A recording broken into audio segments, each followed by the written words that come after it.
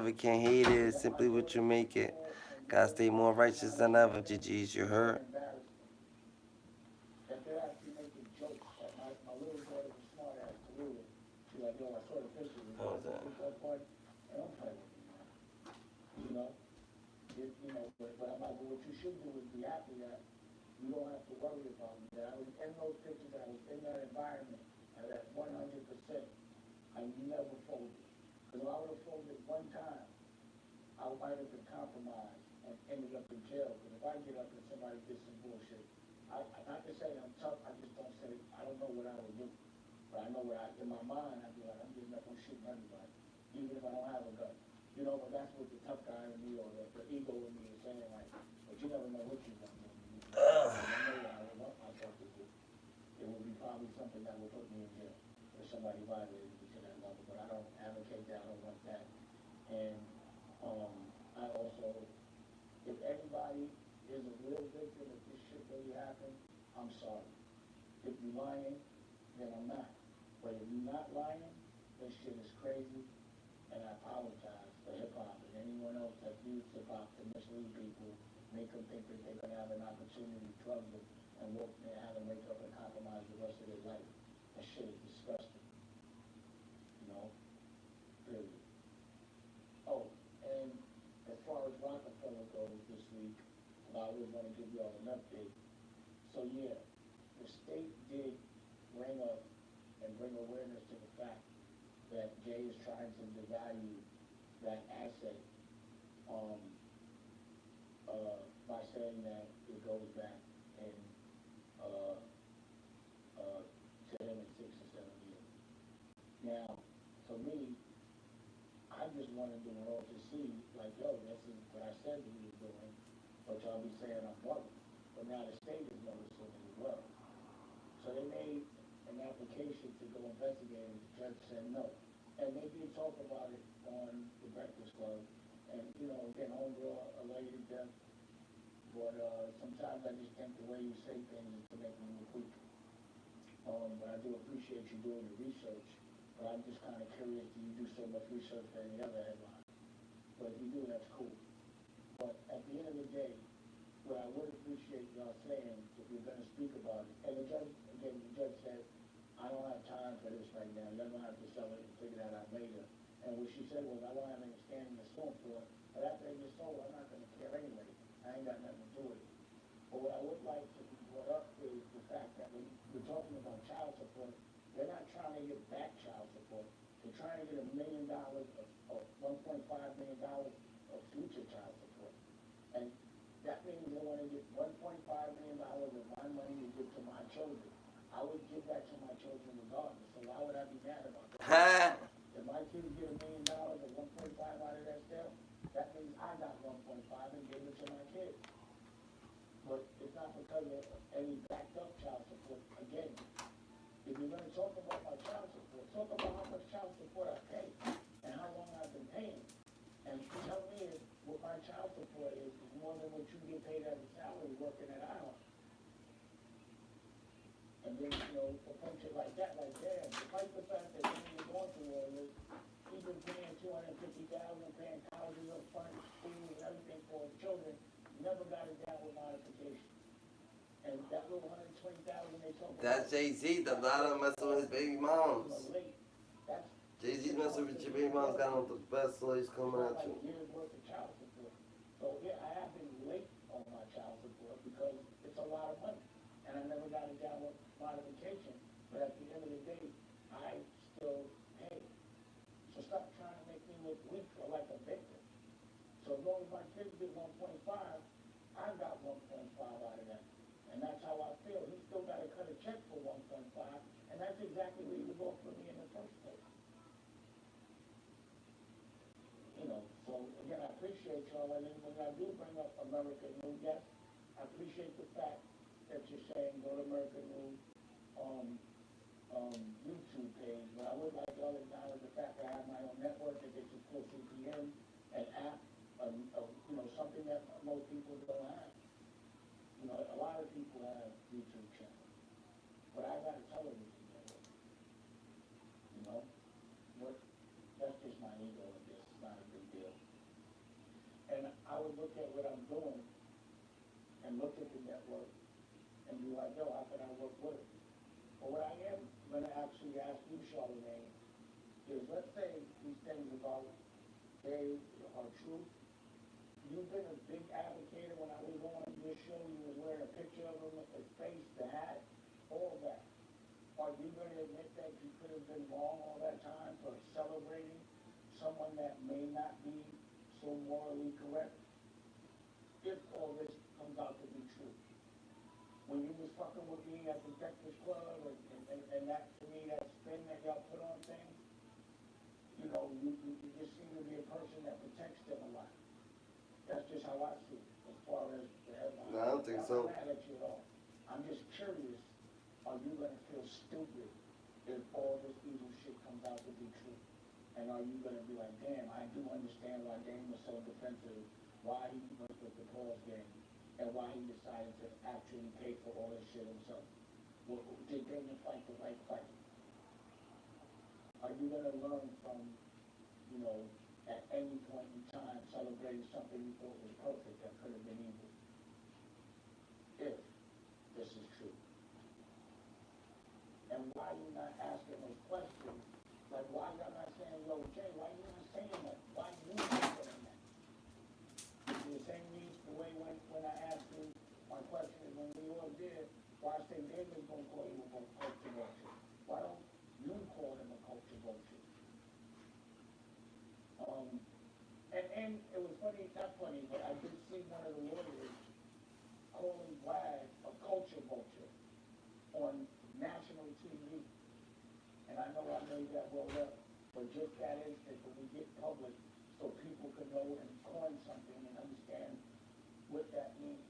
I'm glad I'm a part of people being recognized as culture vultures. Any other questions?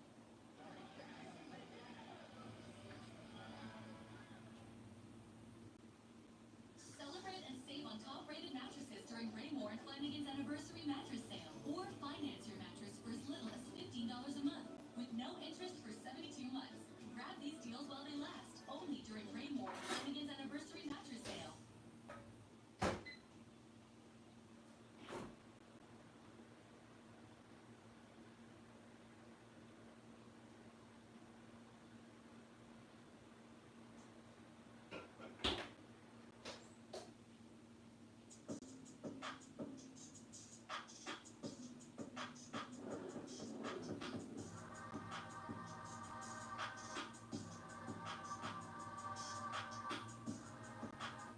What's good, everybody? This is Ray Daniels, aka the Culture Referee. And if you were wondering who this beautiful woman sitting next to me is my sister Tiffany Daniels Sy. Let's give it up for my sister. Everybody clap. And my sister she's the most talented person in the family, and we started a family business, Signature Scent Company. So if you like to smoke a lot of weed in your car and you want to get the scent out, you have to check out these scents. I know guys that use it for the weed. I know people that use it for cologne, and everywhere they go to get compliments. We make candles, we make room sprays, you got some kits, so if you want to buy something for your loved one, or anybody, you know, that you care about, hit us up, LorraineCo.com. We're gonna put the website at the bottom of it. But support this black business, support this black woman, and order, I promise you guys. As a matter of fact, use the word gods, and we'll give you 15% off. I just made that up, so if my sister face looks crazy, don't get mad at her. I'll eat that. But guys, when I tell you this shit is incredible, you really should check this out. Best sense ever. LorraineCo.com, and we'll put it at the bottom of the screen. Thank you. Peace and love. Deep dish apple pie. Deep dish apple pie. Shout out to our sponsors, YKTV. If you're trying to get if you need people to have time, YKTV audience is right there for you. Shout out to $2 distribution. They charge you $3 they don't take no royalties, you just work with them. Tom Carey, $2 and Lorraine Cole. If you need the best sense in the world, Lorraine Cole, everything is here. Shout out to our sponsors. Now that that's over, shout out to you for watching. Please like, share, subscribe, do all those things that we need. Deep dish apple pie, GG, you heard? Little light shit. What's good, KM? What's criminating? We got a special What's poppin' with you? How's life treating you? first content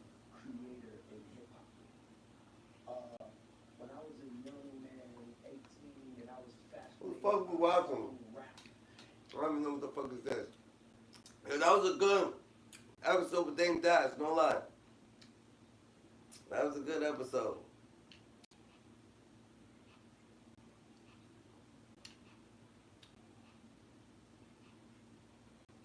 You know, trying to always look to blame the next person. I used to be like that for a long time.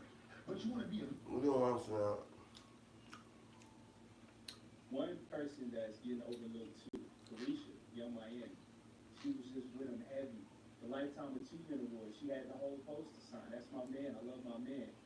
But now, nobody's looking at her. Do you think that she's somewhat complicit and even further involved in this RICO operation potentially? I'm gonna show you a tweet. Well, I make you.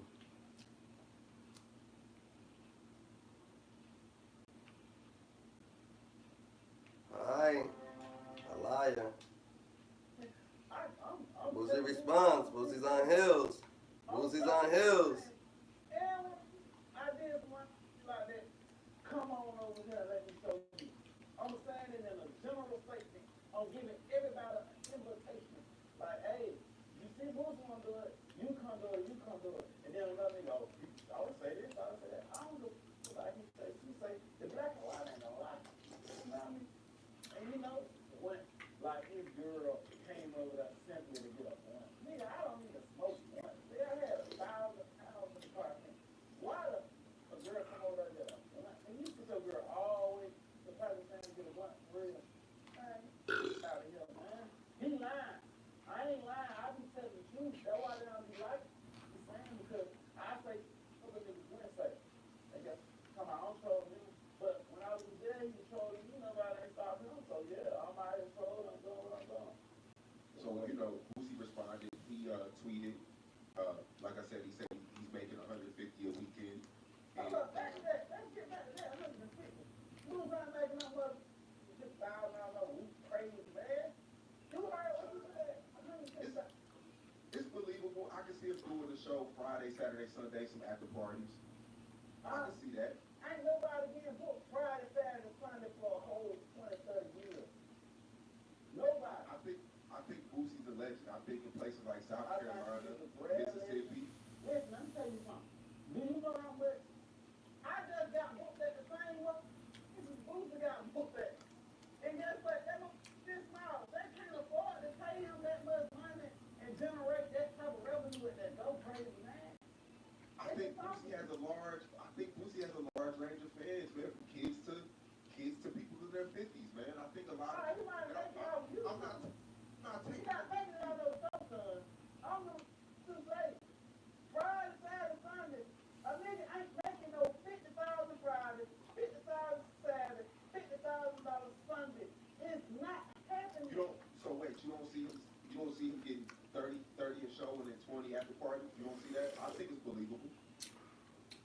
Not at, cause I was there, and they and with my little, after party, I told Tuna for the show, and I told Steve for the after party. It was a 30 ball, right? So I did that Friday, and I did that Saturday. I made no city. And guess what? This was packed out. Nobody could even get in that one. So what I'm saying, it's impossible. Now we talking to promoters and all right here. Promoters will tell you they can't make that type of money in that type of venue. And like Boosie's the ultimate hustler like yourself. He's gonna go to Mississippi and get 10 features, charging $5,000 a piece. That's 50. It's like it's so many It's not ways. gonna happen, son. I'm sorry. I hang on my nigga. I love Boosie and I love you, but I'm just facing reality here.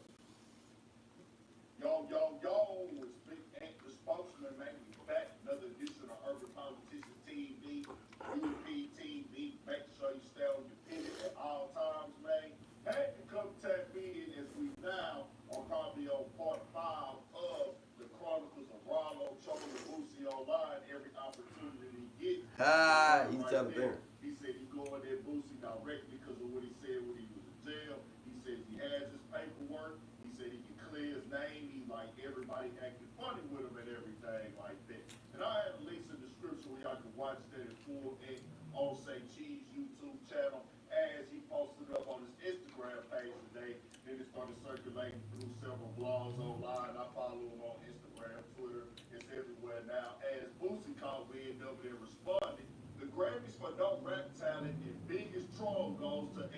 Rollo fam go.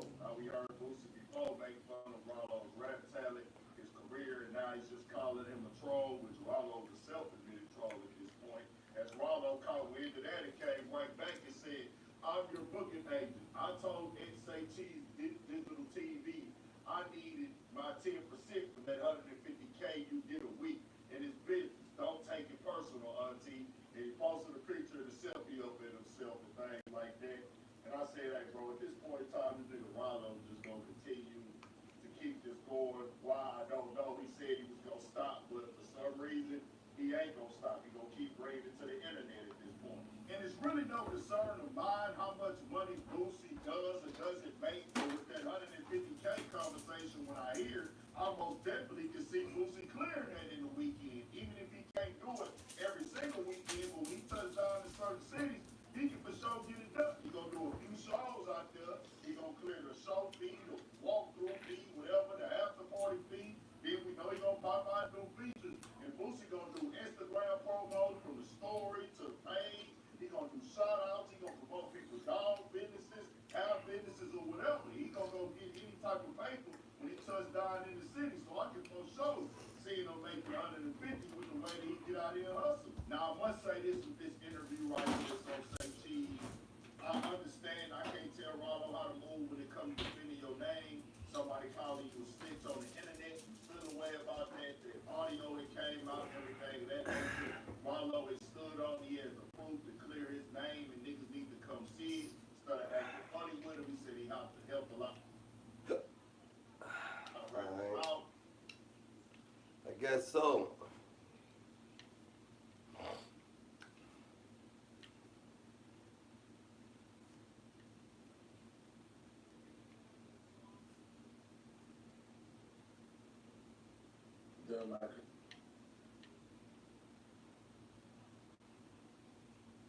During my crazy days. And now, we was just laughing, I was just laughing. TNT, lawyer. This is the type of indictment you would expect from. I'm Hobby. I'm We 31. gotta get into this. We gotta get into this. I saw myself in the photograph. Good night, kids. You would expect from someone in the mafia. I don't know that I can keep him off the stand. He is very eager to tell his story. They're going to show that video over and over and over about what happens to women that won't change their stories. His reputation is over. The United States government, they start making this case as a takedown of a successful black man. TMZ presents The Downfall of Diddy, The Indictment, now streaming on Tubi. Tony, you said last week at the news conference that you would begin filing lawsuits as early as this week. Do you have plans to do so? And do they involve celebrities? Do they involve just Diddy, people beyond Diddy? I think I'll let the lawsuits speak for themselves. I don't expect there to be anything, everyone's focused on what other celebrities were involved, who's going to be named, who's going to be outed. I don't expect that to happen this week.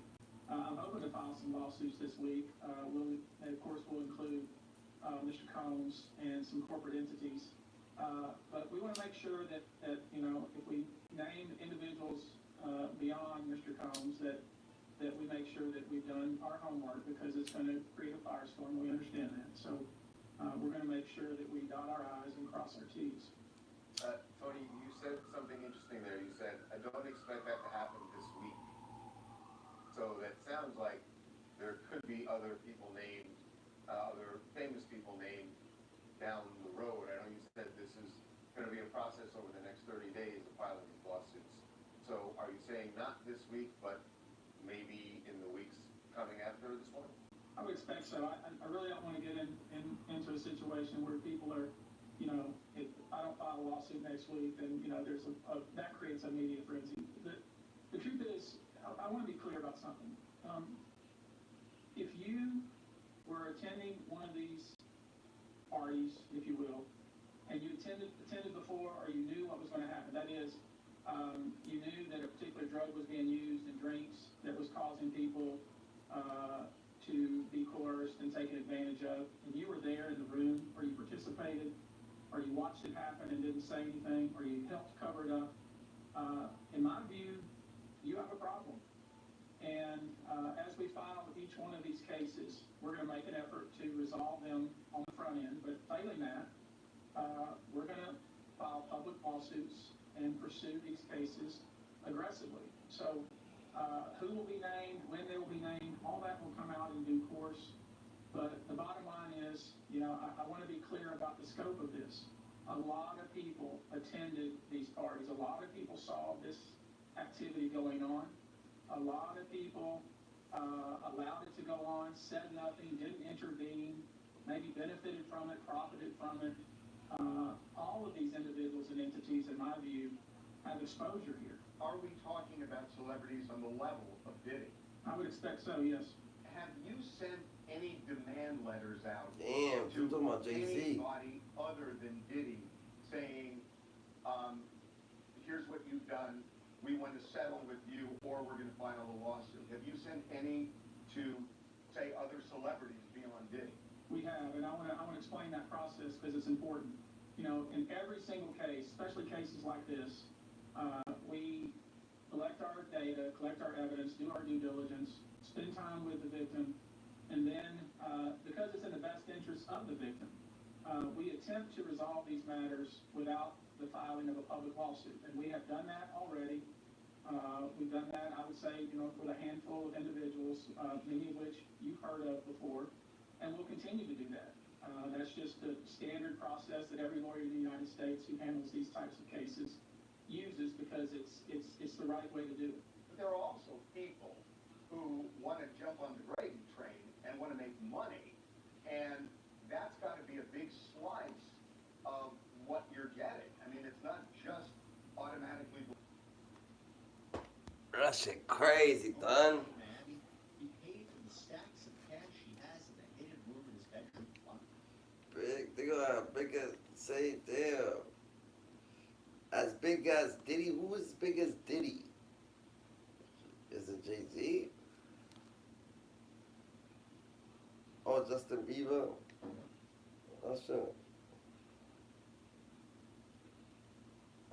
So Usher trying to cover it up is a problem. Holy shit, Usher trying to cover it up is gonna be a problem. I heard about that. But you heard about the reports that Ashton Kutcher is worried. Like allowing his friends. You heard about that? But that's what I meant. Oh shit. I said, Ashton Kutcher, if the Jay-Z. federal government wanted somebody more than they want Diddy, if he has some information about some people that they would rather have other than him, he's able to get that information to them. But they gotta want it. They gotta want it. And Ashton Kutcher and him they were real tight. One time me, him, Ashton Kutcher went to a Nets game and we met Jay-Z there. You know what I'm saying? So they were close, they was cool. But you think Diddy would do something like that? Allow other celebrities? Well, why would it have to be a lie? Because if he get caught in he gonna be as truthful as possible. You understand? He's gonna give them enough information whereas that it's gonna make him look like the choir boy. So Ashton Kutcher, he has a right to be kind of alarmed if he was doing things with Diddy. And he was. You see how that group called the what do you call it? The Brat Pack? With Diddy, him, and a couple other guys Bless me. was hanging out. Bless me. Leonardo, one other guy too, I forgot the other guy's name. So, they all might be worried. For him to come out with that comment, I mean, that is such a, it sounds like he's worried that Diddy might give up some information. That's why. That's why he made that statement. To set it up. To set up the atmosphere that, this guy's gonna lie on us. This guy ain't gonna tell the truth on us. But what we know is that wherever Diddy went, his tape recorders went. His camera equipment was working. He was videotaping everything. So they might have that videotape already. Right. And out of curiosity, have you had any kind of contact with the feds? I have not spoken to a prosecutor. I haven't spoken to anybody connected to what is happening right now with Brother Love, Diddy, Sean Combs, and none of that. There's no reason for them to speak for me because when I spoke about stuff about Sean Combs, it was stuff that happened personally to people around us, and there's nothing that I said that could be deemed criminally that could have got Sean Combs into jail. See, that's what people want you to think, that I've said so much that it's the reason why he's in jail and the prosecutor got him. But they can't tell you what law did I say that he broke, or what did he did illegally to get him in jail. They can't even tell you that. If you ask somebody to say, well, what did Gene Gill say that Puff did to let him to get in jail? So, no, I have not talked to a prosecutor. No, I haven't talked to anybody on the defense team. I have not spoken. There's no reason why. Now, is there a possibility they may call me and they had this guy under surveillance since 2011, bro. Since 2011. Since 2011, they knew that Puff was doing some crazy shit. And why didn't they stop him then, bro? Why did they wait till 2024? If they had information that he was underage boys and all this stuff like this, why did they go do something? That's crazy. Why did they That's let crazy, all TG. these other people be victims? What you said, 120 showed up? How many of those people came after 2011? We don't even know. The government needs to stop doing that shit. They know somebody is doing something illegal, they know somebody doing something wrong, stop them in their tracks. Then we don't have all these victims. We don't have all these situations.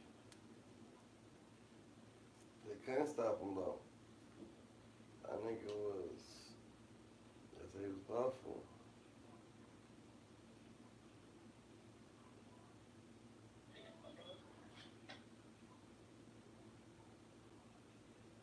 I knew a few places do that.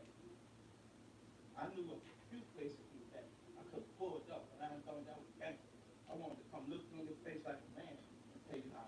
The Breakfast Club is known as one of the most dangerous morning shows for a reason. From K. Michelle shutting down Angela Yee to Birdman doing a drive-by with his crew. Here are the top 7 most heated interviews that happened in the Breakfast Club. Gucci Mane. Angela Yee had her fair share of those moments. One of the most notable ones happened between her and the rapper Gucci Mane. No, I wasn't. Go back and look at that. I wasn't here. What would I look at? What you gonna do to me?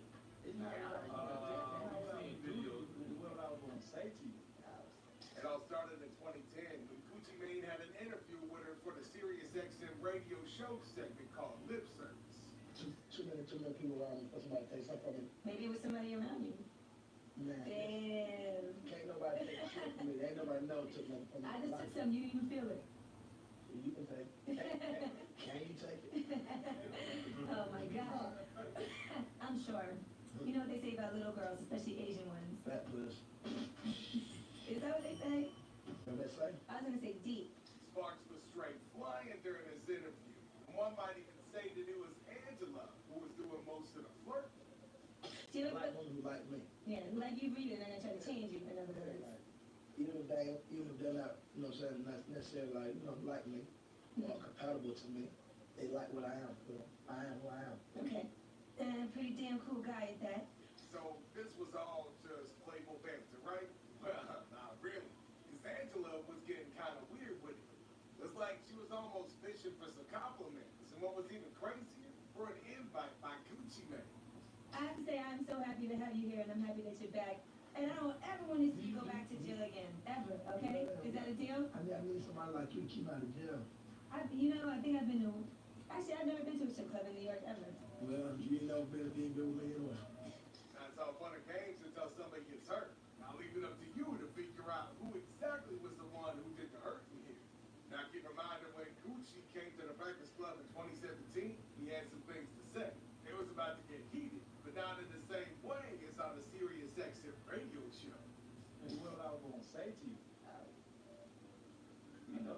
men already have a history. Yeah, you smash Angela Yee? Okay, That's not. I said, of course not. I said, come on, guys. Keep trying. Okay. You be taking me where hotel you was in. You must got me confused with somebody else. I'm born child. I have never hit Gucci. I don't know. You believe in something? I wouldn't do that. I ain't never known Gucci to be alive. Picture me hearing somebody saying, what hotel are you in? Hey, man. As DJ Envy said, everybody gets horny. But Angela still holds her stance till the day that nothing happened between her and Gucci Mane. On the other hand, Gucci stated that he was banned from the Breakfast Club. Angela Yee denied it, saying that she just needs a public apology from Gucci, and that it was nothing as serious as a ban. Yeah, but we all know that Gucci ain't somebody who backs down. Instead, he doubled down on his statements during a private interview that he had with Charlamagne. You're wrong. I didn't apologize to Angela Yee because I didn't, I'm not. And I hated that she said that I was going to apologize to her. I don't know where she got that from because I didn't do nothing to her. So I didn't feel like I was sorry. You know what I'm saying? But if I was wrong, I would say I'm sorry. And just for the record, man, I didn't listen. Now, he did end up acting like a gentleman and apologizing to Angela Yee, but in his own way, as we saw.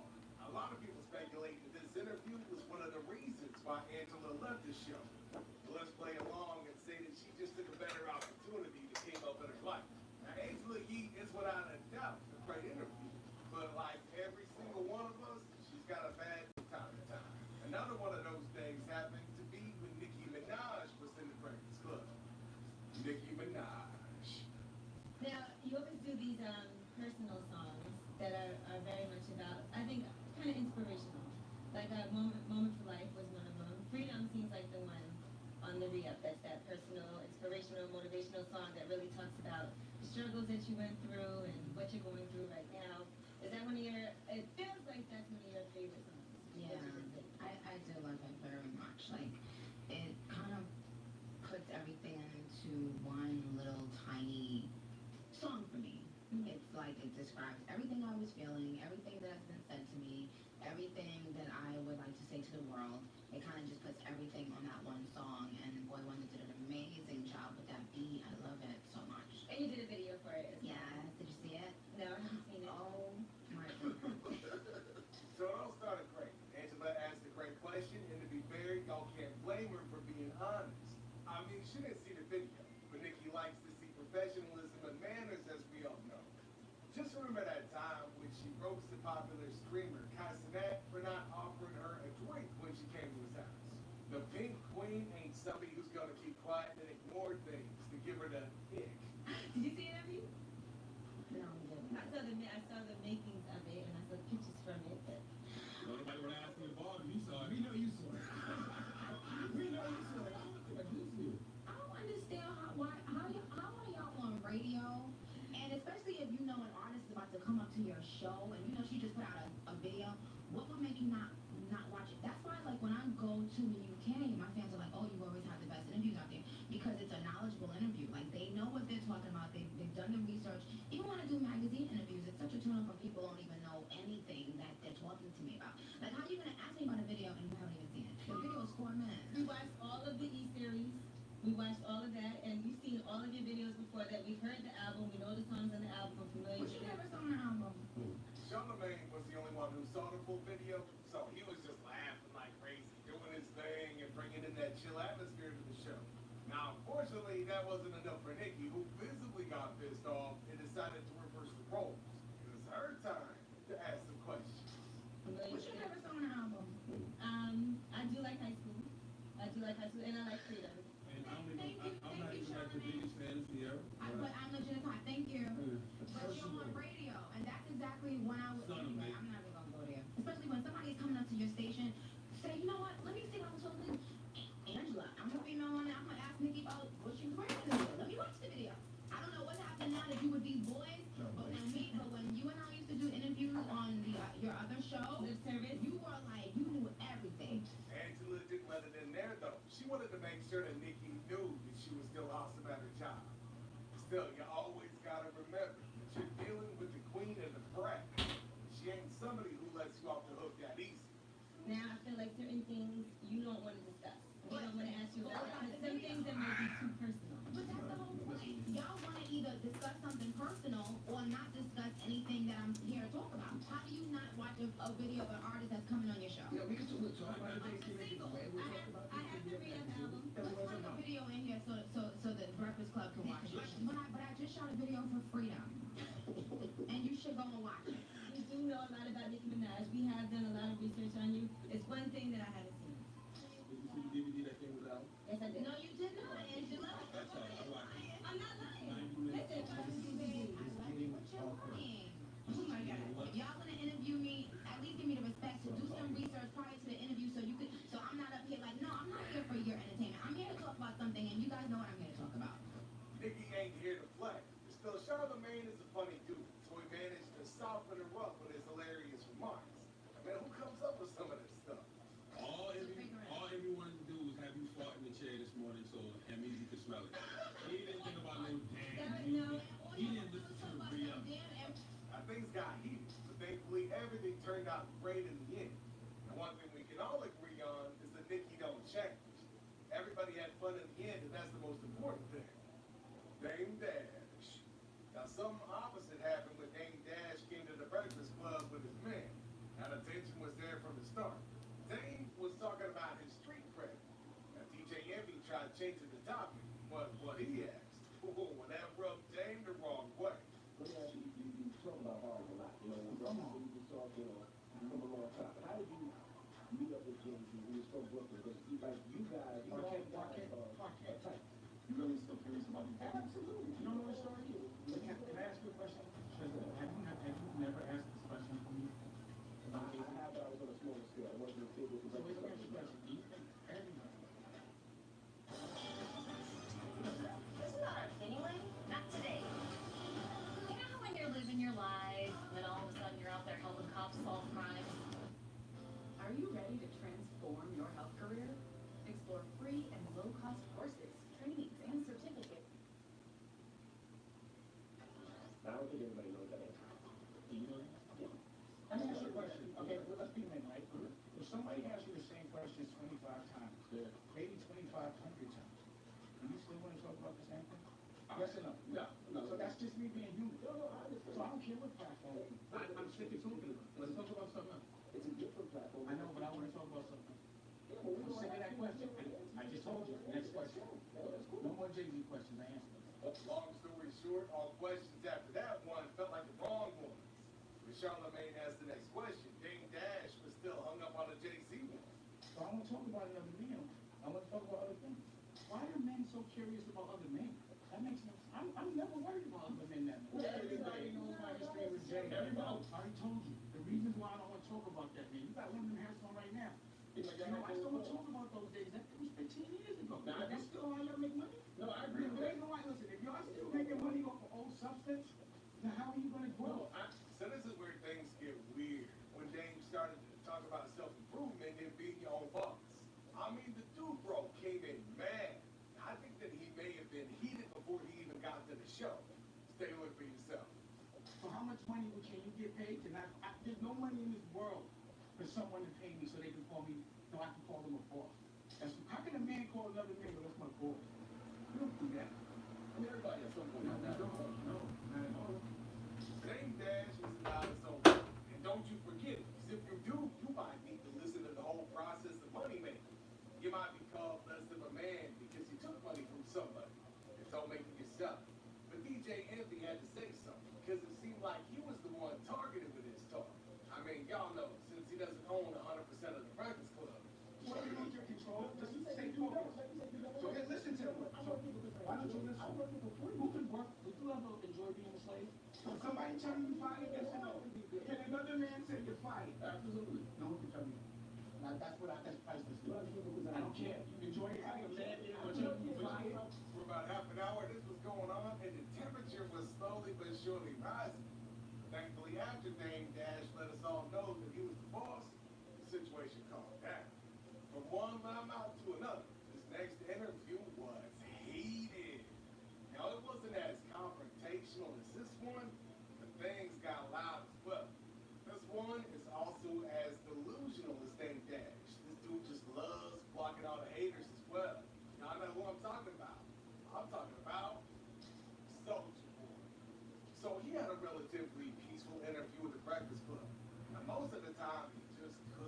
stop himself from glazing himself. So when the show was coming to an end and his beach became the topic, things started getting crazy.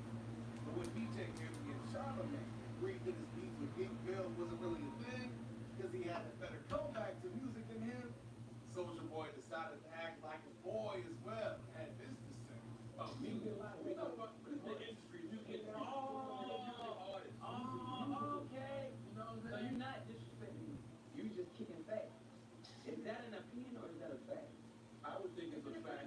No, ain't no goddamn fact. These are all opinions. What fact would them do? Why I want that yellow in here now?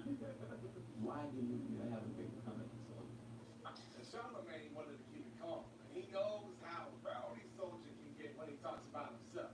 I mean, come on, the man only wants to hear some facts. Look, me personally, why?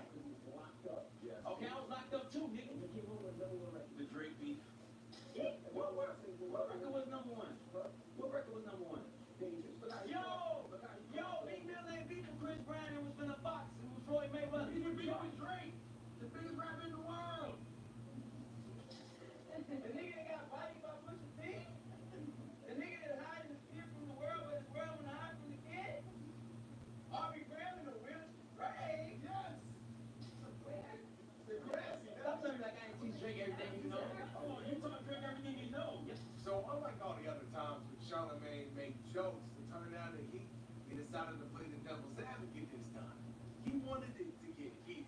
Since, I mean, let's face it, love him or hate him, Soulja Boy is a funny dude. Now, to be fair, the only one who was getting heated here was Soulja Boy. But still, Charlamagne's reaction was spot on hilarious. Then he brought up something genius to provoke Soulja Boy even more. Let's just say that it worked. No, nigga, my first name is Drake, my middle name is Cortez. The first name of my name is Drake, the first two letters is C-O, Draco.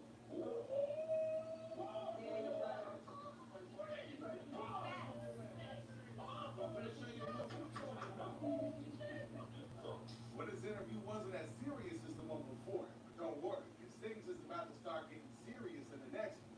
So mostly it's the guests who got issues with the hosts. Now that makes a lot of sense when you take into consideration the fact that DJ Envy and Charlamagne do talk a lot. I mean, it's their job to get juicy details out of their guests. But this next interview was a little different. I'm talking about Jesus and Miro. We are the Breakfast Club. We got two guests in the building. Why, he's a special guest, man. Big Head and Pussy. Wow. Usually we are. So for the first minute, things got heated on the Breakfast Club as DJ Envy was pissed off at these two. Say these two late night talk show hosts and says some things about his wife, Jimmy Casey. Now when these two reacted to an interview where he and his wife talked about the first time meeting, Jesus Amiro commented something along the lines of, she didn't know that he was DJ Envy because she knew that he had money. And that was straight insinuating that she's a gold digger. And that rubbed our favorite morning show DJ the wrong way, as it should. So, that she want my wife in the party. We only like nobody when we do it. And you insinuated that she was there for the check. She was there for the check. That's what you said exactly. I heard. And so you feel... Let's hear the clip. Okay. So to insinuate that she was there for a check or she was there with Henry's check is a disrespect to me. Okay, after he said that to them, they wanted to firstly refresh their memories by hearing the clip again before even attempting to say sorry. So here it is. Everything was fantastic. He was a wonderful father. He never failed at that. I really didn't see any red signs. He's like, damn, you behind the time. You behind the work for me. I appreciate you, Queen. Any red signs. I hired a divorce attorney. Wow. I even began to prep my kids. And I didn't prep it. Your daddy ain't shit. Envy was ready to speak his piece. Talk to him. Envy. We did it with the echo shit too. Like, yo. I felt like a letdown. I felt like a failure. And, you know, like I was Rashawn at home, but in the streets I was DJ Envy. So it was two different people. And I didn't know DJ Envy. Right. And it was a situation. You know the DJ Envy chat show? What? I don't know. Now, it's pretty clear that they're all joking. Because all of them do go way back. But as we saw for a moment, Miro was also surprised by the last part that Jesus said. DJ Envy just didn't find it funny at all. That was a joke, Envy. For real? All right, I apologize. So you said you talk about me all day. All right. When you talk about my wife and my family, you was disrespect. Envy will never do another joke. You should know that.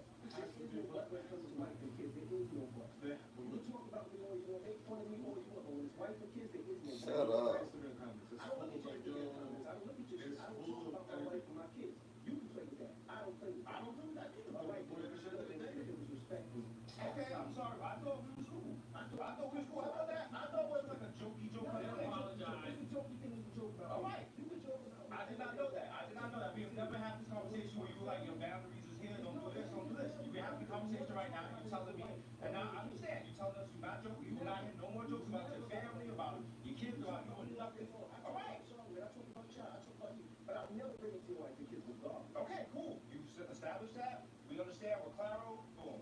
And after that, the whole situation calmed down. But even if the heat in the atmosphere was going down, the heat inside DJ Envy just didn't. And after 5 minutes, he did this.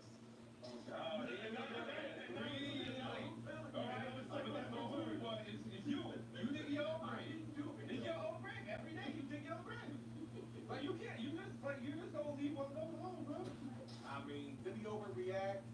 Look, if he would have proceeded to be pissed off, it may have ruined the interview and their friendship even further. So in my opinion, DJ Envy did the right thing. You always gotta watch out what you say online. Somebody come back to bite you in the butt someday. Now that lesson was also learned by Angela Yee when K. Michelle came to do an interview with the Breakfast Club. K. Michelle. Alright, so Angela's comments that upset K. Michelle involved a mix of personal and professional critiques. During an interview, he made remarks about K. Michelle's music and personal life, which K. Michelle perceived as negative and dismissive. Specifically, he criticized the authenticity of K. Michelle's persona and questioned whether her music was genuinely impactful or just a product of controversy. And Kimberly Michelle Pate, yeah, that's K. Michelle's real name, just decided to confront him.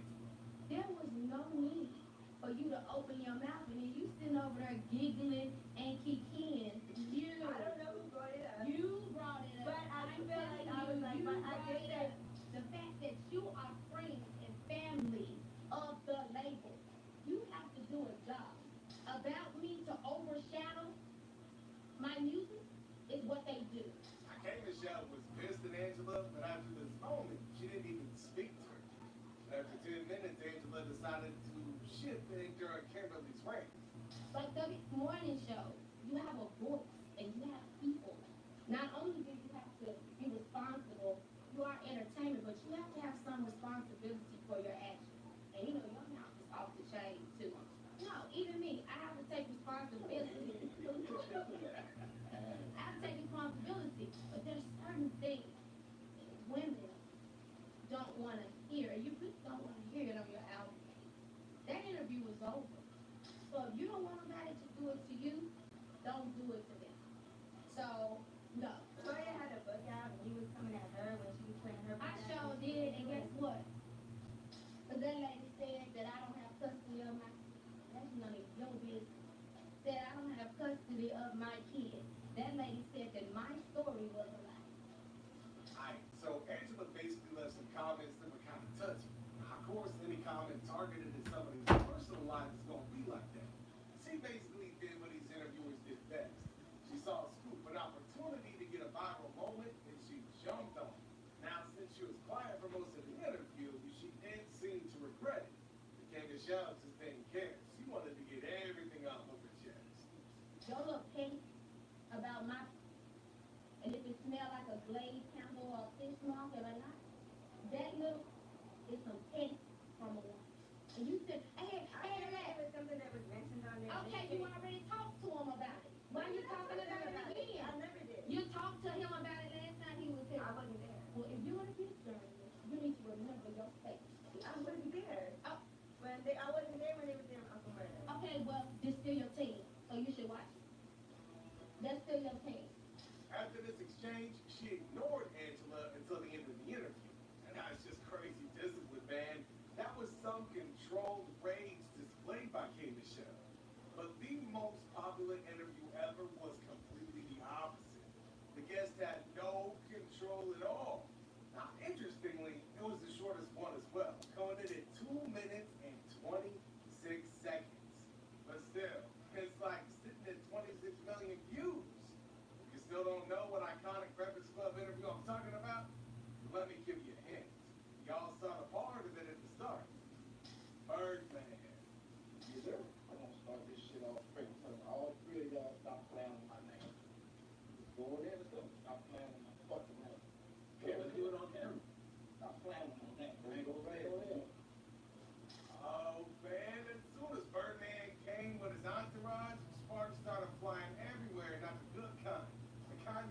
one in a pound of cake.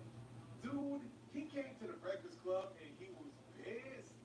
Largely as a result of Charlamagne the God's repeating critical comments about Birdman and Cash Money Records, particularly concerning issues like delayed album releases and financial disputes involving artists signed with the label. Charlamagne had made a habit of calling out Birdman on air.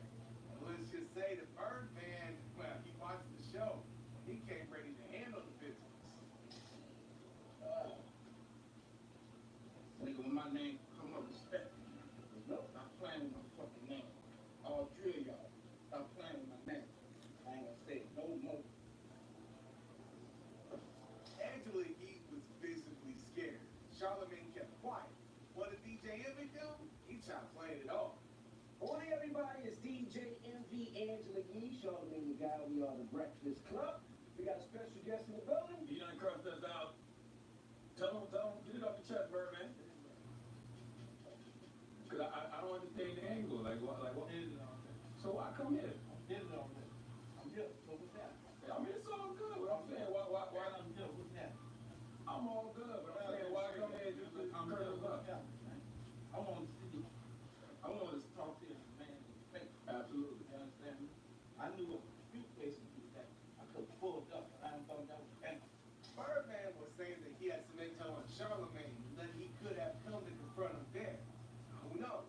Maybe even send some other people to do it for him. Now that's scary as hell. Yeah, Charlamagne kept his cool and decided to be quiet.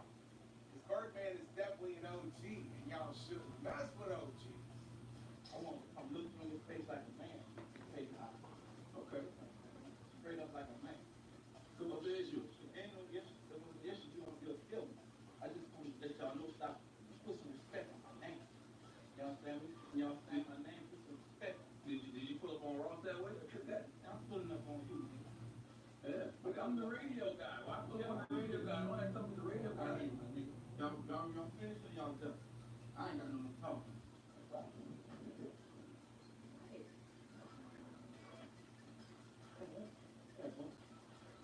See you later, Nick.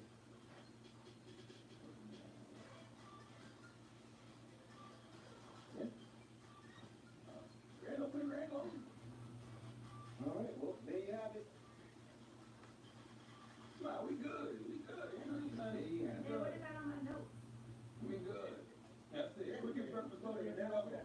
This dude straight rolled up, told him the now iconic put some respect on my name, line, and left. Like, not gonna lie, man, that was pretty gangster. Still, this whole exchange turned out a lot better than how it all started. Birdman rolled in with like 10 people, but it looked like the shit might hit the fan. Now, thankfully, after a little bit of time and probably a lot of talking, these two squashed the people. Now, that caused the heat to die down, and Charlamagne the God was the one who said this during an interview with Hip Hop DX. You know, like you said, we all get older and we have conversations and we realize it's never about nothing. I'm just an approachable person. You know what I mean? And people get mad at, you know, my critique. I don't know, it might have been my word, Birdman. You know what I mean? Because Birdman is somebody who, he being from the South. You know, he's an OG I look up to as far as like when he built, as far as being a mogul. You can't deny him. You know, you can't deny what Young Money, Cash Money has done. And my man, Big Bank from the Big Back Podcast, he put us on the phone one time together. I was able to tell him that, you know, and it was just mutual respect, you know. So that was a conversation. Now, support the record side. And the Breakfast Club is all about that. It's probably one of the reasons why the Birdman interview is still available on YouTube.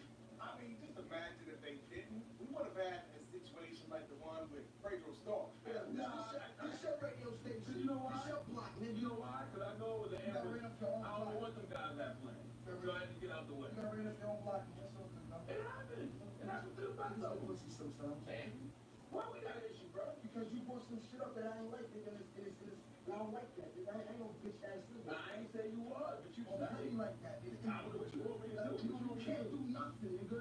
You can't do nothing, nigga. That's what I'm saying, nigga. You can't do nothing, big man. You can't do nothing, nigga. I ain't here for that. Fucking good, nigga.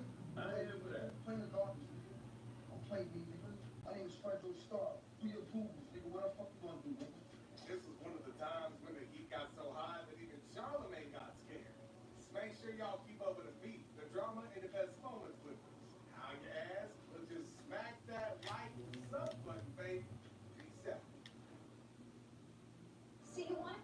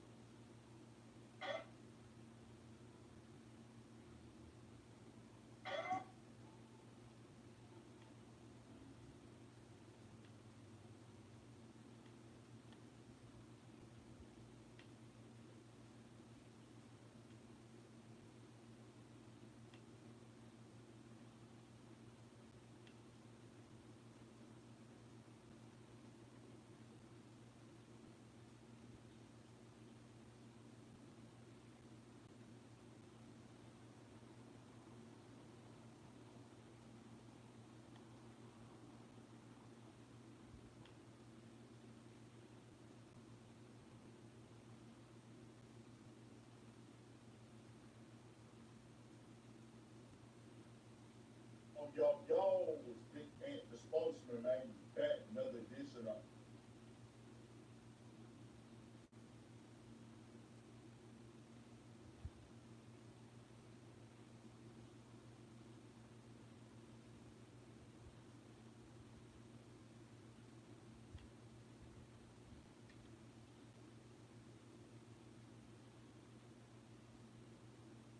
Chill, y'all better get a chip.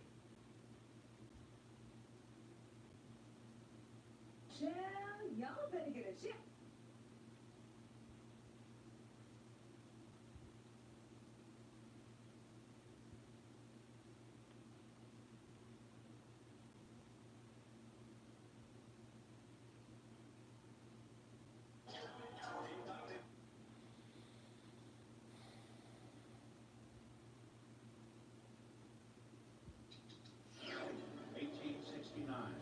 The Transcontinental Railroad opens, and the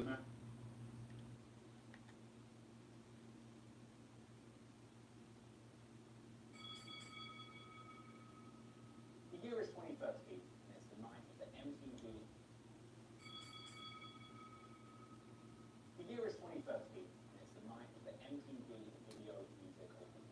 It's been a raucous night of entertainment. Formerly relevant culture vulture Miley Cyrus channeled her inner Madonna and decided to sexually assault irrelevant wife disappointer Robin Thicke, proving once and for all that two wrongs do make a right. Justin Timberlake performed an unnecessarily long 15-minute medley of 12 of his songs before being presented with the Michael Jackson Vanguard Award, which makes a lot of sense considering that Justin was probably his height. And of course Drake was there, starting his performance missing the bottom of his own head before finding it around the same time he found the auto-tune button. He then attempted to perform starting from the bottom, despite several fans literally trying to stop him. It was worth a try. And as you can see, Rihanna was visibly loving Drake's performance. Birdman was in the audience and apparently showing the cameras exactly how much of Drake's royalties he would be keeping from him. Macklemore was there performing his famous P. Diddy tribute song, Same Love. And let's not forget, this was famously the same year that Macklemore robbed Kendrick Lamar of both the Grammy for Best Album and Best Video at this VMAs. But it would turn out that this wouldn't be the only snub that Kendrick would be getting that night.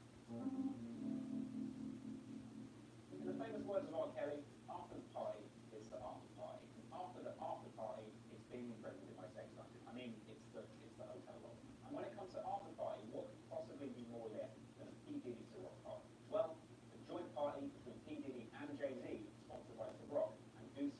Diddy was using this VMA's after party to launch his new flavor of Ciroc, Amaretto. And today in 2019, Ciroc actually has 10 different flavors. This includes the French Montana-inspired French vanilla, the Jeremy Scott designed Machino edition, and of course the limited edition Shine-inspired Ciroc Vintage, which has been aged and aged for 10 years and completely destroyed your voting performance. is trash. Anywho, this event was a who's who of heavy hitters and heavy PDs. This included fellow Diddy punching bag Drake, Chris Brown punching bag Rihanna, and of course punching bag for children aged 3 to 5 Kelly Thompson. Apparently drinks were flowing, banter was flying, and everyone was having a good time. Drake was supposedly singing to a table that included Jay-Z and Beyonce, apparently causing even more discomfort to a nearby Rihanna. Macklemore was there, pitching it with Rita Ora, or as my jealous ex-girlfriend would call her, Rita Ora. Macklemore holding a bottle of water there, which I assume he also stole from Kendrick Lamar. But tensions started to rise at this party when reportedly Diddy started ripping on Kendrick that his controversial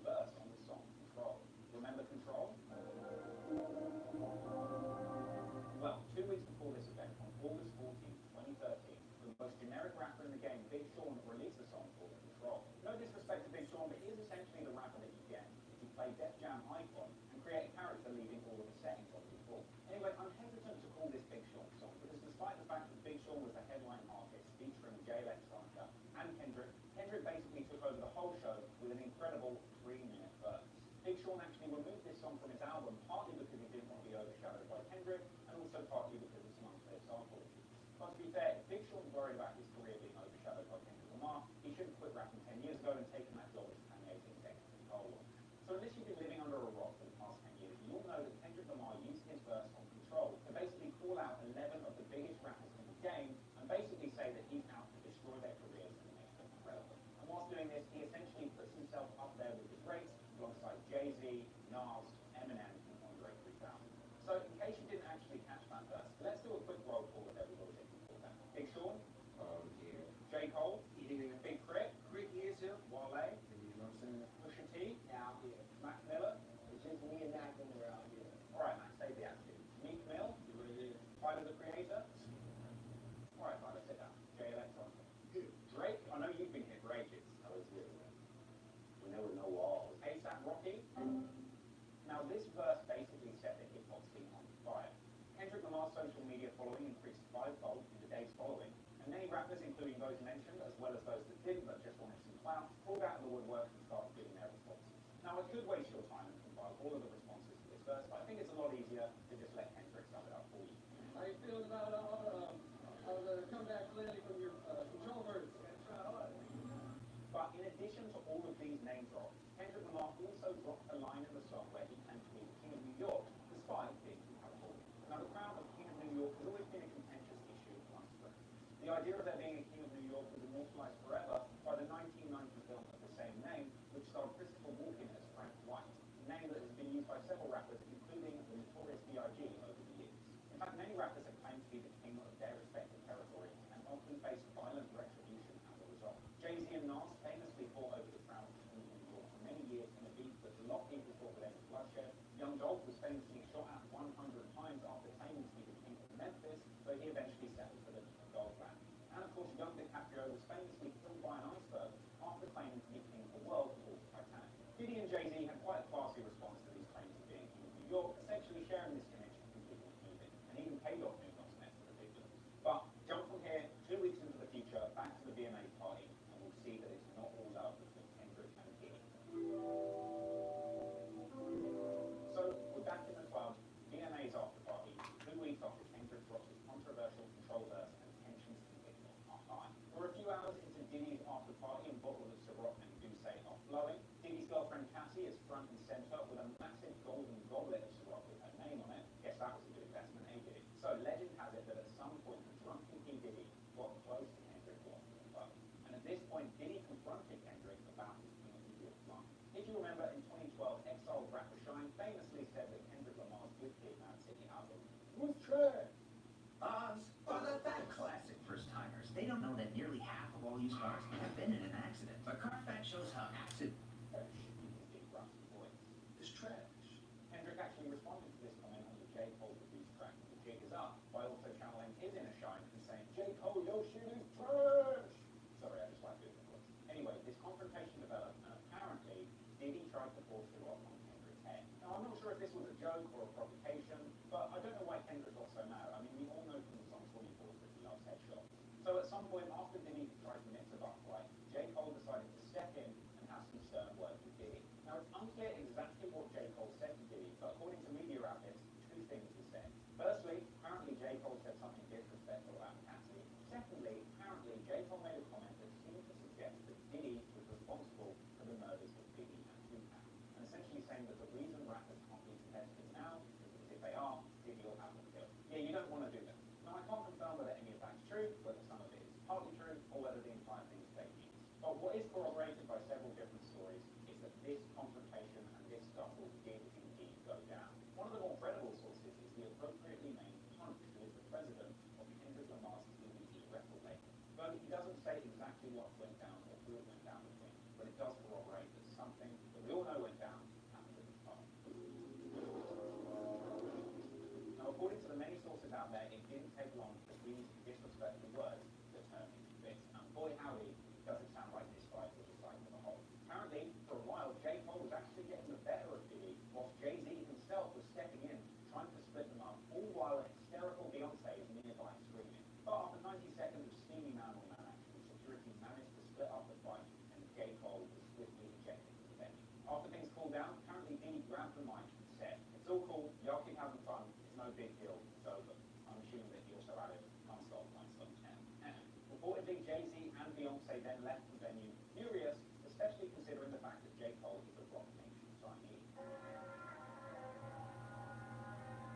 after this scuffle, both sides moved into damage control very quickly. Reportedly, everybody that was there was told to delete images and videos before going down. And allegedly, what is that people are forced to delete? Yeah. In fact, It was footage about this. And the next day, Diddy denied the whole thing, lying, saying that nothing happened. J. Cole didn't outright deny it, but he did say that anyone will believe anything, well, especially if it's true. And one of J. Cole's friends came out on Twitter and publicly denied it, saying that everybody had their facts wrong, whilst also failing to provide any facts or insights of his own, clout-chasing to the highest degree. Interestingly, 2 months later, in a candid backstage video that appeared on Diddy's Revolt TV, we seem to see a friendly moment between Diddy and J. Cole that swiftly developed into a fake fight where Diddy pretends to beat up J. Cole in an apparent light-hearted reference to what supposedly went down. But Diddy infamously appeared on the Breakfast Club a few years later and seemed to confirm the fact that all of the altercations are 100% true. In reference to this, the fight with J. Cole, also slapping Drake, and the kettlebell incident at his home school. all those things that happened in the past, they're all 100% true. So at the end of the day, there's a lot of gossip out there, but there's essentially no hard evidence that this thing actually happened. I'm just giving you all of the info, and you can make up your mind for yourself.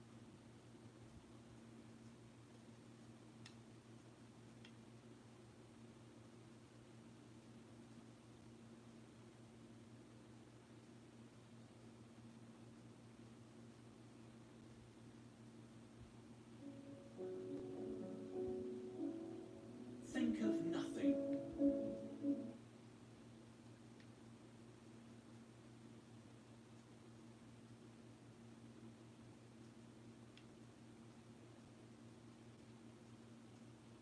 It is increasingly appearing inevitable that another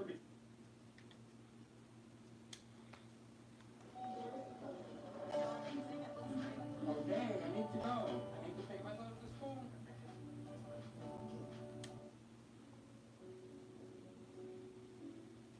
Think of nothing. No stars, no planets, no time, no space. Just a complete absence of everything. You might be thinking of darkness or an empty, vast void. But even darkness needs space to exist. Emptiness implies there's still something there. No, this nothing is beyond even that. There's not even the concept of where or when. And yet from this absolute nothingness, somehow everything, the universe, time, matter, energy, was sparked into being. How is this possible? I mean, this shouldn't even make sense. From nothing, logically, there should only be surrounded by galaxies, black holes, and the laws of physics themselves. And that's not all. Not only are we here, but everything seems finely tuned for us, precisely suited for life. The universe appears meticulously calibrated, as if the fundamental constants were set just right to allow stars to shine, planets to form, and life to emerge. But how did this happen? How can something, let alone everything, come from nothing? What forces, if any, could have shaped this cosmic order? And if the universe truly began from nothing, what does nothing even mean?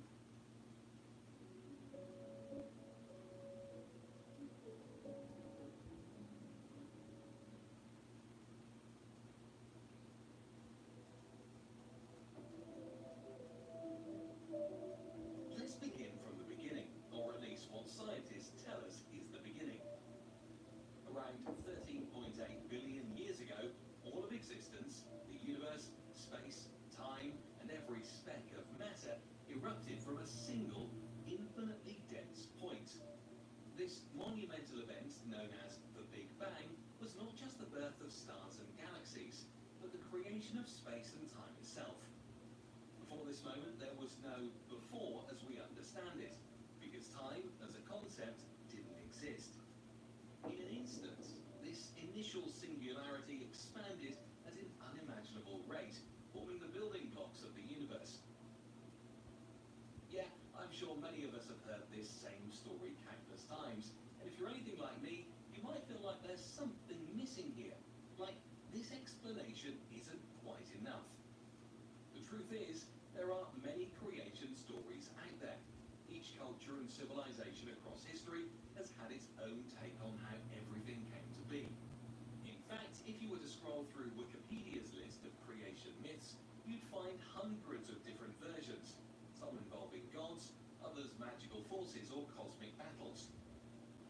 one in its own way, trying to explain the same fundamental question. How did everything begin? We know with certainty that something always exists. Even if we were to remove all particles, antiparticles, photons and energy quanta from an area, what remains is not truly empty. If we move far from any sources of mass or energy, clear the space of electric, magnetic and gravitational fields, and prevent photons or gravitational waves from entering, what we're left with is a form of physical nothingness. However, even in this empty space, quantum fields still persist. The constants and laws of physics remain intact. There's a zero-point energy present, a finite and positive value which is never zero. This is likely the closest we can get to nothing within our universe. Even if we try to imagine a more nothing-like state, such a condition doesn't physically exist. No experiment can create or detect it. From a scientific perspective, we can conclude that something always exists, because true nothing has no place in our universe. However, why this is the case is a question science hasn't yet answered. In the universe today, it's clear that space is far from empty. Every direction we observe, stars, gas, dust, galaxies, galaxy clusters, quasars, cosmic rays and radiation, including the afterglow of the Big Bang. If we had better tools or more advanced technology, we would detect even more signals. These could include gravitational waves generated by masses accelerating through a changing gravitational field, signals from dark matter, and a more detailed understanding of black holes, whether they're actively emitting radiation or not. All of this is happening in a universe that isn't static, but constantly evolving. From a physical standpoint, it's fascinating to observe how the universe changes over time.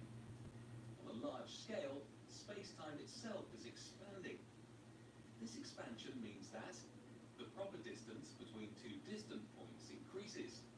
The time it takes for light to travel between those points lengthens, and the wavelength of light traveling between them stretches. As the universe expands, it also cools. Light stretches to longer wavelengths, shifting to lower energies and cooler temperatures. The universe was hotter in the past and will continue to cool in the future. As this process continues, matter and energy within the universe come together, forming clusters and creating a vast cosmic web. If you were somehow able to eliminate all matter, radiation, and even quanta of energy, what would remain?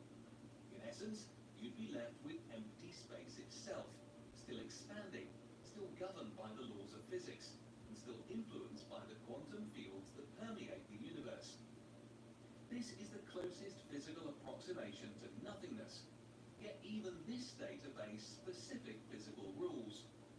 For a physicist, removing anything beyond this would result in an unrealistic scenario that no longer aligns with our universe. This suggests that what we currently call dark energy would persist in this hypothetical universe of nothing. Even if you set every quantum field in the universe to its lowest energy state, you still encounter what is known as zero-point energy. This is the baseline energy that remains, when no further energy can be extracted to perform mechanical work. In a universe with dark energy, a cosmological constant, or the zero-point energy of quantum fields, there's no reason to assume this zero-point energy would be exactly zero. As the universe continues expanding and cooling, there will come a distant future when radiation becomes the dominant force, surpassing other forms of matter, with only dark energy remaining more influential. However, there was another era in the universe, not in the distant future, but in the distant past, when something else dominated besides matter and radiation, the period of cosmic inflation. Before the hot Big Bang, our universe expanded at an extraordinarily rapid and constant rate. During this phase, the universe wasn't dominated by matter or radiation, but by the energy of the inflation field. This energy was similar to today's dark energy, yet much more powerful, driving expansion at an exponentially theory of internal inflation is correct, but time is still finite, then the question arises, where did the universe come from? Surely there had to be a beginning, right? To properly address this, it's essential to distinguish three related but distinct concepts. The hot Big Bang, as it pertains to our universe, the theory of cosmic inflation and its role in preceding and setting up the Big Bang, the deeper question of the ultimate origin of our universe, and why both inflation and the traditional Big Bang might fall short of providing a fully satisfying answer to this question. Mopping is hard work. Have you tried the Swiffer Power Mop? It has a built-in solution that breaks down dirt on contact. Plus, with 360-degree swivel head, things up along baseboards, and even behind a toilet. Bye-bye, bucket. The Swiffer Power Mop. Thanks to a bed breakfast on Booking.com, even Cardinals fans are loving Chicago. Oh, no, just scoping out the competition. For research. So many choices, you can be a fan of any U.S. city. Booking.com, Booking.yeah. A nourishing body wash and lotion duo for smooth, luminous skin after just one use. Nourish On. Driving the Nissan Rogue with Google built in is like... Hey, Google, turn on Rocky Street. the ultimate connection. Drive the award-winning Nissan Rogue today.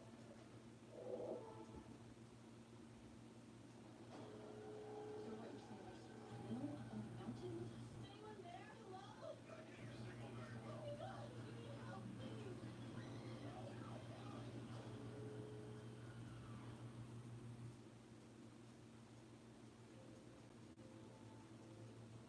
In the early 20th century, a pivotal synthesis of ideas and observations came together, leading to a transformative understanding of the universe. Four key insights, one theoretical and three observational, played a crucial role in this breakthrough. Alexander Friedman's theoretical insight. Using Einstein's general relativity, Friedman showed that a universe filled uniformly with matter and energy couldn't remain static or stable. It must either expand or contract, with the rate of this expansion or contraction determined by the energy density of space itself. Henrietta Leavitt's period luminosity relation. Leavitt discovered a connection between the period of variation in the brightness of Cepheid variable stars and their intrinsic brightness. This period luminosity relation became a powerful tool for determining distances to far-off stars and galaxies. Vesto-Slipher's redshift observations. Slipher measured the shift in the wavelength of light from spiral and elliptical nebulae, later identified as galaxies, relative to our solar system. He observed that many of these galaxies were redshifted, indicating they were moving away from us at incredibly high speeds, sometimes in the thousands of kilometers per second. Edwin Hubble and Milton Humeson's distance measurements. Hubble, working with Humeson, used Leavitt's period luminosity relation to study the same types of variable stars in those nebulae, confirming they were galaxies beyond our own. This allowed them to calculate the distances to these galaxies and firmly establish their extragalactic nature. The convergence of these four discoveries led to the formulation of the idea of an expanding universe. As space expands, the matter within it becomes less dense over time. This is because, although the number of particles in the universe remains constant, the space in which they exist continuously grows, leading to a decrease in density over time. This relation was a profound step forward in understanding the dynamic nature of the cosmos. But to fully grasp the concept of the expanding universe, we need to go back to 1927, when a relatively unknown Belgian priest and physicist named Georges Lemaitre proposed a radical new idea. He suggested that the universe had a beginning, a day without yesterday, as he called it. Lemaitre theorized that the universe started from an incredibly small, hot and dense point, which has since expanded into the vast cosmos we observe today. This idea would later be known as the Big Bang Theory. Lemaitre referred to this beginning as the primeval atom, or cosmic egg, where all matter and energy were concentrated in a single point. As he described it, the moment of creation was a profound mystery, something beyond our ability to truly grasp. It was called the origin of everything, and yet no one could explain what came before, if anything.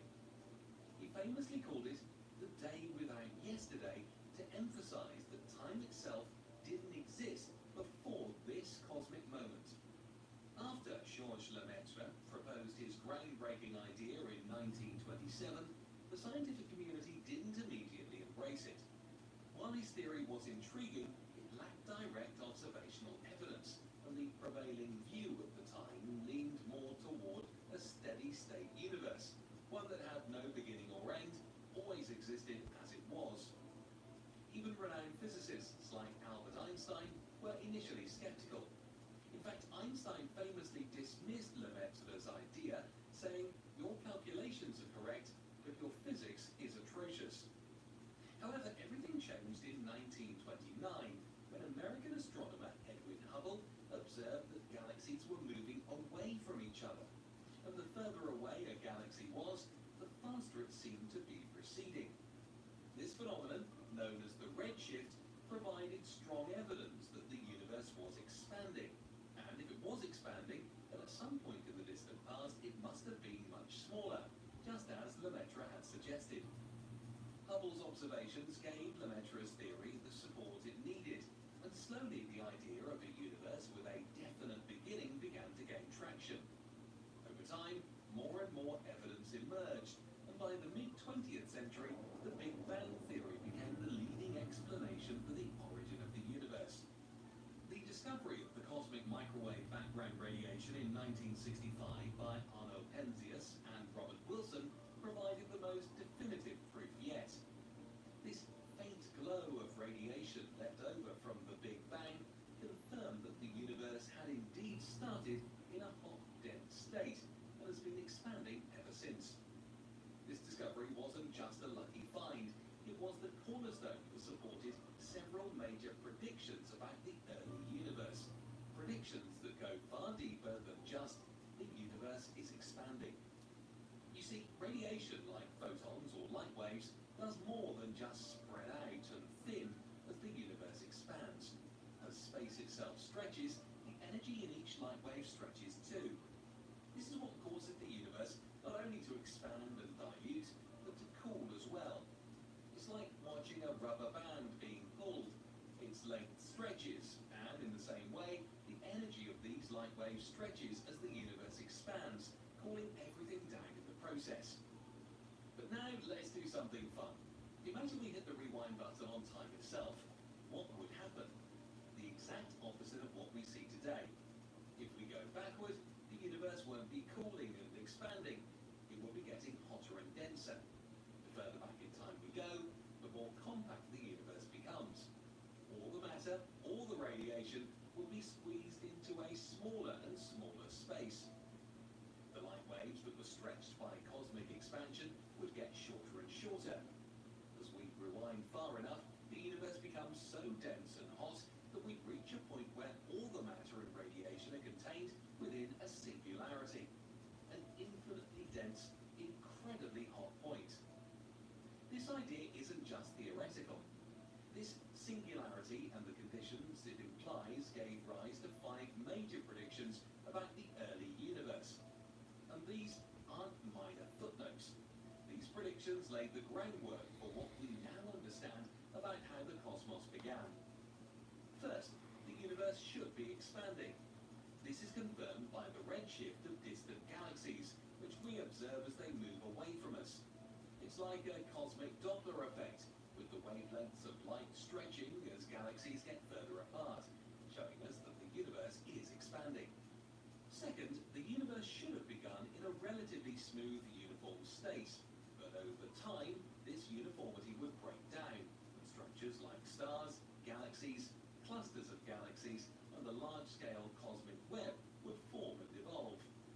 This explains why we see a vast, intricate cosmos today, filled with organized structures that weren't there in the early stages of the universe. Third, as the universe was much hotter in the distant past, it would have reached a point where stable neutral atoms couldn't form. This intense heat and energy led to the prediction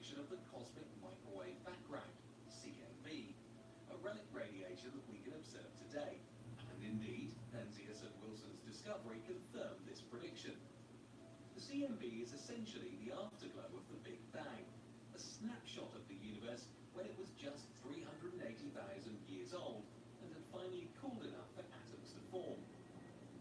Fourth, in the early, incredibly hot stages of the universe, atomic nuclei couldn't form either. But as things cooled, specific elements could begin to emerge. This led to the prediction of relative abundances of the light elements, hydrogen, helium, and lithium, along with their isotopes. These elements were formed in the first few minutes after the Big Bang, and their predicted proportions line up perfectly with what we observe in the universe today. Finally, the early universe was so hot that neutrinos, the almost ghost-like particles that rarely interact with anything, played a crucial role.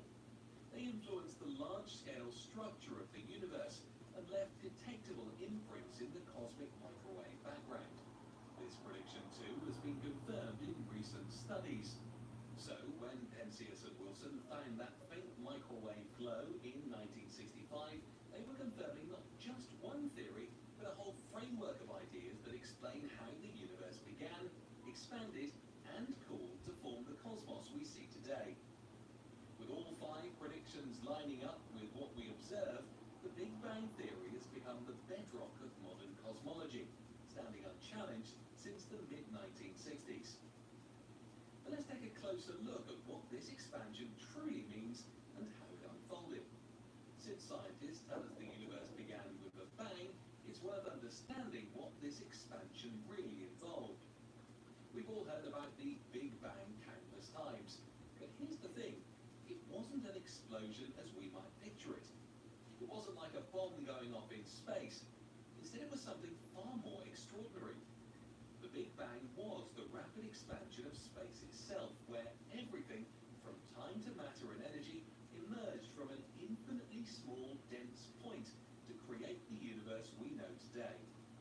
And this expansion wasn't just a gradual stretching of everything over billions of years. It was violent, rapid, and unimaginably vast.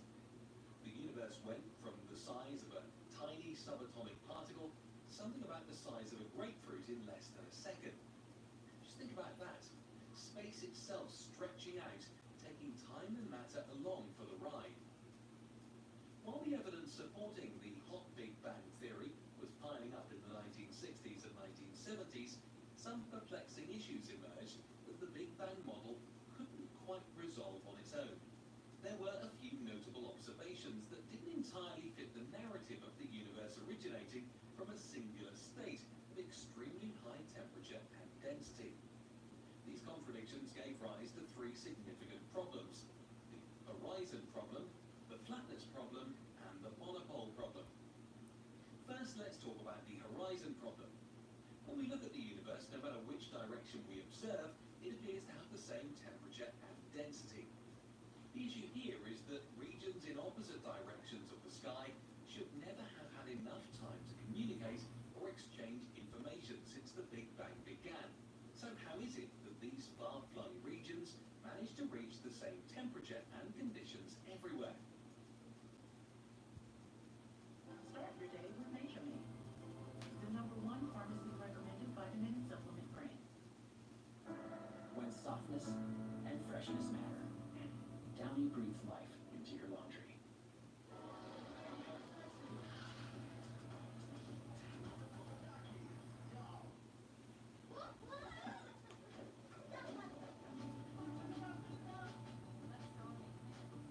Okay, I need to go. I need to take my daughter to school. Thanks, team. Hey, but I want you to focus on pulling the crazy out of work. Seashells by the seashore, she sold she style.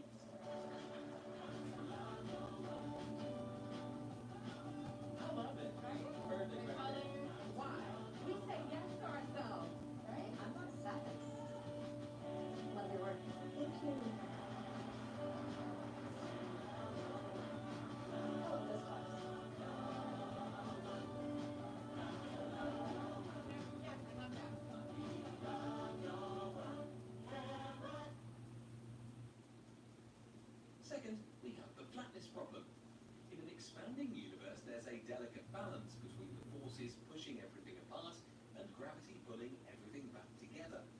Somehow, these forces are so perfectly balanced that the universe is spatially flat, neither curved inward nor outward. Why did the universe start with such finely tuned properties? And lastly, there's the monopole problem.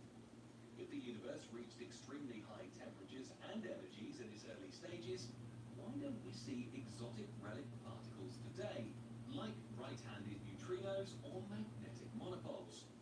According to the theory, these should be around, but they seem to be missing. The solution to these cosmic puzzles arrived in 1980, when physicist Alan Guth proposed the concept of inflation. Guth suggested that the universe underwent an early phase of rapid exponential expansion. During this inflationary phase, space itself stretched at an extraordinary rate, driven by the energy inherent in the fabric of space, rather than the usual matter and radiation. Inflation could solve all three of these problems in one go. For the horizon problem, inflation posited that regions that now appear to be disconnected were once causally connected before being stretched apart. This would explain why the universe has the same temperature and density everywhere we look. As for the flatness problem, inflation would have stretched space to such an extent that no matter what the original curvature was, the visible universe today would appear flat. As for the monopole problem, inflation would have cooled the universe before it could reach the temperatures needed to create these exotic relics. This explains why we don't see magnetic monopoles or similar particles today. But this is just the start. Inflation doesn't stop at solving these three puzzles. It also sets the stage for everything that happens next. It laid the groundwork for the cosmos we see now. The quantum fluctuations during inflation seeded the universe with tiny imperfections, which later grew into galaxies, stars, and planets we observe today.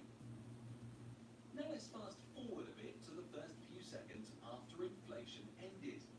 The universe was still incredibly hot, hotter than the core of any star we've ever known. In these early moments, the universe was a chaotic soup of subatomic particles, quarks, leptons, gluons, all interacting in ways that defy our current rules of physics. These particles didn't form stable matter just yet. Instead, they were constantly colliding and transforming into different forms. As the universe expanded and cooled, something crucial happened. Quarks began to stick together to form protons and neutrons. But this didn't happen by chance. It occurred because the universe had cooled just enough to allow these particles to combine. Too hot and they would have kept bouncing around without binding. Too cool and they wouldn't have had enough energy to form stable structures. The timing was perfect. It's almost as if the universe had a built-in balancing act that allowed this process to happen at just the right moment. By the time the universe was 1 second old, protons and neutrons had formed, laying the foundation for atoms. But we still didn't have fully formed atoms yet. For hundreds of thousands of years, the universe remained a dense, hot plasma. Photons, the particles of light, couldn't travel freely because they were constantly bouncing off electrons. It was a cosmic fog, preventing light from moving across space. As the universe continued to expand and cool, it finally reached a critical moment known as recombination. Electrons slowed down enough to combine with protons, forming the first hydrogen and helium atoms. This was when the universe, for the first time, became transparent, allowing light to travel freely across space. This moment is imprinted in the cosmic microwave background, CMB, the faint glow of radiation left over from the Big Bang, which Penzias and Wilson detected in 1965. This phase, known as inflation, was the catalyst for everything that came after. Without it, the universe would have remained chaotic and disordered. The formation of galaxies, stars, and planets would have been impossible. In the 1980s, inflation theory made precise and testable predictions about the seeds of cosmic structure observable in the cosmic microwave background and the large-scale structure of the universe. These predictions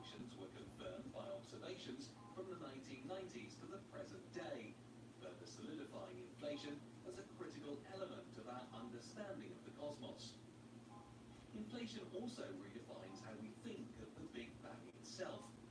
Instead of picturing it as a singular explosion, inflation gives us a new perspective, one where the universe rapidly whooshed into existence, stretching space and time along with it.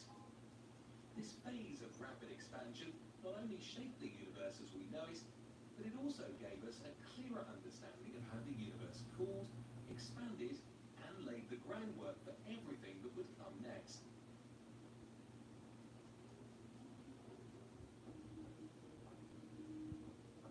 The birth of the first elements. In the first billionth of a second after the Big Bang, the universe was a chaotic hot mess of energy, with no solid matter as we know it today. Imagine a universe so young that time itself barely existed. The laws of physics we take for granted, like gravity and electromagnetism, hadn't even fully formed yet. This period is critical because it's when the Higgs field switched on. This is where we introduced the Higgs boson, the so-called God particle discovered in 2012 at CERN, which took 50 years of hunting to find. Why so important? Because without it, nothing would have mass. The universe at this stage was full of particles zipping around, but they were like ghosts, completely massless. The Higgs field changed that. As particles passed through it, they gained mass, becoming protons, neutrons, and other familiar particles that would eventually form atoms. Now, some scientists argue that the Higgs mechanism is one of the universe's most mind-boggling, fine-tuned elements. If the strength of the Higgs field had been just slightly different, we wouldn't exist at all. Too weak, and particles would remain massless, unable to clump together to form stars and planets. Too strong, and the universe would collapse back into itself. It's as if someone dialed in the perfect settings, which raises a lot of philosophical eyebrows. Is this fine-tuning the result of sheer luck, or is there something more intentional behind it? Next, let's zoom in on the first millionth of a second. This is where things start to get weird. The universe was still incredibly hot, trillions of degrees in fact, but now we're starting to see the formation of protons and neutrons, the building blocks of all matter. But hold up, this wasn't as simple as particles just coming together nicely. There's a controversy here that has puzzled physicists for decades. Why did matter win over antimatter? For every particle of matter that formed, there should have been an antiparticle. When matter and antimatter meet, they annihilate each other, leaving nothing but energy. So, logically, the universe should have been left with nothing but a massive burst of energy and zero matter. Yet, here we are, made of matter, sitting on a planet made of matter, observing a universe of galaxies, stars and planets, all made of matter. So, why did matter win? Physicists think that something known as CP violation might be the key to understanding why matter exists. CP stands for change parity, which refers to two symmetries in physics. Charge symmetry, dealing with the behavior of particles and their opposites, antiparticles, and parity symmetry, which is about how physical processes mirror themselves. CP violation means that in certain rare instances, the laws of physics treat matter and antimatter differently, creating a tiny imbalance, about one extra particle of matter for every billion particles of antimatter. But even that slight difference was enough to tip the scales in favor of matter, which is why we're here today. Some scientists speculate that there could be entire regions of the universe composed mostly of antimatter, but so far no evidence has been found to support this idea.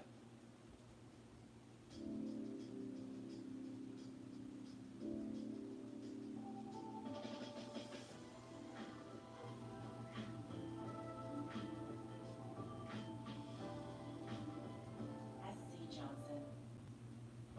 Tropicana refreshers are so refreshingly delicious, you basically invented sip stealing. This is Rochelle, who gives you a shot. Rebecca is there when you feel not so hot. This is Larissa, who's feeling blown up. And this here is Winnie, who zhuzhed up their cup. This is Victoria, helping women stay healthy. These are your kids, knocking their feet with Betty. And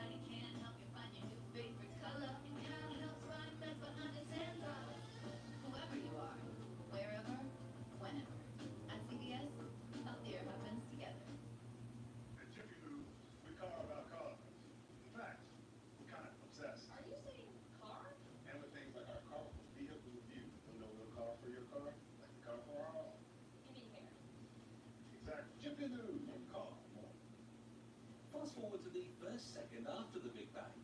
At this point, things have cooled down enough, relatively speaking, for neutrinos to decouple from matter and fly off on their own path. Neutrinos are some of the strangest particles out there, ghost-like, nearly massless, and almost impossible to detect. Yet they are everywhere, streaming through your body by the trillions every second without leaving a trace. What's fascinating about this period is that neutrinos give us a glimpse into the state of the universe during its very first moment. They're like cosmic messengers carrying information about the early universe's temperature and density. Some theorists even believe that neutrinos could help solve one of the universe's biggest mysteries, dark matter. We'll get back to this later on. And speaking of mysteries, this is also the time when primordial black holes could have formed. Unlike the black holes we think of today, created from the collapse of massive stars, primordial black holes could have formed directly from the intense energy fluctuations in the early universe. These black holes could be tiny, or they could be massive. We don't know for sure if they exist, but if they do, they could be the missing dark matter we've been searching for. In fact, some radical thinkers propose that entire galaxies might be held together by these ancient black holes. If proven, it could rewrite our understanding of the cosmos. Now we're moving into the first minute after the Big Bang. This is where the magic happens. The universe has cooled down just enough to about 1 billion degrees to allow protons and neutrons to start fusing together from the first atomic nuclei. This process is called Big Bang nucleosynthesis. It's like the universe's first chemistry experiment, but the results were limited. Only the lightest elements could form in this blistering environment, mainly hydrogen, helium, and a smattering of lithium. Here's where things get a little controversial. Some argue that the precise ratios of these elements, about 75% hydrogen and 25% helium by mass, is yet another example of the universe being finely tuned. These ratios had to be just right to allow stars to form later. Stars, of course, are the factories where heavier elements like carbon and oxygen are made, the very elements that life depends on. If the conditions for nucleosynthesis had been even slightly different, the universe might have ended up with too much helium, making star formation and life as we know it impossible. But here's the kicker. Big Bang nucleosynthesis didn't create enough of the heavier elements we need for life, like carbon, nitrogen, and oxygen. That's where stars come into play much later in the universe's timeline. It's as if the universe set up the basic ingredients but left the real cooking to the stars. Without stars, we just have a universe filled with hydrogen and helium. Now that the first atomic nuclei were formed, mostly hydrogen, helium, and a tiny bit of lithium, the next big milestone for the universe would come in the form of the very first molecule. Believe it or not, molecules didn't exist in the universe for the first 100,000 years. The universe was still too hot and energetic for anything to come together and stick. It wasn't until things had cooled down enough that the first molecular bond could finally form. The first molecule to ever exist in the universe was helium hydride, HEH. This simple molecule is a combination of helium and hydrogen, and it played a crucial role in shaping the universe. You might be thinking, what's the big deal? It's just a molecule. But without molecules, complex chemistry wouldn't exist, and neither would life. Molecules allow atoms to combine in various ways, creating the complexity needed to form everything from stars to biological organisms. But why did it take 100,000 years? The universe was still incredibly hot, even after 100,000 years. At this stage, the temperature had cooled to about 4,000 degrees Kelvin, still scorching by human standards, but cool enough for atomic nuclei to finally attract and capture electrons, forming neutral atoms. Only then could helium hydride form, and once it did, it served as a kind of chemical stepping stone for the universe, helping to cool things down even further and allowing other molecules to form. Helium hydride wasn't easy to detect. It wasn't until 2019 that scientists finally confirmed its existence in space. This discovery was a huge breakthrough because it validated a long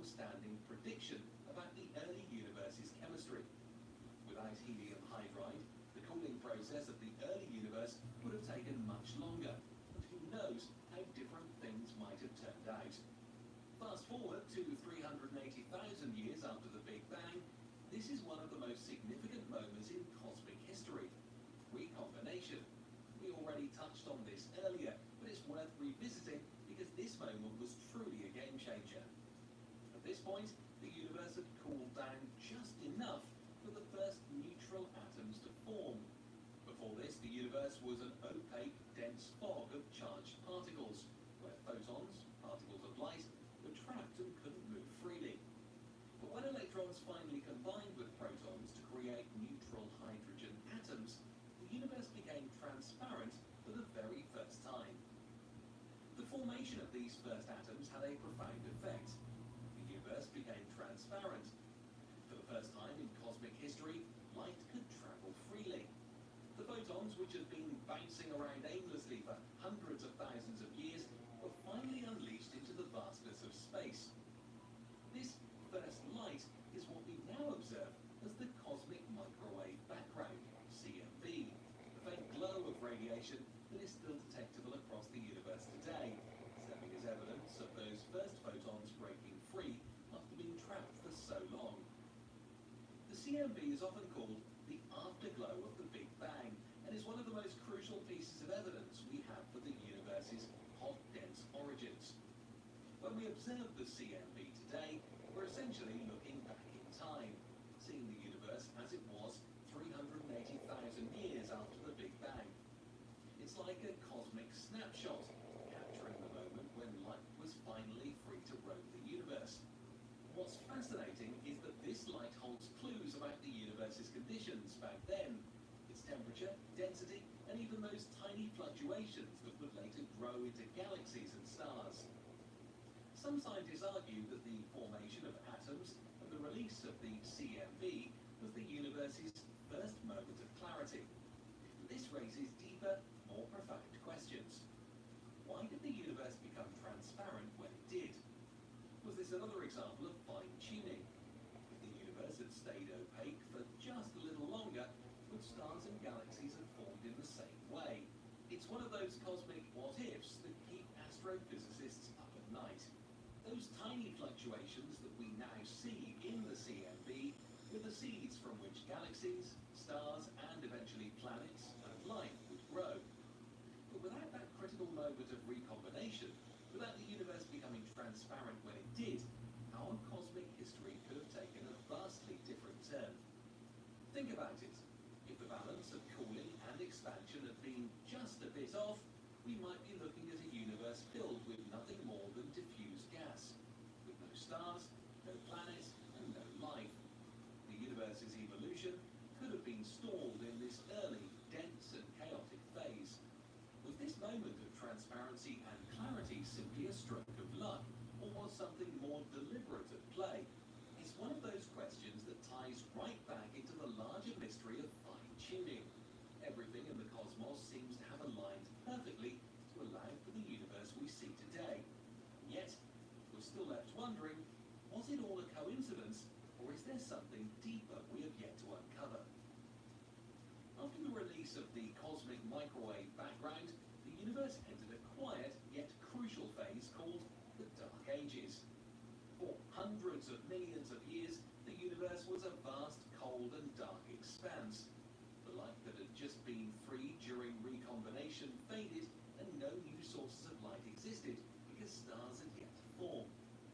What filled the cosmos was a sea of neutral hydrogen and helium, slowly being pulled together by gravity. But otherwise, there was nothing to illuminate this early universe. It was a time of silence, with only gravity doing the slow, invisible work of drawing matter together into denser regions. But things didn't stay quiet forever.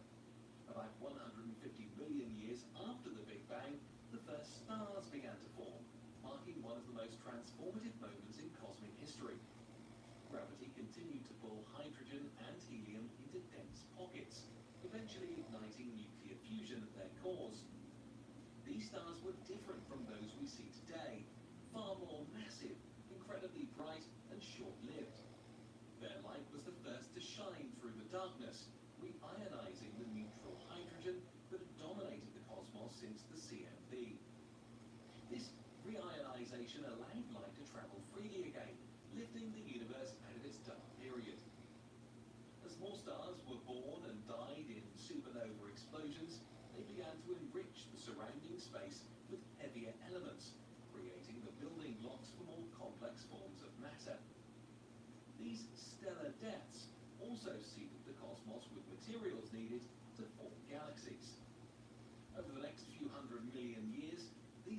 stars grouped together under the force of gravity, forming the first galaxies. These early galaxies were not the majestic spirals or elliptical galaxies we see today, but rather chaotic collections of stars and gas. However, they were the precursors to the grand galactic structures that would later emerge. With the formation of galaxies, the universe started to take on the familiar shape and structure we see today. Galaxies clustered together, creating groups, and these groups eventually formed vast networks known as the cosmic web. This web, stretching across the universe, continued to evolve as stars were born, lived, and died, enriching the cosmos with their remnants. From the formation of the first stars and galaxies to the intricate cosmic web we observe now, each stage marked another step in shaping the universe we inhabit today. Come on, let's go. Get off your ass.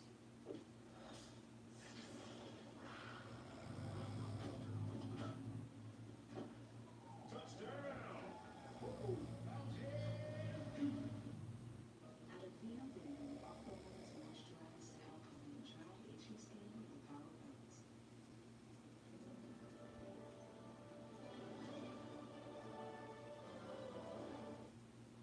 Don't let that chef spoil your trip. Is that a chip?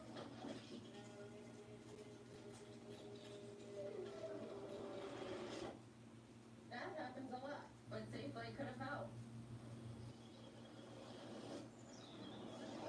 A chip repair is faster, cheaper, and easier than a new windshield. And with your insurance, it's usually free. So don't let that chip spoil your trip. Book today. Safeway Repair, Safeway Replace.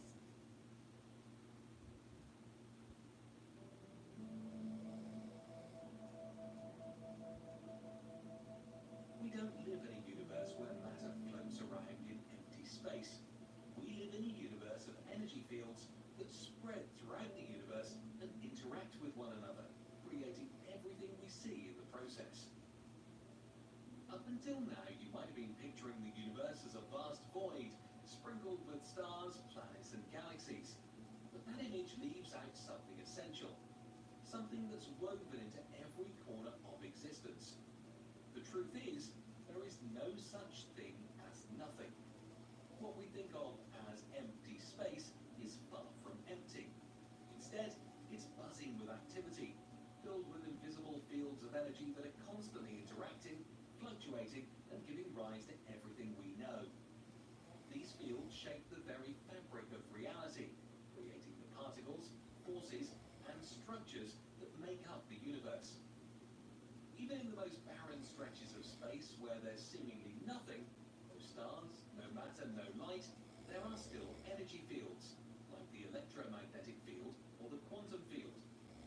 These fields can be thought of as the formation from which all particles emerge, and it's these fields, not solid matter, that are the true players in the cosmic game.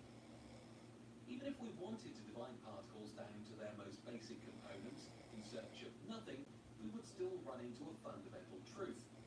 No matter how small we go, we can't reach true nothingness. The universe, for all its vastness and complexity, can indeed be reduced to its simplest, most fundamental components. These components form the backbone of reality, and if we can uncover the rules and laws that govern them, we might be able to predict not only the future, but also peer into the distant past. The quest to unlock the secrets of the universe is about meeting this challenge, discovering what everything is made of, understanding how these entities interact, and solving the complex equations that govern their behavior. Conceptually, this makes sense. The universe in many ways follows patterns, and if you can understand these patterns, you can understand everything. The components of the universe aren't as straightforward as they seem. In fact, when we start diving into the nature of reality at its most fundamental level, we quickly hit a wall, the bizarre and counterintuitive world of quantum mechanics.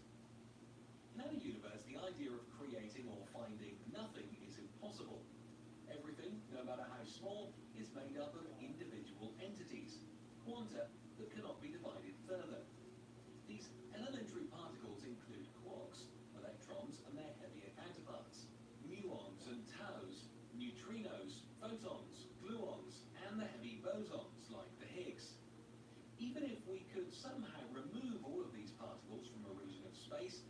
remains is a nothing in any meaningful sense. Why? Because space itself isn't empty. First of all, quantum fields are still there. Even when no particles are present, the quantum fields that permeate all of space remain. They are as fundamental to the universe as the laws of physics themselves. You can't remove them because, just like you can't turn off gravity or stop time, quantum fields are part of the fabric of reality. And it's not just quantum fields that remain. Even if you could remove all matter from a region of space, two long-range forces would still linger: electromagnetism and gravitation. We can cancel out electromagnetism in a specific area, but we can't do the same with gravity. Gravity is inescapable, always pulling on everything, even if that everything appears to be nothing. Even if we somehow manage to zero out the electric and magnetic fields, quantum mechanics still throws a curveball. There's an experiment that shows that even the emptiest, most perfect vacuum isn't truly empty. If you take two parallel conducting plates, place them close together in a vacuum, where you've removed all particles, antiparticles, and field, those plates still feel a mysterious force drawing them together. This phenomenon is called the Casimir effect, and it demonstrates that even in a space supposedly devoid of everything, something still exists. Let me explain. In 1948, Hendrik Casimir predicted that two metallic plates placed very close together in a vacuum would spontaneously attract one another. No external forces like gravity or magnetism were involved, yet the plates would still be pulled toward each other. This strange effect happens because of quantum fluctuations in the vacuum, vibrations of energy that pop in and out of existence, even in empty space. These fluctuations are invisible and imperceptible to us in everyday life, but they become significant on very small scales, like between the plates in Casimir's experiment. In 1966, physicist Steve Lamoureux confirmed the Casimir effect in a groundbreaking experiment, nearly half a century after it was proposed. His findings prove that even in the most pristine vacuum, where we've stripped away every possible particle and field, the so-called nothingness still isn't empty. The vacuum itself is alive with unseen, unfelt energy. We may not notice the Casimir effect in our daily lives, but it becomes a major consideration when designing nanoscale machines. For example, tiny sensors that monitor the flow of chemicals must account for these unseen forces, or they risk malfunctioning. The Casimir effect is a reminder that nothing doesn't truly exist, and even the emptiest space is teeming with invisible energy, forever interacting with the universe around it. In other words, the universe simply doesn't allow for nothing. Whether it's the quantum fields, gravitational forces, or the Casimir effect, space is never truly empty.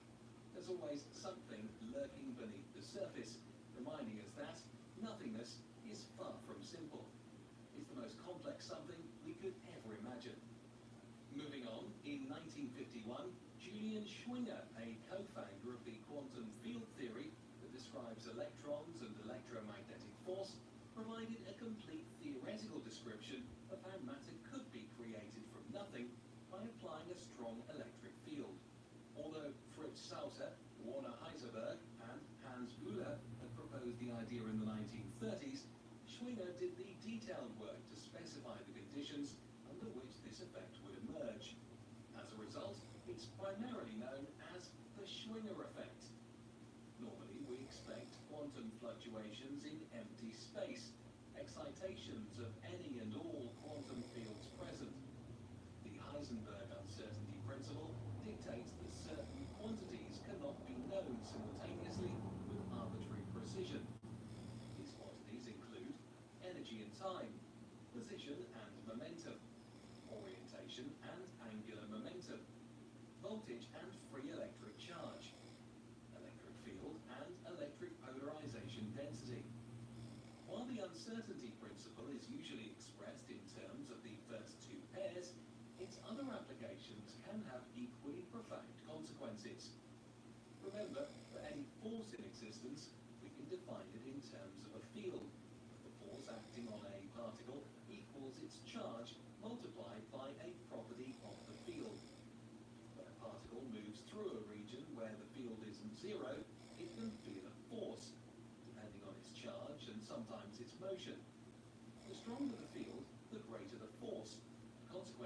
the more field energy exists in that specific area of space. Even in what we perceive as empty space, devoid of particles or external fields, there's still a residual amount of non-zero field energy. Thanks to quantum mechanics and Heisenberg's uncertainty principle, this energy fluctuates in uncertain, unpredictable ways. Let me get a taste of that brisk iced tea.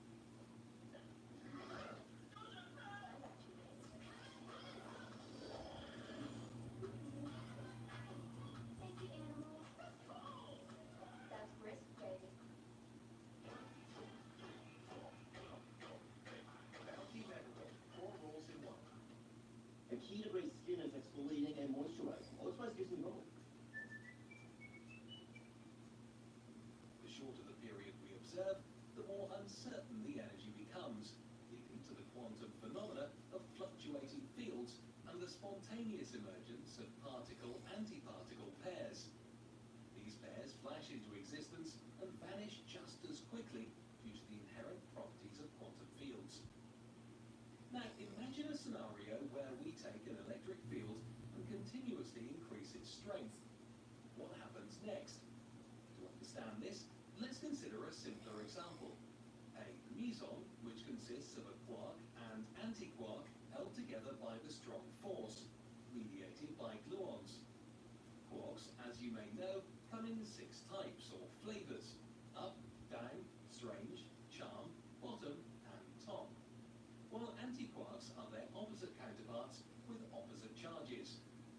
Sometimes the quark and antiquark in a meson have opposite charges, either plus 2/3 and minus 2/3 for up, charm, and top, or plus 1/3 and minus 1/3 for down, strange, and bottom. If you put an electric field on this meson, the positive end and the negative end will pull in different directions. If the field is strong enough, they can pull far enough apart to make new particle-antiparticle pairs from empty space between them. This means we end up with 2 mesons instead of 1, and the energy needed to make the extra mass with E equals mc² comes from the electric field energy that pulled the meson apart in the first place. Now let's think about an extremely powerful electric field, much stronger than anything we could create on Earth. Imagine considering a full Coulomb of charge, around 10 to the power of 19 electrons and protons into tiny balls, one purely positive and one purely negative, and separating them by a meter. In this region of space, the quantum vacuum would be highly polarized. Strong polarization means a significant separation between positive and negative charges. If the electric field in a region is powerful enough, when you create a vertical particle-antiparticle pair of the lightest charged particles, electrons and positrons, there is a chance they'll be separated so far by the field's force that they can't come back together and annihilate. Instead, they become real particles drawing energy from the electric field to conserve energy. This process generates new particle-antiparticle pairs, and the energy needed for them, via E equals mc², decreases the strength of the external electric field accordingly. That's what the Schwinger effect is all about, and it hasn't been observed in a lab yet. It's mostly thought to happen in the most extreme astrophysical environments, like around black holes and neutron stars. But even then, it's still just a theory, because these places are so far away. On Earth, the strongest electric field we've made are in laser labs, but even with the most powerful lasers, we're nowhere near strong enough. Normally, in conducting materials, only certain electrons can move freely and contribute to conductivity. But if you could create really strong electric fields, you could make all the electrons flow. In January 2022, researchers at the University of Manchester used a smart setup with graphene, a super strong material made of carbon atoms, to achieve this with a relatively small magnetic field that's easier to work with in experiments. And in doing this, they saw the Schwinger effect happen. They made something like electron-positron pairs in this quantum system. Graphene is quite unusual, especially because its sheets behave like a 2-dimensional structure. This reduction in dimension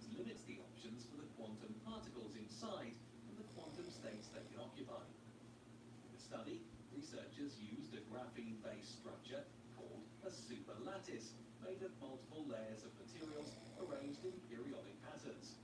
They applied an electric field and observed a unique behavior. Electrons not only flow from the highest partially occupied energy state, but also from lower, completely filled bands. This led to various exotic behaviors in the material, including the first ever observation, the Schwinger effect. Instead of creating electrons and positrons, it produced electrons and their considered matter equivalent, holes.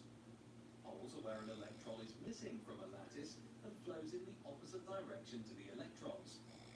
The observed currents could only be explained by this spontaneous production of electrons and holes, matching Schwinger's predictions from 1951. There are various methods for exploring the universe, and quantum analog systems are among the most potent tools for investigating exotic physics. These systems employ the same mathematical principles that describe inaccessible physical realms, can be created and studied in a laboratory setting. Testing the Schwinger effect to manifest for the first time in any form within this specific quantum setup. As co-author, Dr. Roshan Krishna Kumar noted, when we first saw the spectacular characteristics of our superlattice devices, we thought, wow, it could be some sort of new superconductivity. Although the response closely resembles those routinely observed in superconductors, we soon found that the puzzling behavior was not superconductivity, but rather something in the domain of astrophysics and particle physics. It is curious to see such parallels between distant disciplines. With electrons and positrons, or holes, emerging seemingly out of thin air, torn from the quantum vacuum by electric fields, the universe showcases the seemingly impossible, creating something from nothing. When contemplating the vastness of nothingness, the infinite void, the concept of death, it's astonishing how the idea of nothing can evoke such deep fear. When William Shatner, at the age of 90, ventured into space, expecting to witness the mysteries of the universe, was confronted instead with a different reality. There was no mystery, no majestic awe to behold. All I saw was death. I saw a cold, dark, black emptiness. It was unlike any blackness you can see or feel on Earth. It was deep, enveloping, all-encompassing. Yet in that particular void, Shatner wasn't actually seeing true nothingness. Instead, he was staring into a vacuum where, paradoxically, so much was happening beneath the surface. Things invisible to the naked eye, yet crucial to our understanding of the universe. This is where quantum field theory, one of the most successful theories in physics, comes into play. It shows us that our universe isn't made of particles floating in empty space. Instead, we exist in a universe of energy fields that span across all space, interacting and creating everything we see, touch, and experience, including ourselves. Some physicists describe these energy fields as fluid-like, akin to water in a swimming pool, while others liken them to a room filled with varying levels of energy, like a field of distributed heat. These fields are never static. They are in constant motion due to quantum fluctuations, brief, almost imperceptible changes in energy that resemble ripples in a wave. These fluctuations occur when external forces, like an electromagnet, excite particles within the field. Even when fields are in their lowest energy state, known as the vacuum state, activity is still ongoing. Pairs of positive and negative particles continually pop into existence, borrowing energy from the vacuum and then vanish, returning that energy back. These fleeting entities are called virtual particles. When the field is excited and hits a higher energy point, it generates ripples that don't cancel out. These ripples give rise to the elementary principles that remain, interacting to create the world we experience. What's fascinating is that the type of particles produced depends on the type of field. For instance, there are different particles for different fields. Electrons, quarks, which form the building blocks of atoms, and neutrinos all stem from specific interactions. These matter particles also interact with force fields, fields of electromagnetism which give rise to photons, the strong nuclear force, which involves gluons, and the weak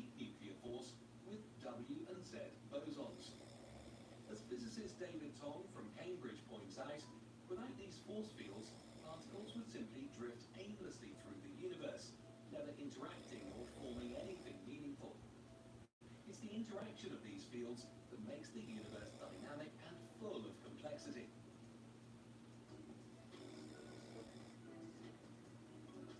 Roll.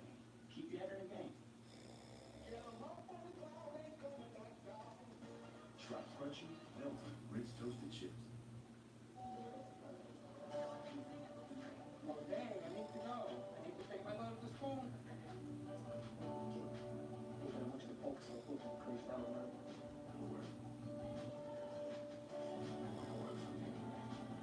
I don't want to be interested in you.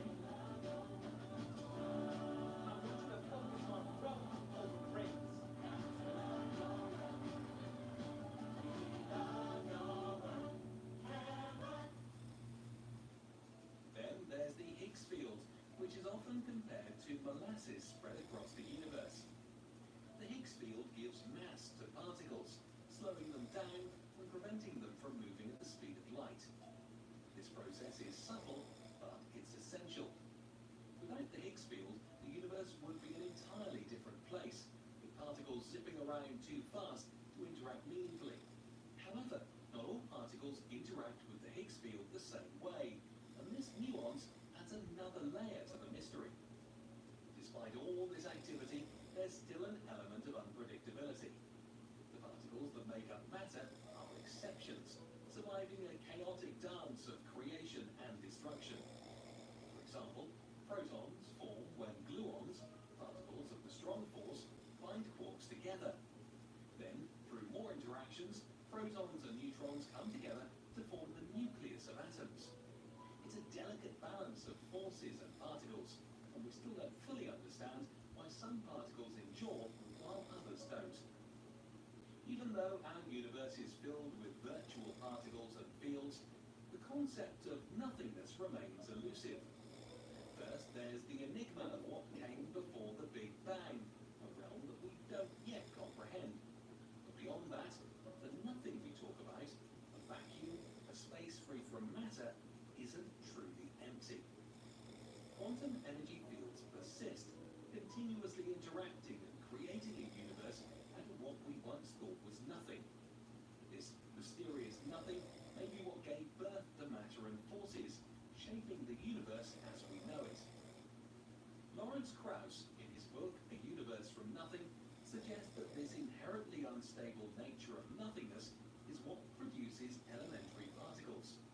There's even a hypothesis that the entire universe itself may be a grand fluctuation, a cosmic event arising from the nothing that preceded it. This idea, known as the vacuum genesis hypothesis, isn't proven, but it raises profound questions. Could the universe, with all its vastness, complexity, and beauty, really just be a massive fluctuation of nothing? Even if you could imagine a universe with absolute emptiness, devoid of all matter and energy, the laws of physics refuse to allow it.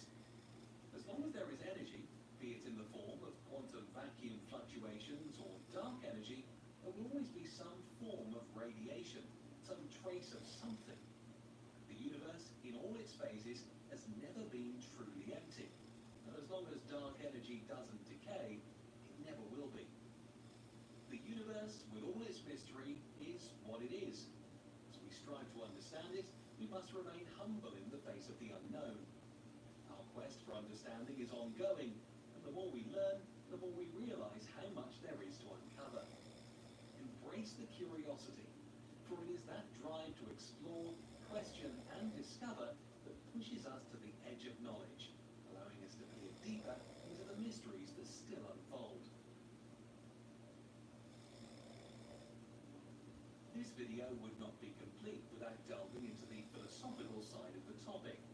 While we have already explored scientific and cosmological perspectives on the origins of the universe, it is essential to consider the philosophical arguments that have shaped our understanding of how something could emerge from nothingness.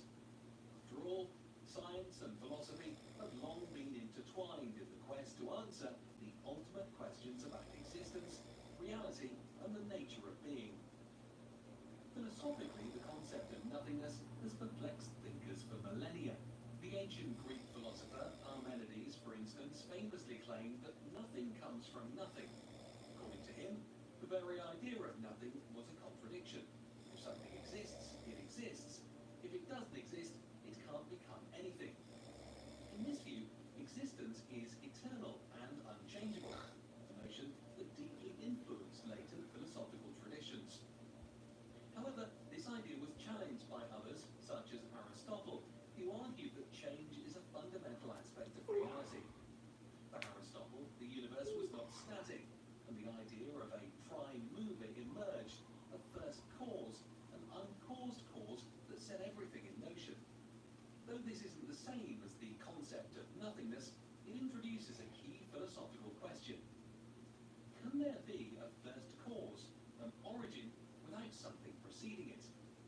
so, what is the nature of that origin?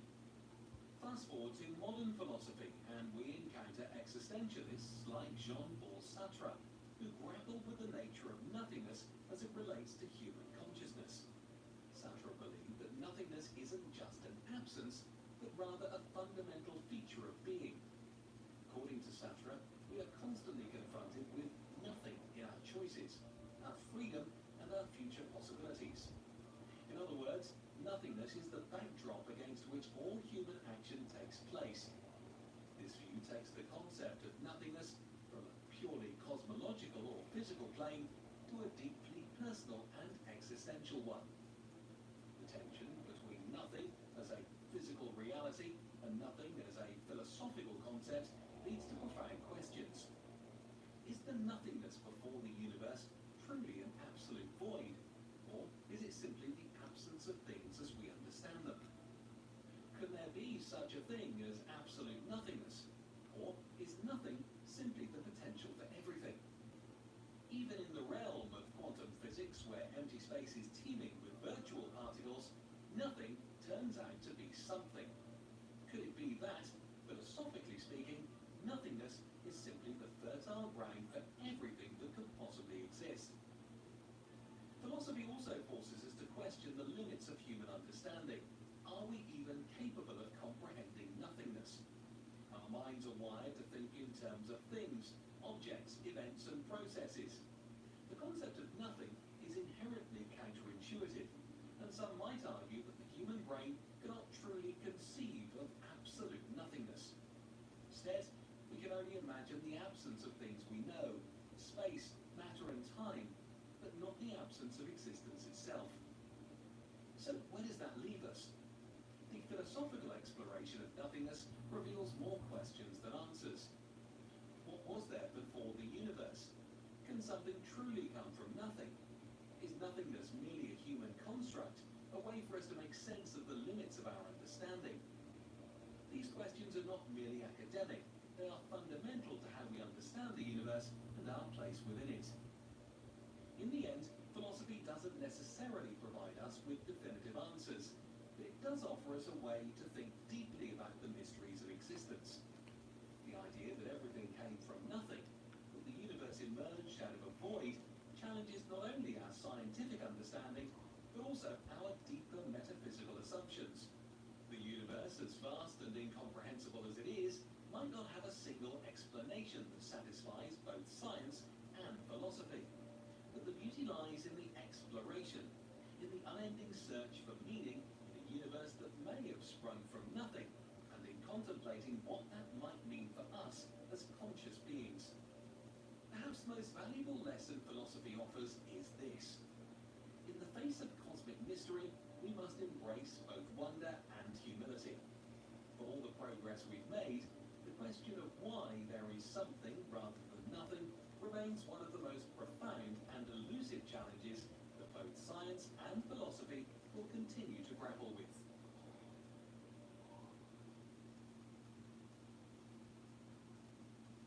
We've covered a lot of ground in this video, from the origins of the universe to the mysteries of nothingness.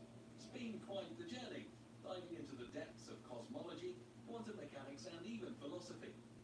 We've looked at how everything we know came from something so unfathomable, perhaps from nothing at all.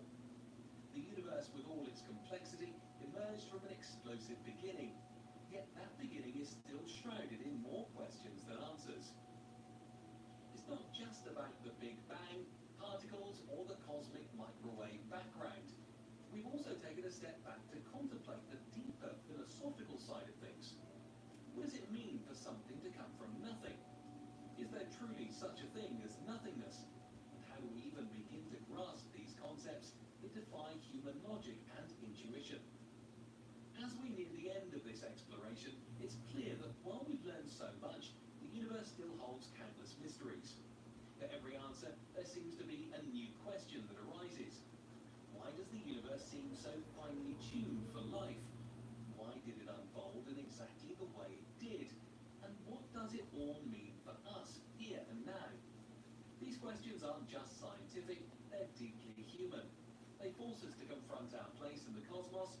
understanding of reality and the limits of our own knowledge.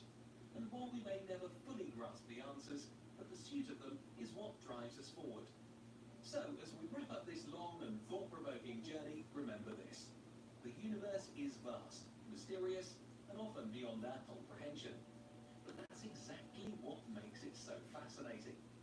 Whether we're looking at the stars or questioning the nature of existence itself, we're all part of this grand cosmic story, one that started from something, or perhaps nothing at all.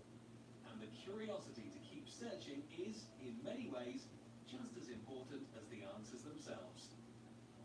Thank you for watching this video, and don't forget to subscribe for more videos like this.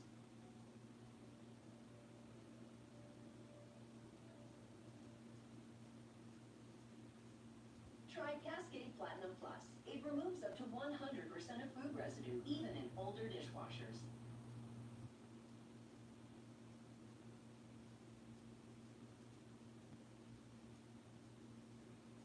The vast emptiness of the universe hides countless unsolved mysteries and riddles. In the deepest darkness of outer space, there lurk many striking objects with unusual and sometimes even anomalous properties. Despite all the research, we have learned only a very small part of the incredible diversity of the universe. And today, we are going to take a plunge into its most mysterious depths. Our virtual journey will begin alongside the legendary Voyagers, which have been traveling through the expanses of space for decades now. After whizzing through the icy darkness of interstellar space, we will visit several of our nearest stars, including the amazing Alpha Centauri. And after that, we will dive into the uncharted depths of the Milky Way to find rogue planets hidden in the darkness. Leaving millions of light years of space behind, we will finally reach the majestic Andromeda Galaxy, which has been attracting astronomers' attention for hundreds of years. As we continue on this fantastic journey, we will eventually reach the largest empty areas in the universe, voids which insatiably absorb even relic radiation. They are the inextinguishable eternal echo of the Big Bang. Let's get ready, and we begin.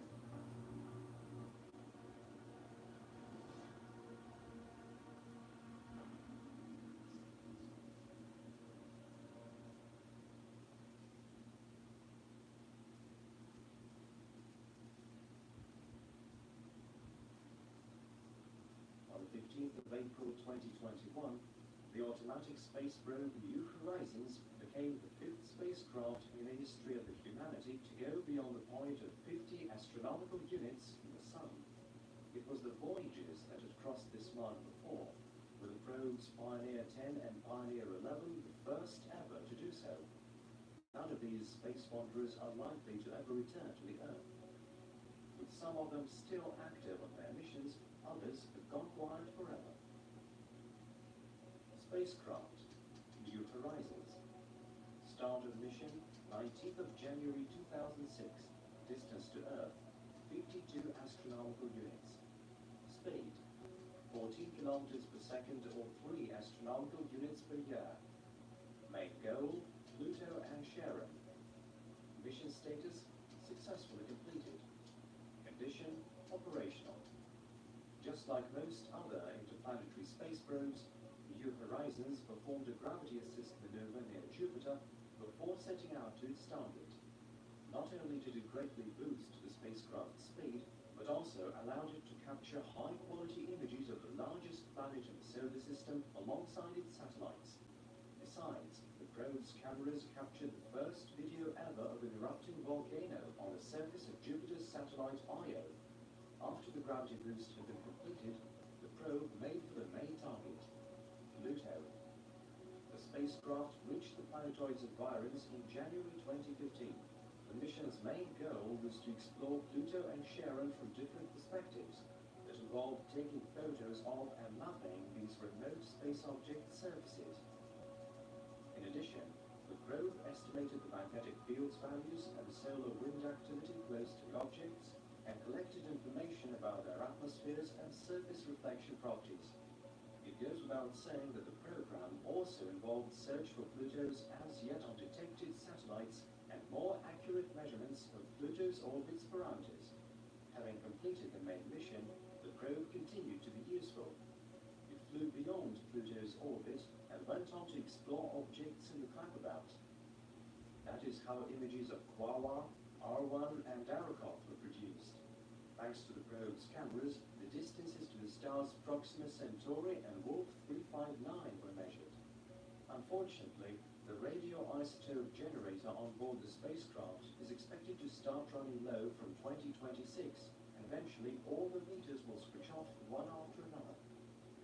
New Horizons will continue on its way beyond the boundaries of the solar system, and by the year 2038, the distance between the probe and the Sun will have grown to be 100 astronomical units. By that time, the energy generator on board the spacecraft will have stopped operating completely, and it will be impossible to get any connection with it. Following a hyperbolic orbit, New Horizons will exit our system, never to come back. The same thing happened with two other probes, Pioneer 10 and Pioneer 11. They hit an escape trajectory from the solar system a while ago. In fact, they were the first automatic space probes ever to be sent into interstellar space by humans. Spacecraft Pioneer 10, start of mission 3rd of March 1972, distance to Earth 127 astronomical units, speed approximately 12 kilometers per second or 2.5 astronomical units per year. Main goal, Jupiter. Mission status, successfully completed. Condition, not operational. The spacecraft reached Jupiter's system on the 4th of December 1973 after completing a 641-day journey through space. During the mission, images of the gas giant's surface and its largest satellites were beamed back to the Earth, and the planet's atmospheric composition and magnetic field were gauged. In addition, Jupiter was found to emit 2.5 times more thermal energy than it receives from the Sun. The data, unique at the time, became the basis for understanding the makeup of gas giants and their satellites. The trajectory of the second probe, Pioneer 11, through space passed Jupiter too, but its main target was the other gas giant of our system, Saturn. The probe's scientific instruments gauged the planet's magnetic field, and the cameras on board took quite a few snapshots not only of the gas giant itself and its system of rings, but also two of its satellites, Titan and Mimas. According to the estimates, the current distance between Pioneer 11 and the center of our system is around 106 astronomical units. On completing their main mission, both probes continued on their way, moving further and further away from the Sun. Unfortunately, both of them are out of range now, with the last signal from Pioneer 10 received back in 2003. The last signal from Pioneer 11 was received in 1995. Supposedly, both of them are now rapidly moving beyond the boundaries of the solar system. Incidentally, having no chance of ever catching up with either of the two probes we're going to talk about next, the Pioneers were launched at a much earlier date. Spacecraft Voyager 1. Start of mission 5th of September 1977.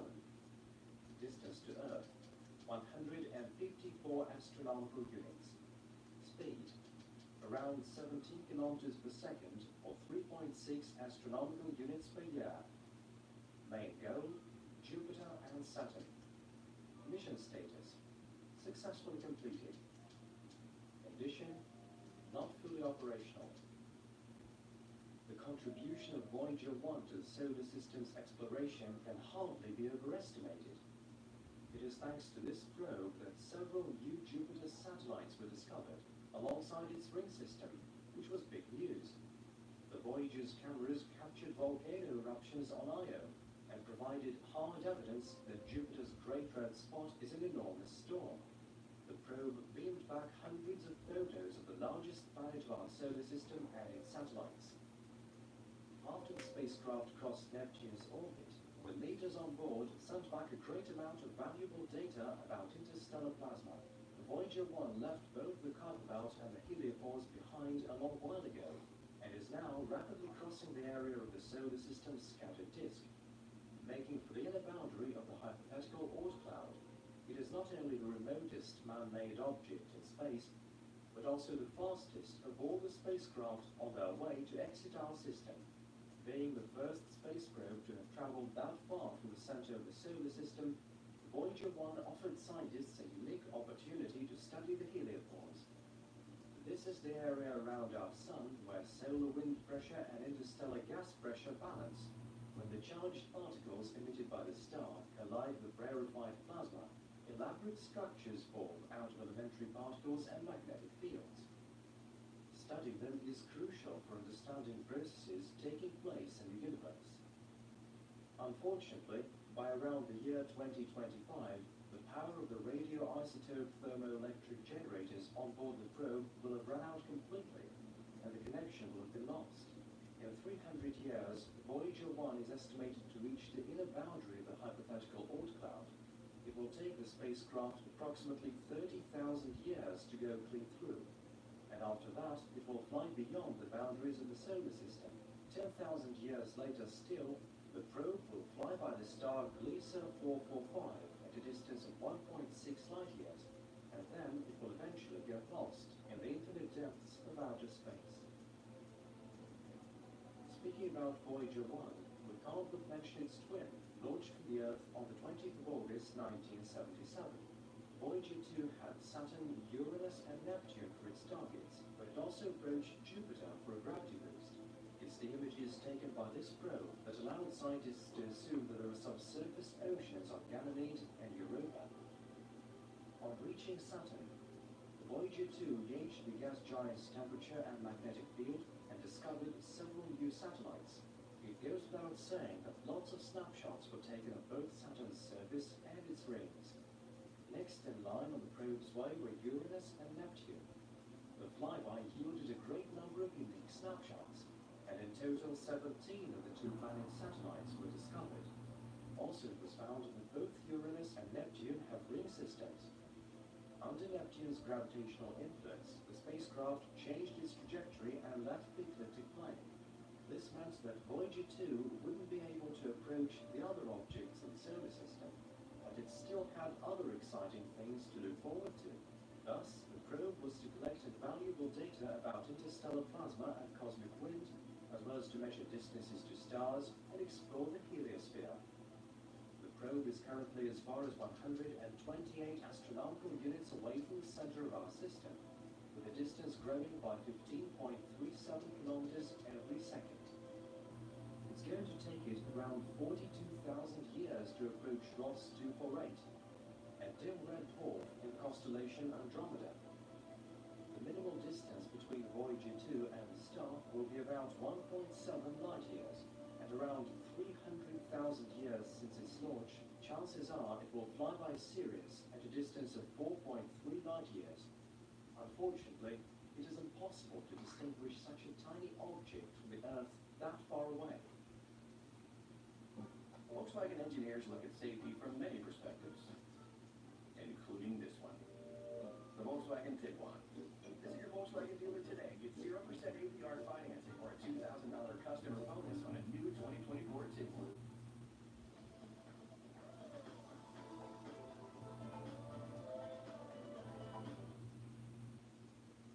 Dawn Platinum removes 99% of grease. It's the goat. And that's coming from a duck. A better grease getter. A nourishing body wash and lotion duo for smooth, luminous skin after just one use. Nourish On. Tylenol Precise with maximum strength lidocaine penetrates to the nerves and numbs away pain to provide long-lasting, targeted relief for up to 8 hours. Don't let aches and pains slow you down. Get targeted pain relief with maximum strength lidocaine.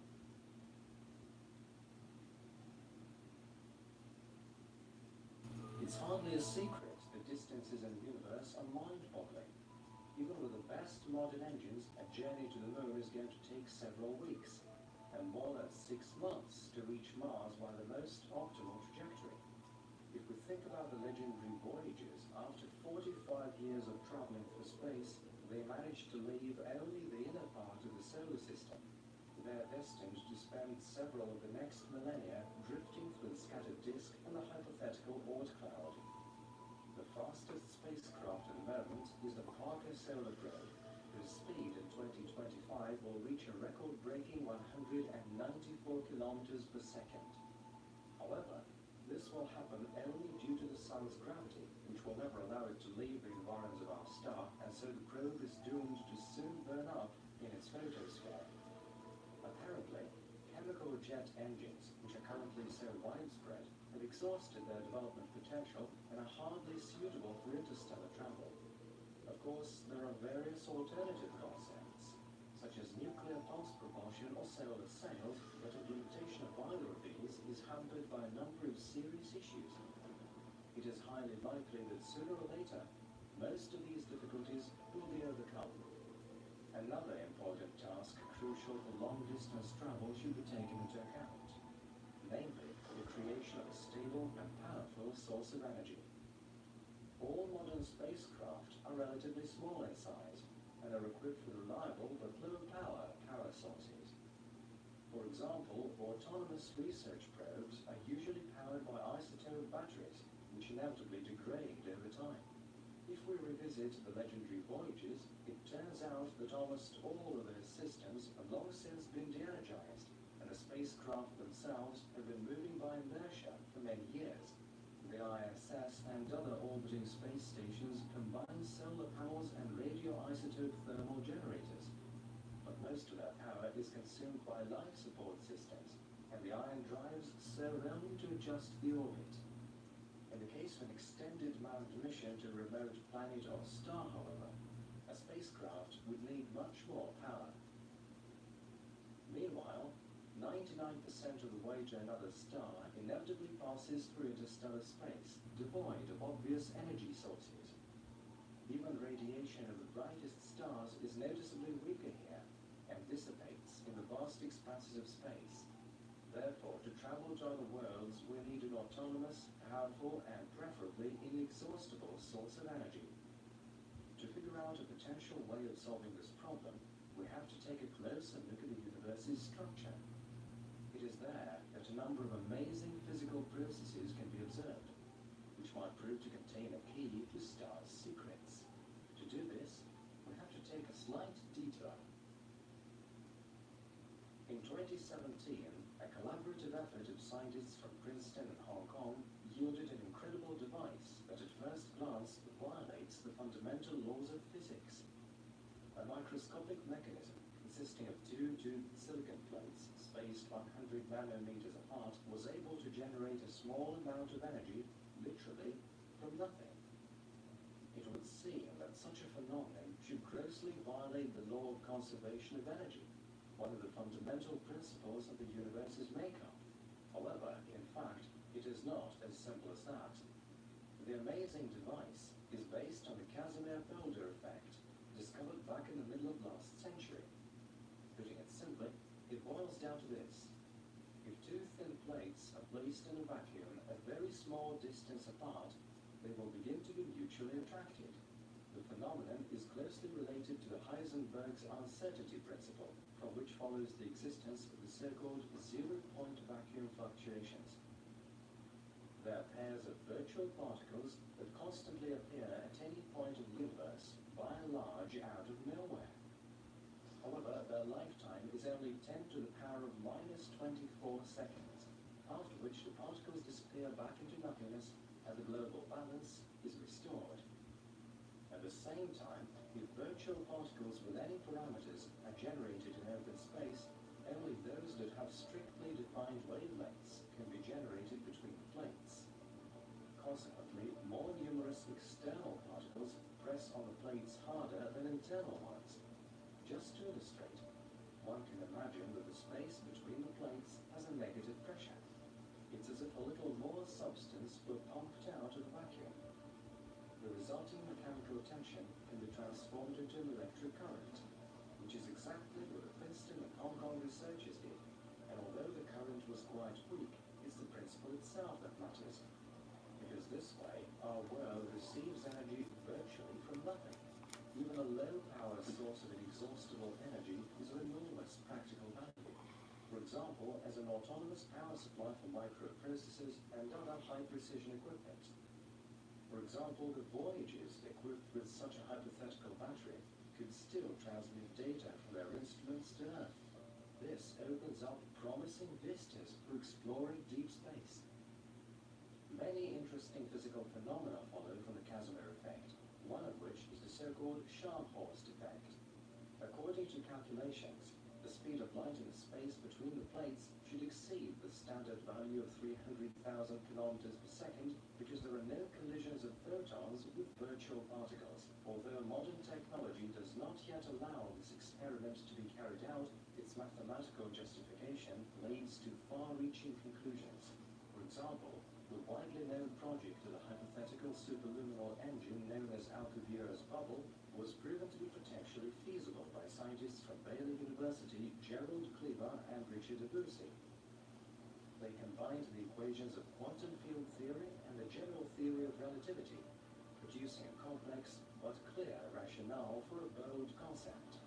It is worth mentioning that according to quantum field theory, space has not 3 dimensions but many more. But this becomes noticeable only at the level of a microcosm. Applying the equations of this theory to calculate the Casimir effect, the researchers came to the conclusion that it is possible to control its properties with the help of a powerful energy impact. If we condense the space behind the hypothetical starship and make it more rarefied in front, then there appears an area similar to the Alcubierre bubble, which is capable of moving at superluminal speeds. The laws of relativity are not violated here, because it is not the ship itself that is moving, but the space around it. On the other hand, from the very beginning, the main problem of creating such a bubble was considered to be the incredible amount of energy required. According to some calculations, an entire planet must be converted into radiation to form a sphere capable of accommodating a starship. If researchers manage to scale generators based on the Casimir effect to the required capacity, we will be able to obtain energy anywhere in the universe, literally from nothing. Of course, there are still many problems to address for a starship to be fully operational, because outer space is not the most friendly environment for humans. For example, it is permeated with deadly radiation, which not only destroys cells of living organisms, but also causes negative mutations in their offspring. Thick metal shields or magnetic fields with certain parameters may be used as protection against it, and both of these approaches have their advantages and disadvantages. Another potential threat could be accidental collisions with micrometeorites and cosmic dust. At high velocities, even a tiny grain of sand has incredible kinetic energy and can pierce through a metal plate. It goes without saying that on a long interstellar flight, repair options are extremely limited, and a hole in the hull may prove to be fatal. In addition, a long expedition without support from Earth requires creating a closed biosphere within the starship. Scientists from different countries are currently working on this. For example, various plants have been grown on board the ISS for quite a number of years, both for scientific purposes and for consumption. In addition to that, engineers are developing systems for recycling waste, including biological waste products. However, a fully fledged orbital ecosystem is still a long way off.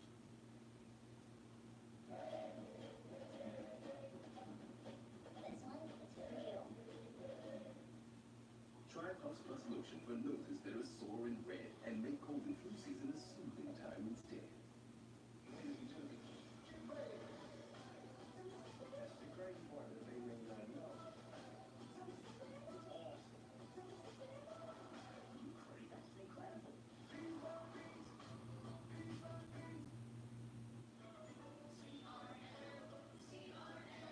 Anti-pandas don't sell CRM. Ads on LinkedIn do. With 70 million decision makers, LinkedIn is the place to be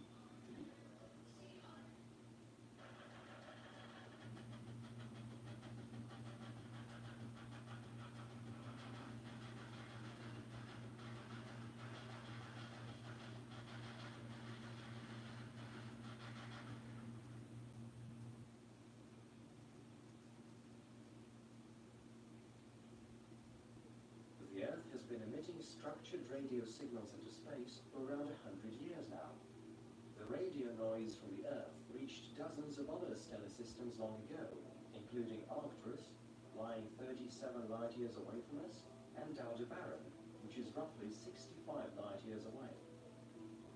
Besides, our radio signals may be heard on the surfaces of a great number of potentially habitable exoplanets, like Cross 128b or Gliese 667cc. Still, the triple stellar system of Alpha Centauri remains the closest neighbor of the Sun, which automatically makes it the first obvious candidate for the destination of the first ever interstellar flight. Alpha Centauri is known to be a multiple stellar system made up of three components. Two of the larger ones are relatively close to each other. Seen with the naked eye, they appear to be a single source of light. The two components follow a slightly elongated orbit around the common mass center, which takes around 80 years to complete. The maximal distance between the stars may reach 35 astronomical units, with the minimal distance reaching 11.2 astronomical units. As for the distance between these objects and the Sun, it is reportedly 4.36 light-years. The most massive, the largest, and the brightest component in the system is dubbed Alpha Centauri A. This is a main sequence star with a mass of about 108% that of the Sun. Its radius is reportedly 1.22 times that of our Sun. Even though the surface temperature and the spectral class of Alpha Centauri A are close to those of our star, it emits 1.5 times as much energy. There are no confirmed exoplanets in the environs of this star. However, while the star was being observed in the infrared in 2021, some evidence was found of there being a planet-like object close by. According to preliminary estimates, its mass may be anything from 9 to 35 Earth masses, and its radius may measure 3.3 to 7 times that of our planet. 1.1 astronomical units away from its parent star, the hypothetical celestial body completes a full orbit around it within roughly a year. Additional observations are called for to verify the data, which can be done with the help of either the James Webb Telescope or else Earth-based observatories. The second component of the system is called Alpha Centauri b, or Ptolemy, and it also falls into the class of main sequence stars. However, its mass is 10% less than that of the Sun, and its radius measures only 86% or so of that of the Sun. Ptolemy is also slightly cooler than our star. Its surface temperature is reportedly 5,260 Kelvin, or slightly lower than 5,000 degrees Celsius. With these factors combined, the celestial object has an orange hue, and its luminosity is on average twice as low as that of our Sun. Incidentally, Alpha Centauri b emits a lot more energy in the X-ray range, compared with other objects of its class. Besides, the star is peculiar for its temper, and there are bright flares and ejections to be seen on its surface. No confirmed exoplanets have been detected near this star either. In 2012, a group of astronomers from the Geneva Observatory put forward a suggestion that there was a planet very close to it, whose orbital period was around 12 days, and whose radius measured slightly less than that of the Earth. The suggestion was made based on 4 years of observation of the star's proper motion. However, 3 years later, a mathematical error was detected to have been made in the course of data processing, and so the idea of there being a planet was found to be erroneous. The third component of the system is a stark contrast to the first two. It is a red dwarf with a mass approximately 12% that of the Sun. Its size is about 7 times smaller than that of the Sun. Its surface temperature is only slightly higher than 3,000 Kelvin, and its luminosity is just a measly 0.17% that of the Sun. Of all the components of the Alpha Centauri system, it is this dim space object that is the closest one to the Sun, lying 4.25 light-years away from it. This is what earned it its name, Proxima Centauri, which is Latin for closest. Besides, the object is getting nearer and nearer. Thus, in 26,700 years, it will be only a bit more than 3 light-years away. Still, this star cannot be seen from the Earth on account of its slow luminosity. Proxima is noticeably far from its two companions in the stellar system. This distance is currently around 13,000 astronomical units, or 0.21 light years, but in the next 300,000 years it is expected to gradually shrink to just 4,100 astronomical units. It takes Proxima 547,000 years to orbit around the system's common mass center. Unlike its two larger neighbors, the Proxima Centauri system boasts two confirmed exoplanets, as well as at least one hypothetical object. Besides, studies of the star in the infrared allowed scientists to assume that there is a dust ring and probably a great number of small celestial objects, like asteroids or comets. The first planet in the system, Proxima Centauri b, was detected in 2016 by the radial velocities method. 4 years later, in 2020, it was confirmed by spectrographic studies with the help of the largest Earth-based telescope on our planet, the VLT, or Very Large Telescope. According to the objects, the exoplanet lies 0.05 astronomical units away from its parent star, and it takes it roughly 11 Earth days to complete a full orbit. Estimates show that the planet's mass is 10 to 20% bigger than that of the Earth, and its radius measures about 1.3 times that of our planet. Mathematical modeling revealed that Proxima Centauri b gets about 1.5 times as little thermal energy from its star as does the Earth from the Sun. Its average temperature is 234 Kelvin, or 39 degrees Celsius below zero, which means that hypothetically there could be liquid water in some areas on the planet. As the celestial body is extremely close to its host star, however, it is likely to be tidally locked, so it faces the star with one and the same side. A dense atmosphere could compensate for sharp contrasts in temperatures, which are inevitable in such conditions, but just like any other red dwarfs, Proxima Centauri is often seen to eject star matter. Also, ionizing radiation flares are observed. It is assumed that such activity gradually destroys the atmosphere of the closest objects. A powerful magnetic field that could be encompassing Proxima Centauri b could offer some protection against the destructive process, but chances that there is any magnetic field there are thin. In the year 2020, another planet was confirmed to exist in the system. A space object dubbed Proxima Centauri c lies roughly 1.5 astronomical units away from the center of the system. Its orbital cycle is slightly over 5 years. As for the object's mass, it may be 6 to 8 times that of the Earth, but its radius hasn't been estimated at the time this video is posted. Depending on its size, meanwhile, the exoplanet will fall either in the category of mini-Neptunes or super-Earths. As Proxima Centauri c lies quite a big distance away from its parent star, its temperature is remarkably low, about 39 Kelvin or 234 degrees Celsius below zero. According to some observations, the planet may have a ring system whose radius is roughly 5 times that of Jupiter. Also, based on the latest data from VLT, a remarkably small exoplanet is expected to lie 0.029 astronomical units away from its parent star, whose mass is about 25% that of the Earth. If it does exist, and if this isn't another measurement error, a year on this planet lasts about 5 Earth days, and the surface temperature there could be 360 Kelvin or 87 degrees Celsius. Whether this space object is really there or not remains an open question, and additional confirmations are called for. Alpha Centauri has been listening to our radio signals for over 100 years now, but the 40 trillion kilometers of space vacuum between us are too overwhelming for us to cover at this point. It takes light over 4 years to get there, but for humans, such speeds are still in the realm of fantasy. Even today's swiftest, state-of-the-art spacecraft would need tens of thousands of years to cover this distance. However, application of advanced technologies could theoretically greatly reduce travel time. Since the very dawn of space exploration, projects of a great number of spacecraft have been suggested that hypothetically would have been able to negotiate interstellar distances. Nevertheless, not a single one of them has been actually designed. Most of these would-be missions were forgotten, but one is still under active consideration.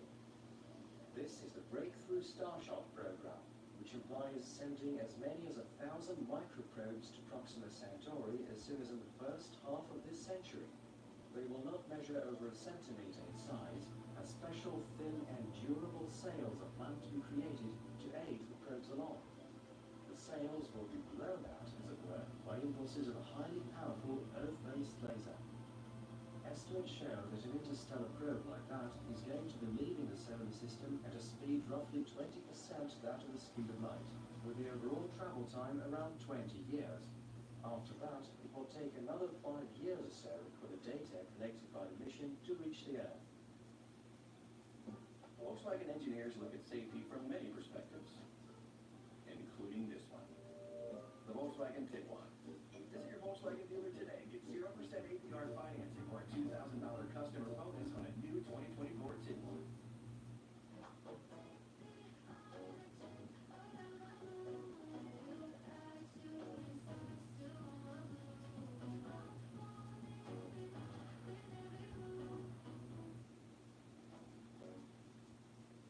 Downy Rinse and Refresh helps remove odors 3 times better than detergent alone.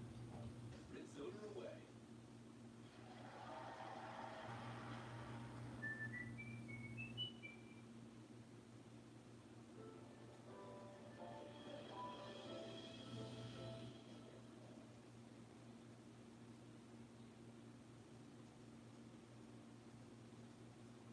By galactic standards, the area of space on the outer edge of the solar system is considered to be sparsely populated by both stars and other space objects.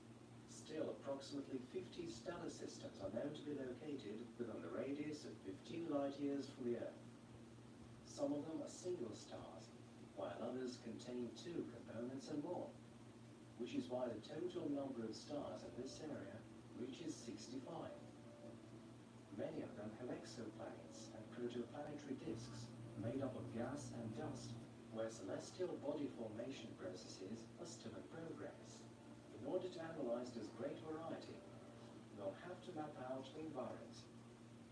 As we slowly recede from our home planet, we will cover dozens of light-years of space and visit quite a few remote worlds.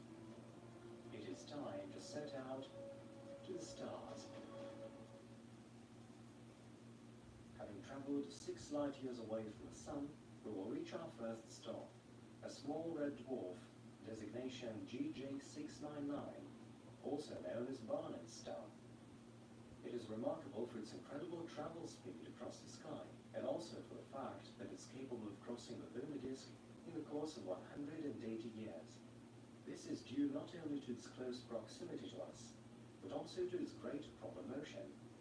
Barnard's star is moving towards the solar system at a speed of slightly over 100 kilometers per second, and is going to become our closest star in about 10,000 years. By then, the distance between Barnard's star and our Sun will be just 3.8 light-years. But the red dwarf is so dim that it will not be visible even at such a small distance, and it will be possible to observe it only through optical devices. The star's mass is just 17% that of the Sun, and its radius is 6 times as small as that of our star. Just like all red dwarfs, Barnard's star is quite cool, with a surface temperature just 3,134 Kelvin, or slightly under 2,900 degrees Celsius. With these characteristics taken into account, it isn't surprising that the object's luminosity is 2,300 times lower than that of our parent star. In 2018, the results of a 20-year observation of the star's proper motion were published, which may provide evidence for the presence of an exoplanet nearby. The calculations show it to be a cold super-Earth with a mass of not less than 3.2 times that of the Earth. The planet, named GJ699b, is located about 0.4 astronomical units from the center of the system, and takes 233 days to complete a full orbit around its parent star. Unfortunately, the exoplanet follows an orbit that does not lie between the Earth and its parent star, so it's hardly feasible to carry out spectral analysis of the object. Still, mathematical modeling may give us some insights into what it's like. As Barnard's star is very dim, its planetary companion receives 50 times less energy than does the Earth from the Sun. That is why the temperature on the celestial body's surface is extremely low, just 105 Kelvin or 168 degrees Celsius below zero. However, it cannot be ruled out that tidal disturbances or radioactive decay may have released enough energy in the planet's interior to form a warm subsurface ocean. If that is the case, the potential life in its depths would have had ample time to gradually develop. For among the known stars, Barnard's star appears to be one of the oldest. According to estimates, its age is over 10 billion years, which is only a fraction of the expected lifespan of the star. As it is located quite close and is moving in a favorable direction, Barnard's star is one of the highest priority objects for a potential interstellar flight. Time will show if spacecraft launched from Earth will ever reach it. Meanwhile, on the other side of the Sun, there lies the almost exact opposite of the dim red dwarf. Of course, we're talking about Sirius, the brightest star in the night sky, which is 8.6 light-years away from our planet. From Earth, the star appears to be a single light source, but close inspection revealed that it is not a single object, but a binary star. The two components of the system are currently at their maximum distance from each other, about 30 astronomical units. The main star, also called Sirius A, is a bright blue and white star with a mass 2 times that of the Sun. At the same time, it is about 70% larger in diameter, and its surface temperature reaches 10,000 Kelvin. Because of this, Sirius A emits 25 times more energy than our Sun. The second object, known as Sirius B, is barely visible against the background of its bright and massive companion. It is a white dwarf with a radius of about 6,000 kilometers and a mass very close to that of the Sun. Like all stars of this type, its surface temperature is extremely high, reaching 25,000 Kelvin. However, due to its small size, this white dwarf is about 1,000 times dimmer than its stellar companion. After long and persistent research, no signs of planets have been found in the vicinity of Sirius. The reason for this may lie in the comparatively young age of the stellar system, or else the special position of the ecliptic plane. Because of this, the hypothetical exoplanets do not pass between the light source and the Earth, and therefore cannot be detected by the transit method. Another hypothesis claims that Sirius B exhausted its stellar fuel supply roughly 120 million years ago and transformed into a red giant. Soon afterwards, it shed its outer layers, turning into a compact and very hot white dwarf. As a result, the protoplanetary gas and dust disk enveloping the young stellar system at the time was destroyed by this explosion, its remnants scattered into the space around, denying the forming planets any chance of survival. Currently, both components of the system are moving around a common mass center in moderately elongated orbits, completing one every 50 years. Over the next 60,000 years, Sirius will gradually approach Earth, becoming brighter and more visible in the night sky. The minimum distance between us will be about 7.5 light years, after which the system will start to slowly drift away from us. Things will go on like this for about another 660 million years, after which Sirius A will meet the same fate as its companion.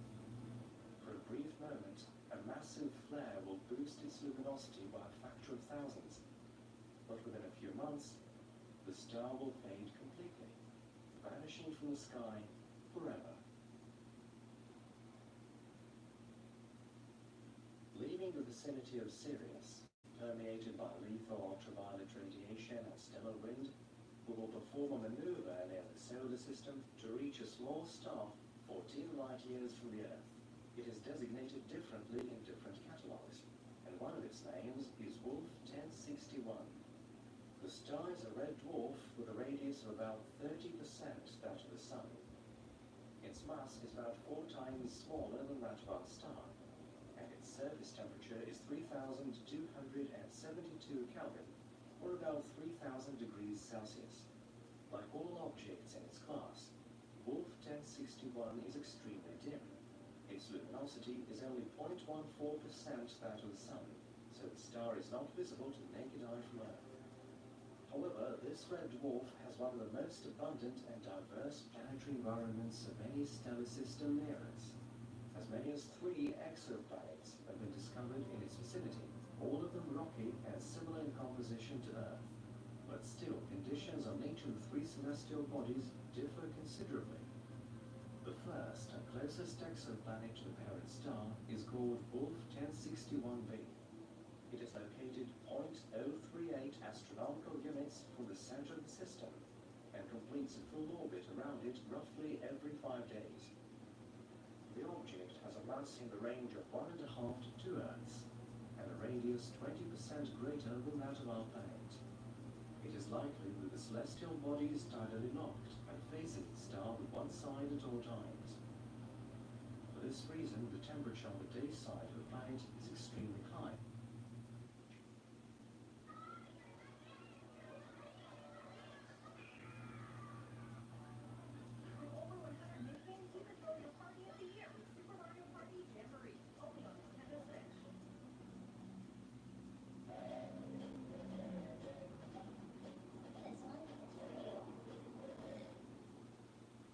Colgate Total helps stop problems before they start. So your practice ready. High, and the flares and stellar winds of the star so close to it virtually rule out any chance of there being an atmosphere. All these factors make the exoplanets completely unsuitable for the genesis and support of life.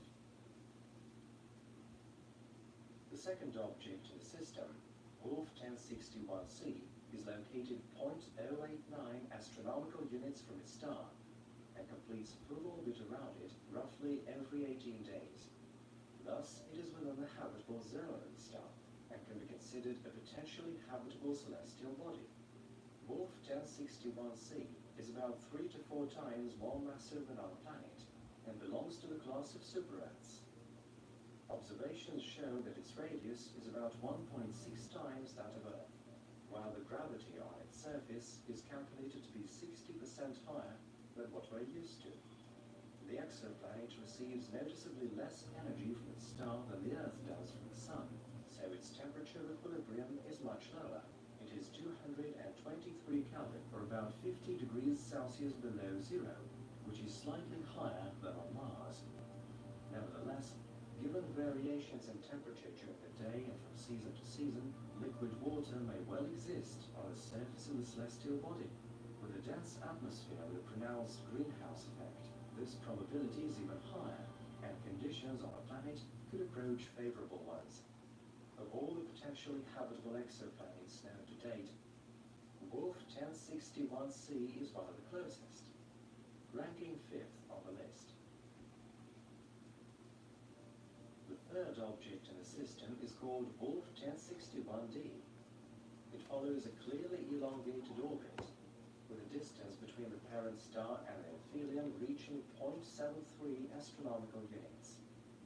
As for the perihelion, it lies much closer to the system's center, just 0.21 astronomical units away. It takes the celestial object about 217 Earth days to complete a full year rotation. The mass of Wolf 1061d is calculated to be roughly 7.7 times that of our Earth. If this celestial body turns out to be a rocky object, its radius is supposed to measure about 1.7 times that of the Earth. If, on the other hand, this planet falls in the category of mini Neptunes, with a thick multi-layer atmosphere, its diameter is supposed to be not less than 2.2 times that of our planet. In spite of the comparatively high eccentricity of its orbit, Wolf 1061d never enters its star's habitable zone. The celestial body is likely to be completely unsuitable for supporting life, but may pose a great scientific interest in terms of planetary evolution.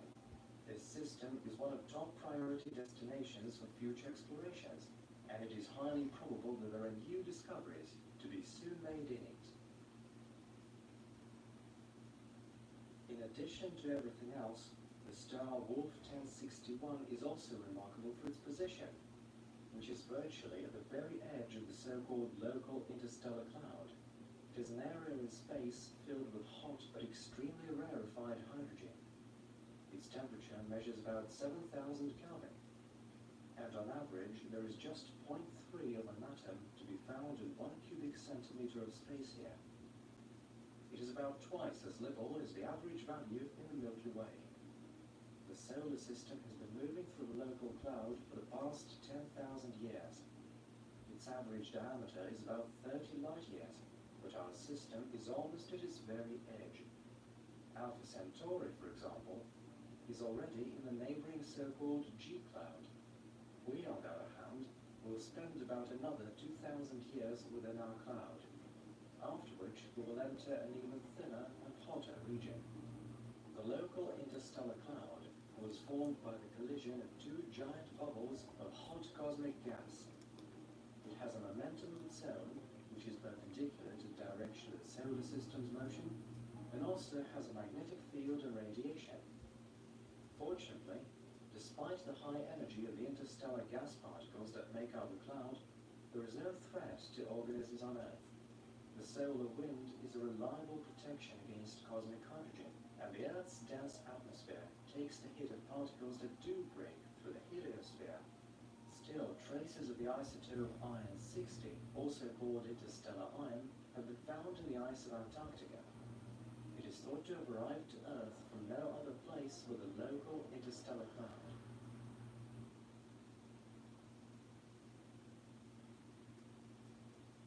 As we continue our journey through space, we will soon get to a rather unusual star called AP Columbi, located 27.4 light years away from Earth. First and foremost, it draws our attention because it was born just 40 million years ago, when dinosaurs would have long since died out on our planet. What is even more striking is that its birth took place in a completely different region of the galaxy, 450 light years from the object's present position. Young stars usually remain close to their stellar nursery for quite a long period of time, up to several hundred million years. If you analyze the movement of AP Columbi, however, you will find that it probably previously belonged to the open cluster IC2391. The cluster has about 30 stars, united by a common origin and direction of movement. But a few million years ago, one of them exploded, shattering the delicate equilibrium of a multitude of cosmic bodies. This catastrophe gave the young star an additional momentum that swiftly expelled it from its birthplace. A very small red dwarf with a mass just 13% that of the Sun, this star emits 4 times more energy than any other known celestial body with the same parameters. In addition, its radius is twice as large as calculated based on modern stellar structure theory. Strangely enough, another unusual feature of the star has helped to provide answers to these riddles. According to spectral analysis of its radiation, the stellar matter of AP Columbi contains an abnormally large amount of lithium. Normally, this element is found in abundance in protostellar flux, but it burns out completely after the start of a thermonuclear reaction. This means that the star is very young and at the very beginning of its formation, not even in the main sequence phase yet. As a consequence, AP Columbi is unstable and explosive in nature.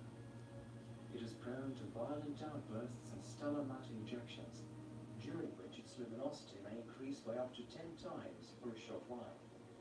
Such events would normally threaten exoplanets nearby, stripping off their atmosphere and sterilizing their surface with ultraviolet radiation. As it is, observations show that there are no large space objects within 4.5 astronomical units of this star. In all likelihood, it is too young for the formation of fully fledged planets. Nevertheless, it is... Shop loads for new innovations from Samsung that make cooking easy. We're making a big change to Reese's Peanut Butter Cups. We're adding a delicious layer of caramel. New Reese's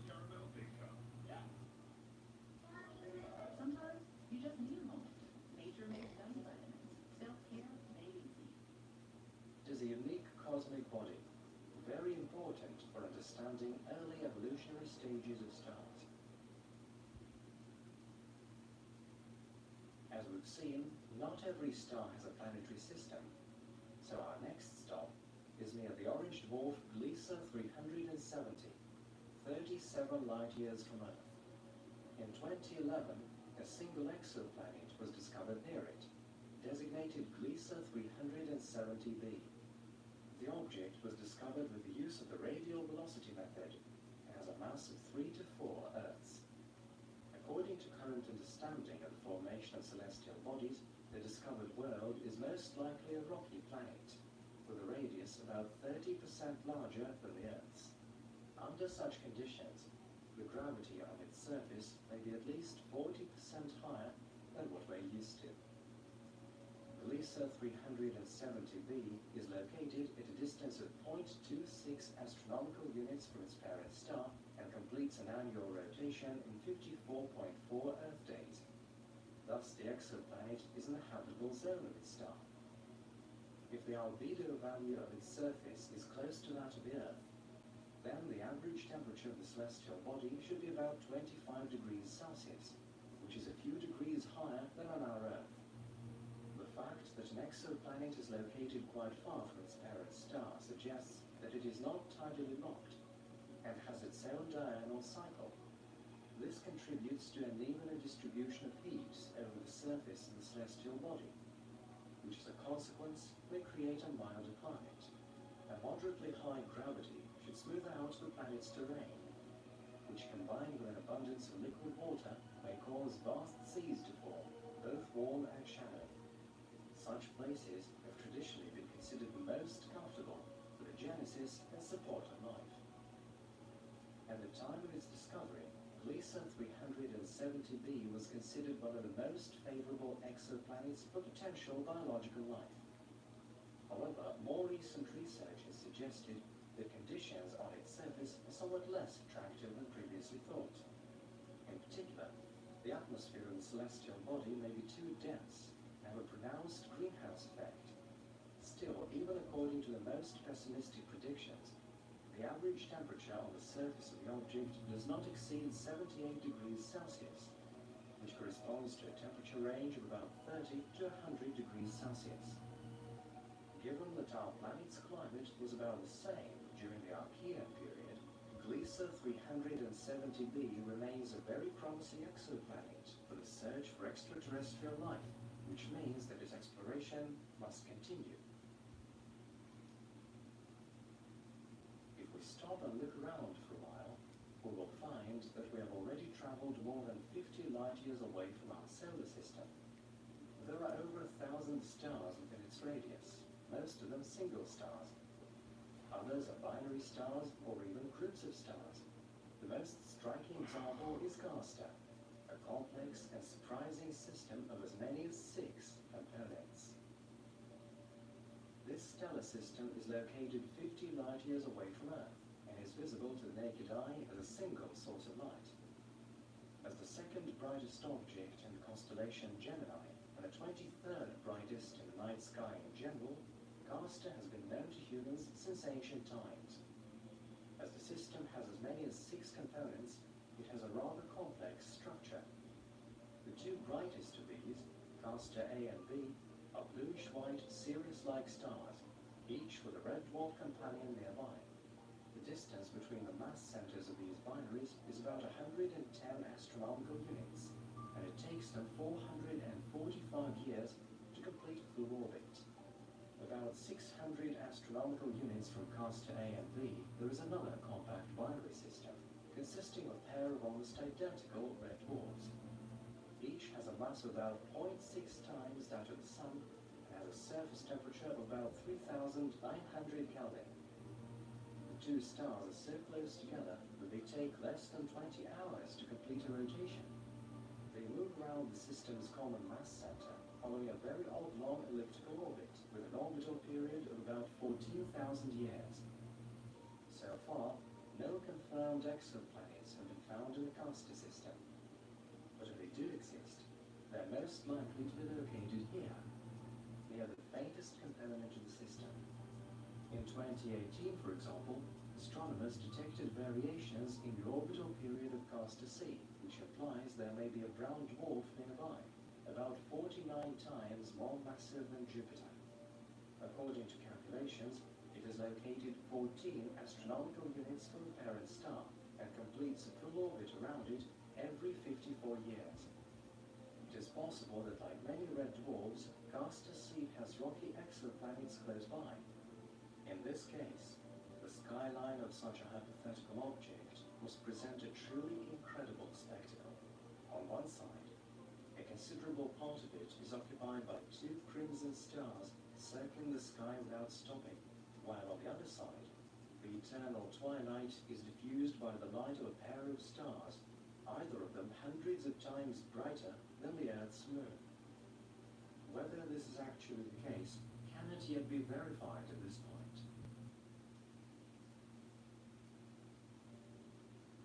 Although the stars we have visited are great distances apart, they are all within a single structure stretching for a total of about 300 light years. This is called the local bubble and contains not only thousands of stars, but also several large structures, including the local interstellar cloud. The local bubble was formed by successive explosions of several supernovae that occurred between 10 and 15 million years ago. It is a giant cloud of interstellar gas heated to 1 million Kelvin. Because of its high temperature, the gas tends to expand, so its density is about 10 times lower than the galactic average.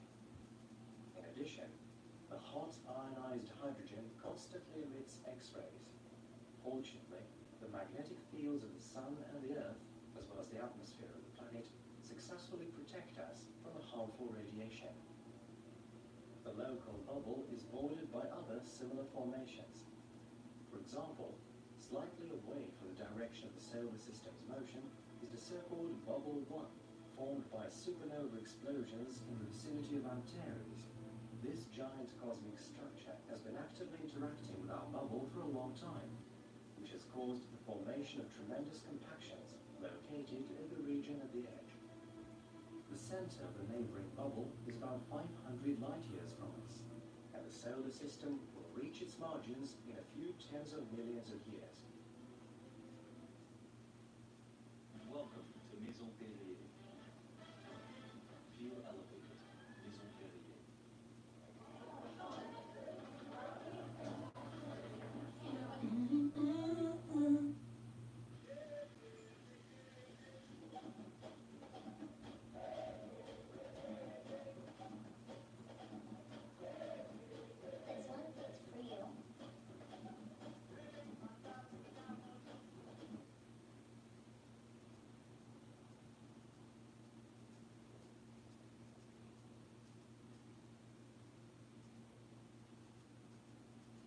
Assumptions about the existence of space objects the size of planets, which are independent from any star, have been around for a long time.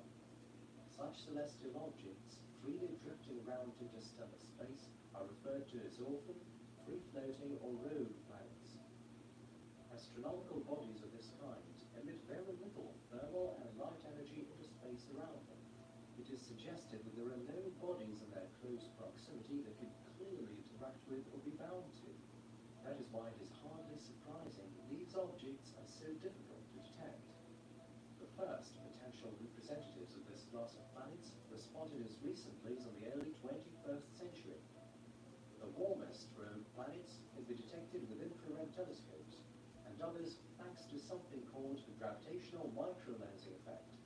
As one would expect, this class of celestial objects is one of the most mysterious and understudied. Today, only 3 astronomical bodies can be classified as rogue planets with a sufficient degree of certainty, with the overall number of rogue planet candidates over 2 dozen. Incidentally, according to the analysis of data collected in the course of the Ogle project, the Milky Way may supposedly be home to up to 100 billion objects of this class. This may only mean that right now, we're at the very beginning of an upcoming series of discoveries in this field. Our notions of what rogue planets are like have long been based purely on assumptions and hypotheses. With the technological advancement of highly sensitive observation equipment, there arose opportunities to put them to the test in practice.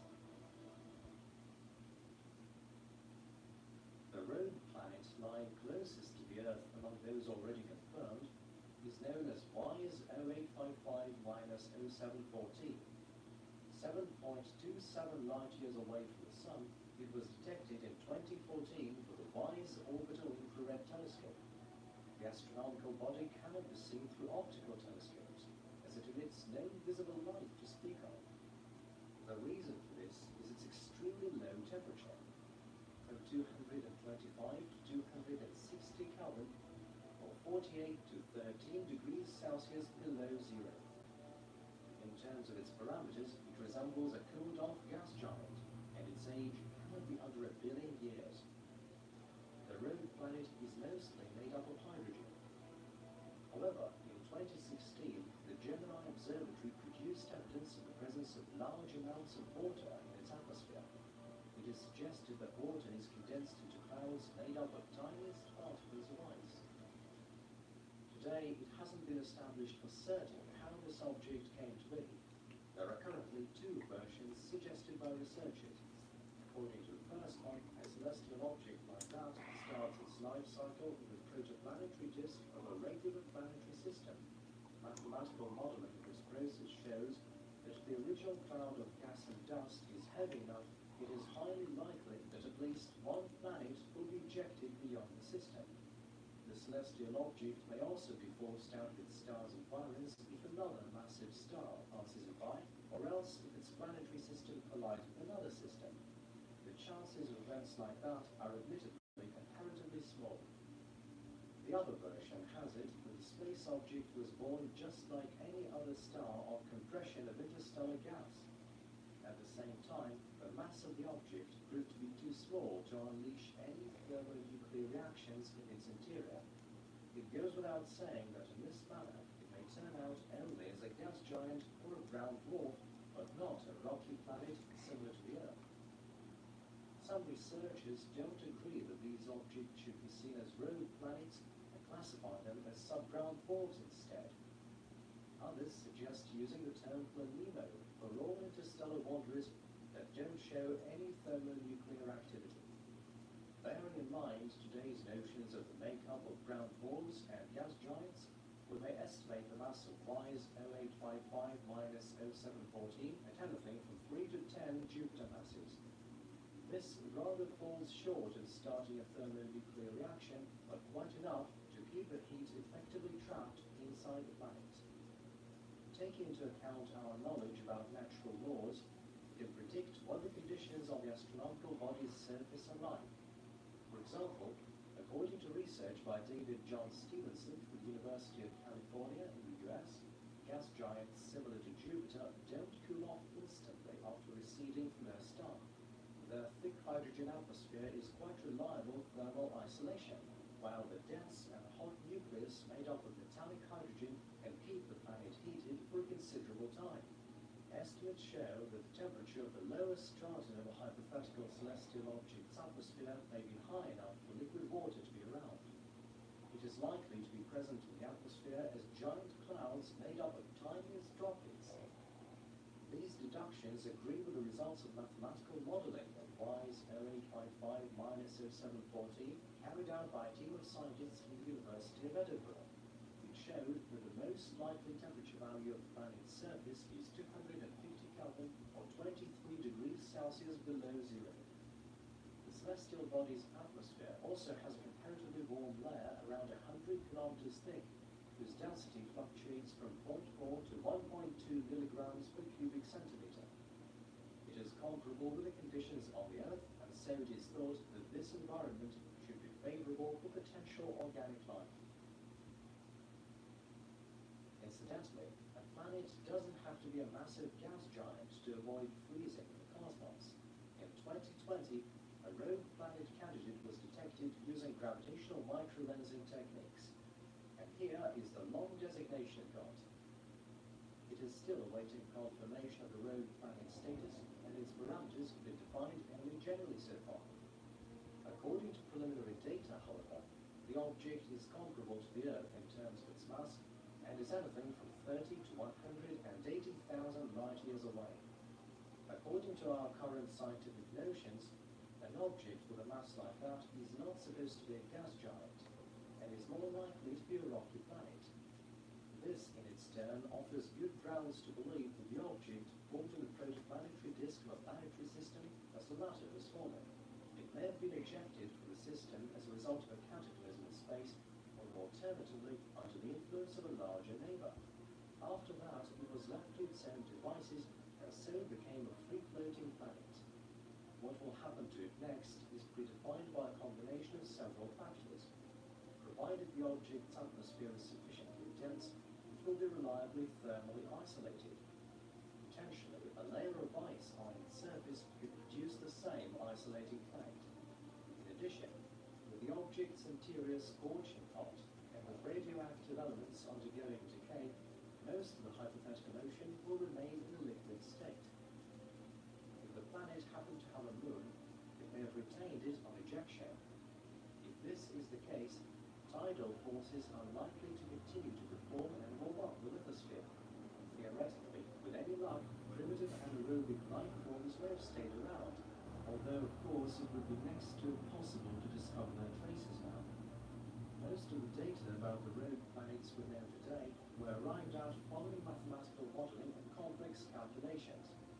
It was possible to do these calculations thanks to the tiniest bits of information gleaned with the help of orbital and Earth-based telescopes. Even as I speak, a project is being worked on known as Cleopatra. Its main objective will be to search for free-floating planets and other objects in space with subsequent definition of their parameters. The project relies on something called microlensing. It is a phenomenon when a celestial body passes between a remote star and the observer on the Earth and briefly interferes with the light emitted by the remote star in the background. When observed from different angles, the moment of transition will be registered a fraction of a second sooner in one observatory than in another, referred to as lensing parallax. This effect allows scientists to gauge the distance to a detected object, as well as its mass and dimensions. An interplanetary spacecraft is planned to be created within the project. It is supposed to blast off the surface of the Earth as soon as in 2025 alongside a mission to Mars, after which it will enter its own orbit around the Sun. The project will be aided by a specialized artificial intelligence component, whose mission will be to process and analyze collected information. The Cleopatra project will certainly delight us with a wealth of exciting and important information, so there is a lot to look forward to. What is to become of all those rogue worlds out there, drifting quite by themselves in the dark depths of the universe? In theory, an orphan planet may be captured by the gravitational field of a star and become part of its planetary system, but this chance is by all accounts minuscule.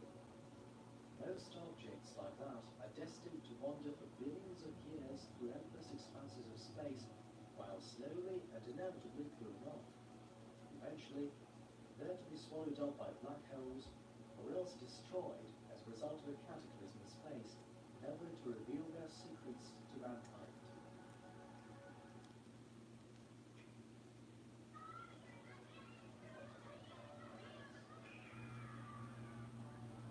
With over 100 new games, you can throw your party of the year with Super Mario Party Jamboree, only on Nintendo Switch.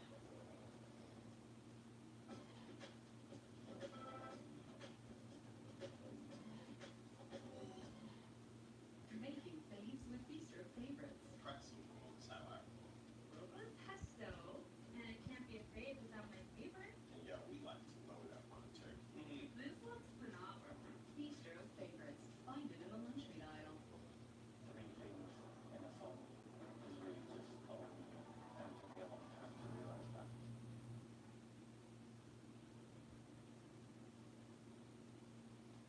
It goes without saying that to detect a celestial object that absorbs all light shed on it is a challenging task, to say the least. That is why there are not that many confirmed black hole candidates today. Still, mathematical modeling shows that their number in our galaxy may reach 100 million. This may seem an incredibly big number, but since there are 200 to 400 billion stars in the Milky Way, it makes us realize that in all these expanses, black holes are objects one doesn't come across that much. In one of our previous videos on the topic, we mentioned that a star, The progenitor of a black hole has to have a mass of at least 18 to 20 solar masses.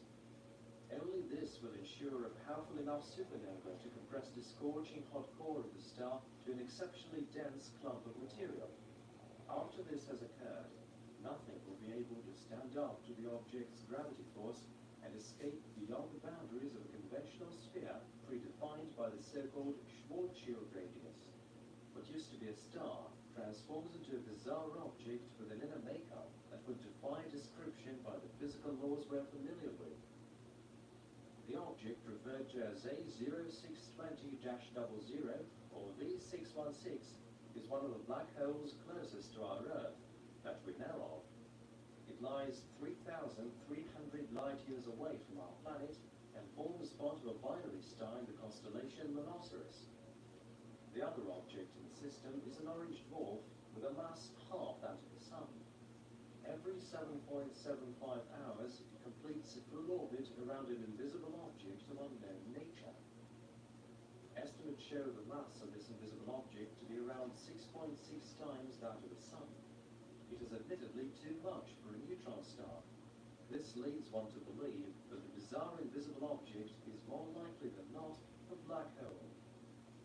In addition to getting deformed and elongated by the more massive neighbor's gravity, the orange dwarf is also getting stripped of the outer layers of stellar matter. Spiraling streams of scorching gas gradually flow to the black hole and form a bright accretion disk.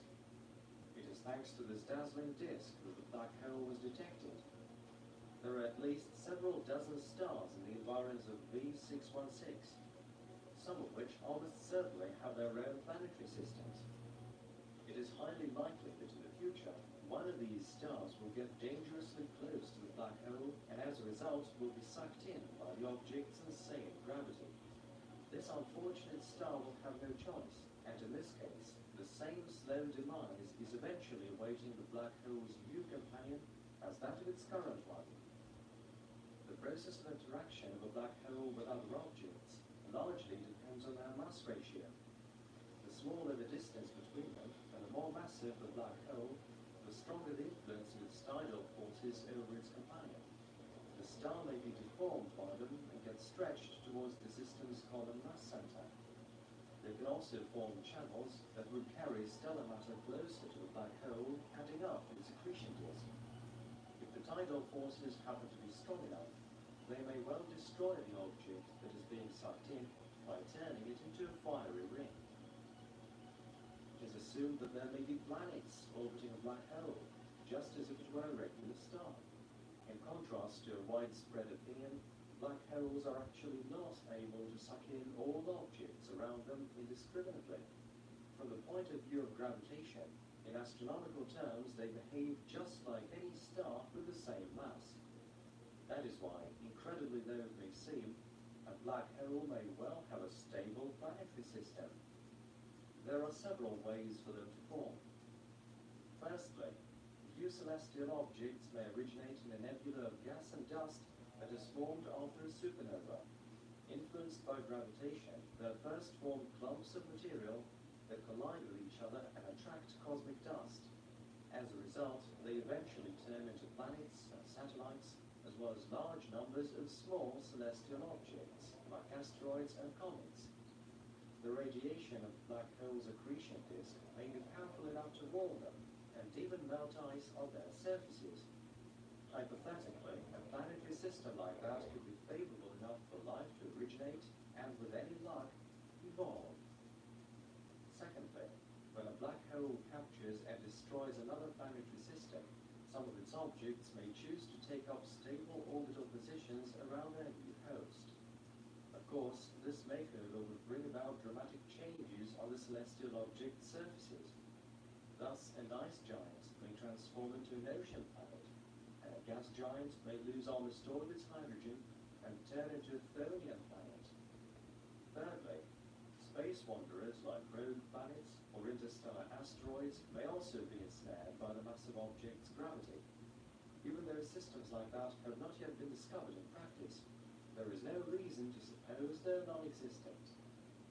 If, on the other hand, a planet is too close to the system's center, and the black hole is massive enough, other factors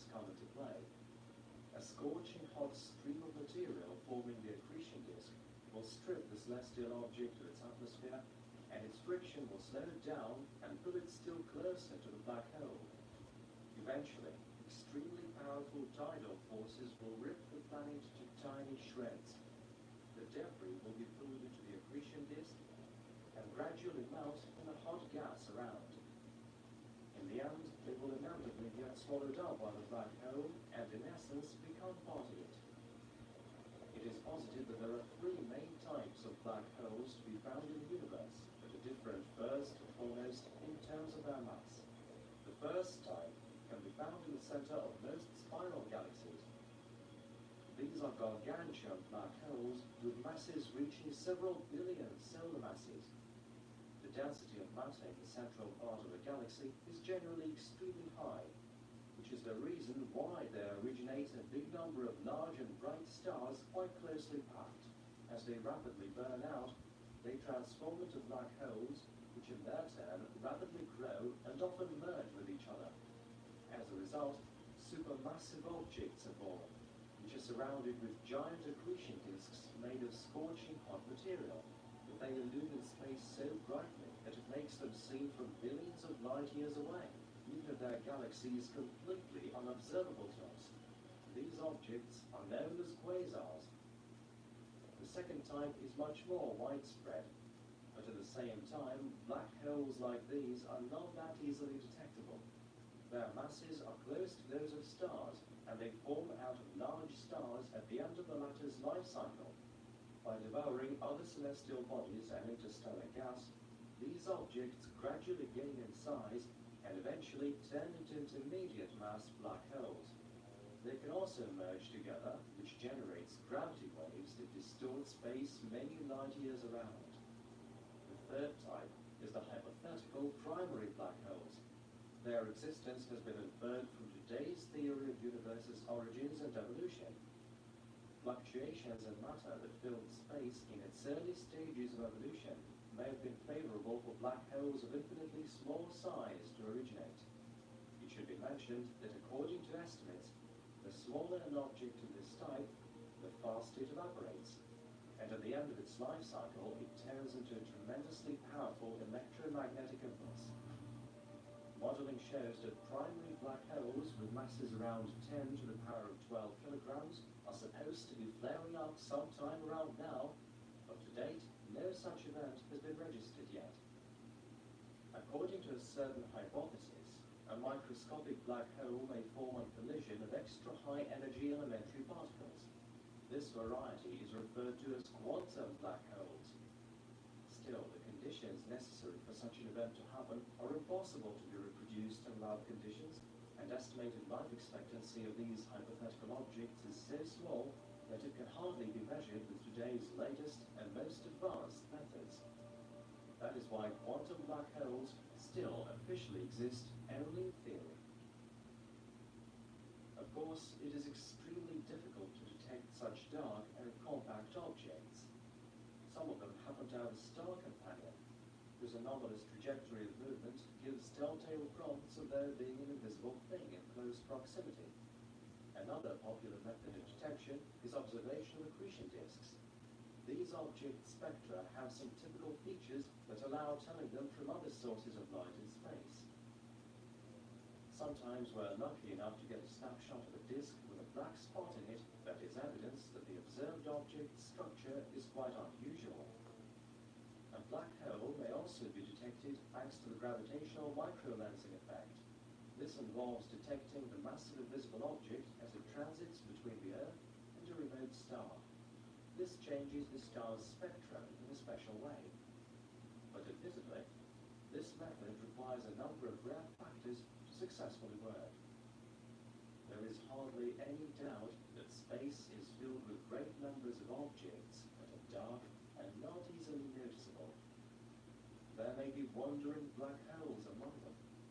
These mysterious objects roaming around in interstellar space and absorbing every bit of light they come across will probably never reveal their secrets to us.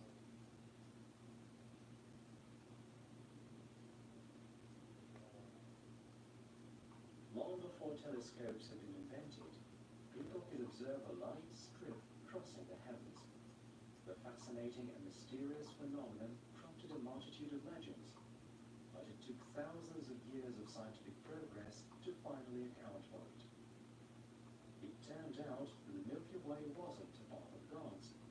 What it is the dissipated light of billions of stars too remote to distinguish each one separately. The idea of the stars around us making up part of a single structure of enormous dimensions was first suggested by Immanuel Kant back in 1755. He also assumed that some nebulae discovered by scientists could in fact be remote star clusters, that is, other galaxies. This ingenious guess was well ahead of its time, with the philosopher's contemporaries initially dismissing it.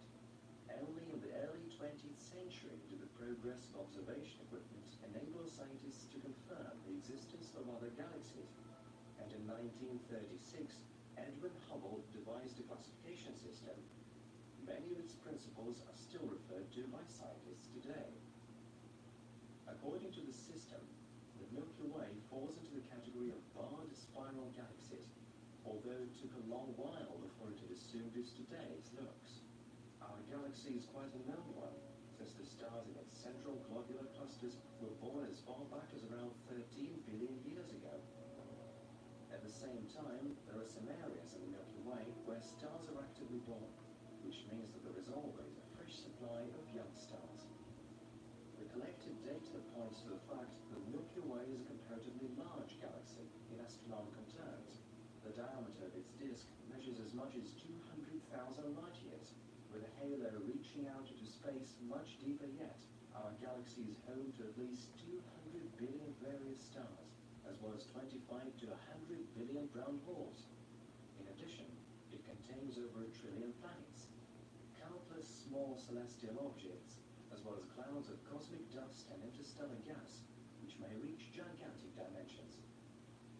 At the same time, regular matter accounts for a small ratio in the galaxy. Around 90% of the Milky Way's overall mass is the so-called dark matter. The amount of light emitted by this mysterious and widespread substance is negligible. However, dark matter plays an active role in gravitational interaction. Even though most of the galactic mass remains invisible, we can still calculate it. To that end, scientists refer to stars' trajectories of movement around the center of the Milky Way. According to the estimates, the overall mass of our galaxy reaches 0.8 to 1.5 trillion solar masses. The structure of the Milky Way is quite elaborate. We'll start our journey today from its center. This area of the galaxy is shrouded in massive clouds of gas and dust, but by happy chance we can observe it through the so-called Bardas window, an area of space with lower amounts of dust. Just like most spiral galaxies, the Milky Way has a supermassive black hole in its center, which is surrounded with an accretion disk with a radius roughly 3 light-years. Dubbed Sagittarius A star, it is the closest object of this class to us. Its mass is 4.3 million solar masses, and its radius isn't over 16 million kilometers, which is 3 times smaller than Mercury's orbit. The first data about the nature of the object in the center of our galaxy was acquired in the course of long observations and thorough calculations. Only as recently as on May 12, 2022, was it possible to get the first image with the help of the EHT network of radio telescopes, and so the earlier hypotheses were confirmed. The area in the center of our galaxy is highly populated. More than 6,000 stars have already been detected within 3 light-years from the black hole, with the orbits of some of them defined rather accurately. For example, there is a white blue star, designation S62, which is 17.8 astronomical units away from the black hole in its closest approach station, while moving at 6.7% the speed of light. Classical mechanics laws are inadequate for description of the trajectory of movement of a star as swift as that because of relativistic effects. Just to illustrate, the axis of its orbit shifts by 75 angular minutes with every completed orbit. Besides, When crossing this area in space, we can see several large star clusters with a total mass of around 1 million solar masses. And slightly further, roughly 200 light years away, another massive black hole is likely to be lurking, whose mass should be around 100,000 times that of the Sun. Traveling further on, we will reach the central molecular cloud, an irregularly shaped area measuring 1600 to 1900 light years, whose mass is over 60 million solar masses. There are a great many stellar nurseries and gas nebulae, as well as protostars and remnants of supernovae. Most of the cloud's matter is dense hydrogen, whose temperature fluctuates between 50 and 600 Kelvin, which corresponds to 223 degrees Celsius below zero to 327 degrees Celsius above zero. Spectral analysis shows a gigantic nebula to contain carbon monoxide, methyl alcohol, and hydrocyanic acid, in addition to hydrogen.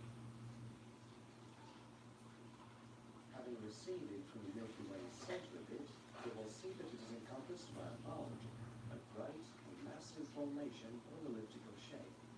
With its length reaching 10,000 light years, its transverse diameter is roughly 7 light years. The total mass of the bulge is as much as 10 billion times that of the Sun. The exact number of the stars cannot be calculated because their radiation blends and renders any estimates unrealistic. Being elongated, the bulge forms a so-called bar stretching for approximately 13,000 light years and serving as the base for spiral galactic arms. It is here, at one of its ends, that we can see the star cluster Stephenson 2, containing the largest known star today. Its designation is Stephenson 2-18, and its radius is 2,150 times that of the Sun. Unfortunately, chances of finding exoplanets orbiting this outstanding object are quite minuscule. Even if planets did exist at some point in the past, the hypergiant would have swallowed him up while it was expanding. The galaxy's center is home to billions of stars and apparently a great number of exoplanets. Chances of encountering a potentially habitable world among this great multitude are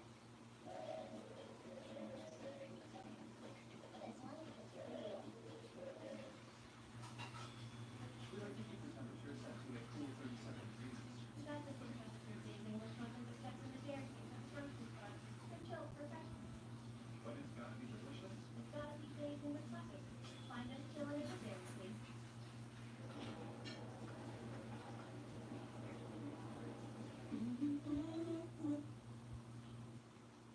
are much lower than in less populated areas of the galaxy.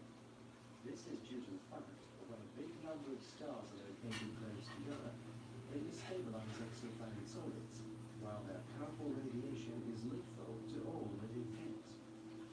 That is why a special area in the galaxy is defined as the habitable zone.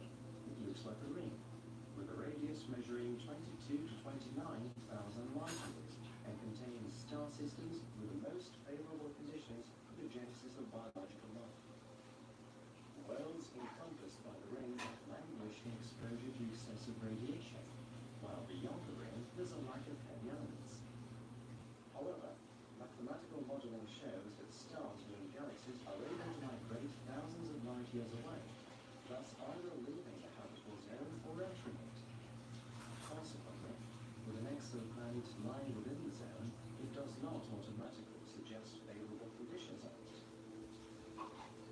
Moving on away from the center of the Milky Way, we will have a chance to check out its most impressive part, the galactic disk.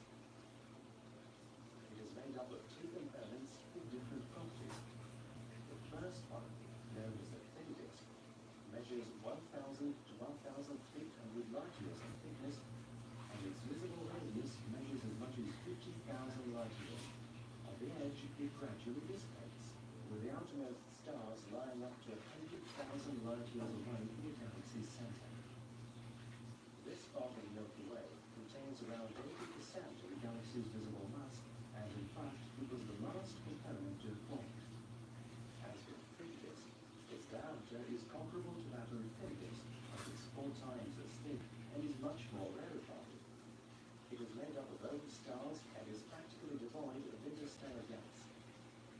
Observations of some stars in the Milky Way, as well as mathematical modeling, show our galaxy to have swallowed up another one in the period from 11 to 8 billion years ago. This hypothetical cosmic structure was dubbed Gaia Enceladus. It is thought that it contributed several billion stars to the Milky Way, as well as great amounts of interstellar gas and dark matter. It is thanks to this tremendous event that most of our galaxy's thick disk formed, and an additional supply of gas led to a stellar baby growth. There is no doubt that spiral arms are the most noticeable structural elements of our galaxy's disk.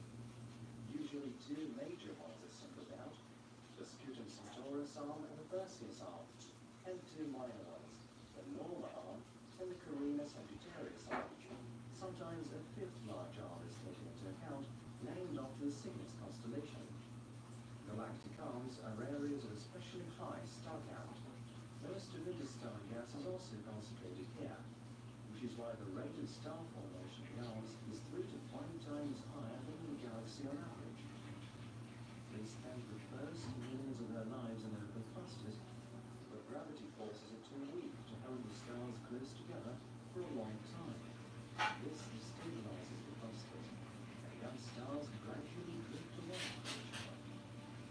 Traveling along the Carina Sagittarius arm, we will reach a fork that links into the Perseus arm. The length of this stellar structure reaches 11,000 light years, and its width measures roughly 3,500 light years.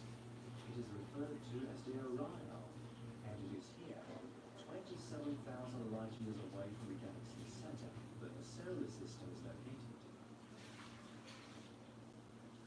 From our planet's perspective, the galaxy's center is seen as a dark abyss.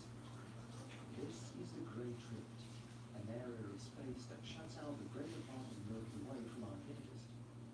It is filled with massive clouds of interstellar gas and dust, and its total mass is as much as 1 million times that of the Sun.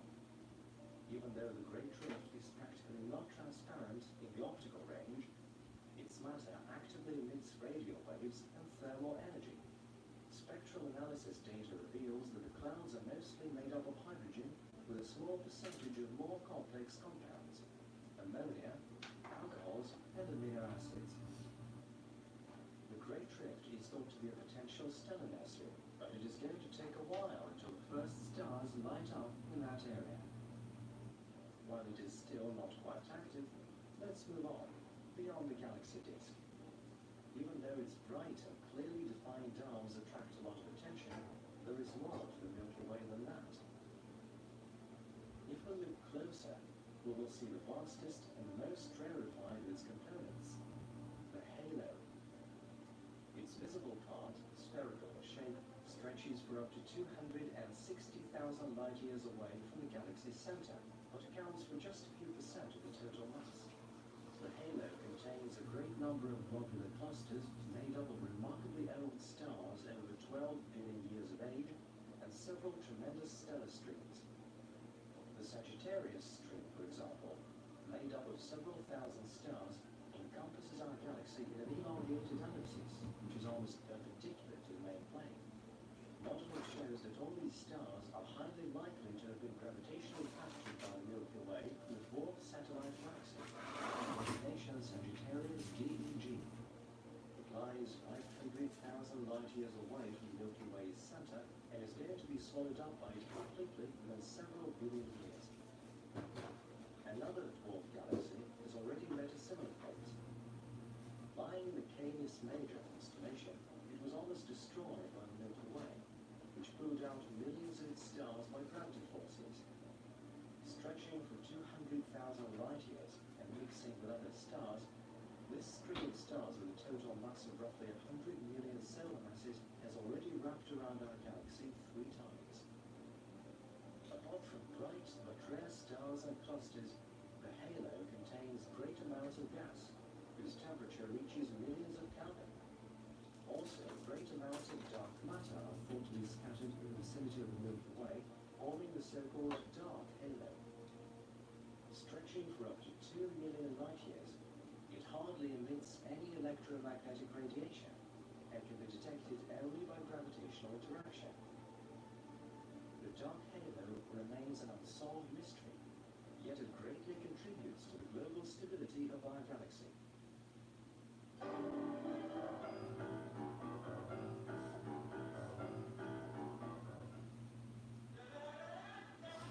Refreshing citrus cake, zero sugar. Do the do. You look like the type that hits a lot of curves, so I'm thinking these pretty new cuts. Don't put up with BS. At Milex, we help you find the right tires for your budget. Reroute to Milex to buy 3 tires and get 1 free for a limited time.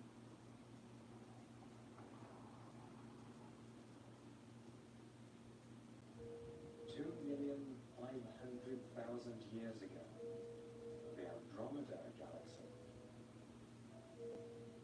a giant star, expires close to the galactic core. The last seconds of its life pass in an explosion of tremendous force. Trillions of tons of red-hot plasma explode in a huge cloud, turning the nearest planets and satellites to dust. A powerful electromagnetic impulse pierces outer space in all directions. Millions of years later, it is to reach the Earth.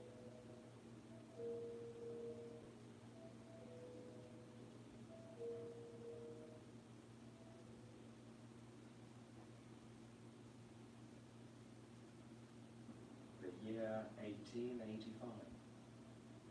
The planet Earth. The attention of all astronomers on the planet is focused on an amazing astronomical event. A remarkably bright flare in the region of the Andromeda Nebula briefly eclipses the nearest stars with its radiance. This amazing supernova is dubbed S Andromeda, and its anomalous parameters baffled astronomers for a long time. But just 6 months later, the star rapidly dims and soon disappears from the sky forever.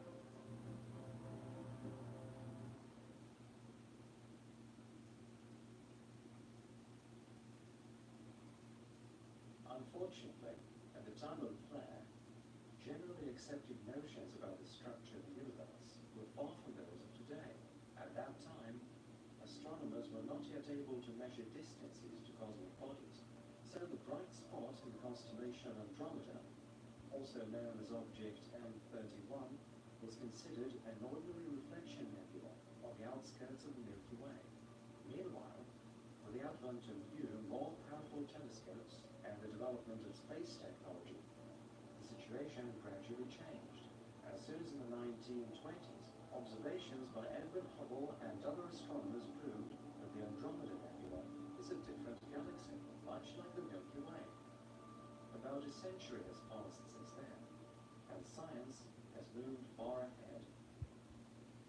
It is currently known that the Andromeda Galaxy has a spiral structure and comprises about 1 trillion stars. As for its diameter, it exceeds 150,000 light years, and its mass is relatively small and ranges from 800 billion to 1.5 trillion solar masses, about the same as the Milky Way. This is thought to be the case due to the abundance of red dwarfs and less dark matter in its composition. Like all spiral galaxies, Andromeda has a massive nucleus at its center, made up of millions of closely spaced stars. Its radiance is so great that it dazzles observation instruments, making it impossible to distinguish individual stars. On account of this, the remnants of the 1885 supernova, known as S Andromeda, have long been impossible to trace, although surviving records clearly indicate that it exploded near the center of the galaxy.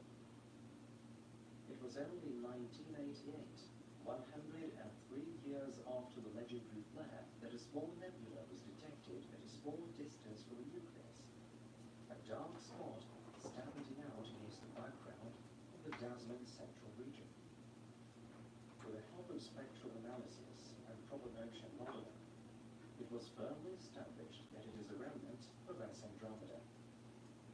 Thus, this cosmic object became the first supernova detected outside the Milky Way. Careful study of the central part of Andromeda will clearly reveal its unique difference from other spiral galaxies. It is an unusual double nucleus, the origin of which is not yet fully understood.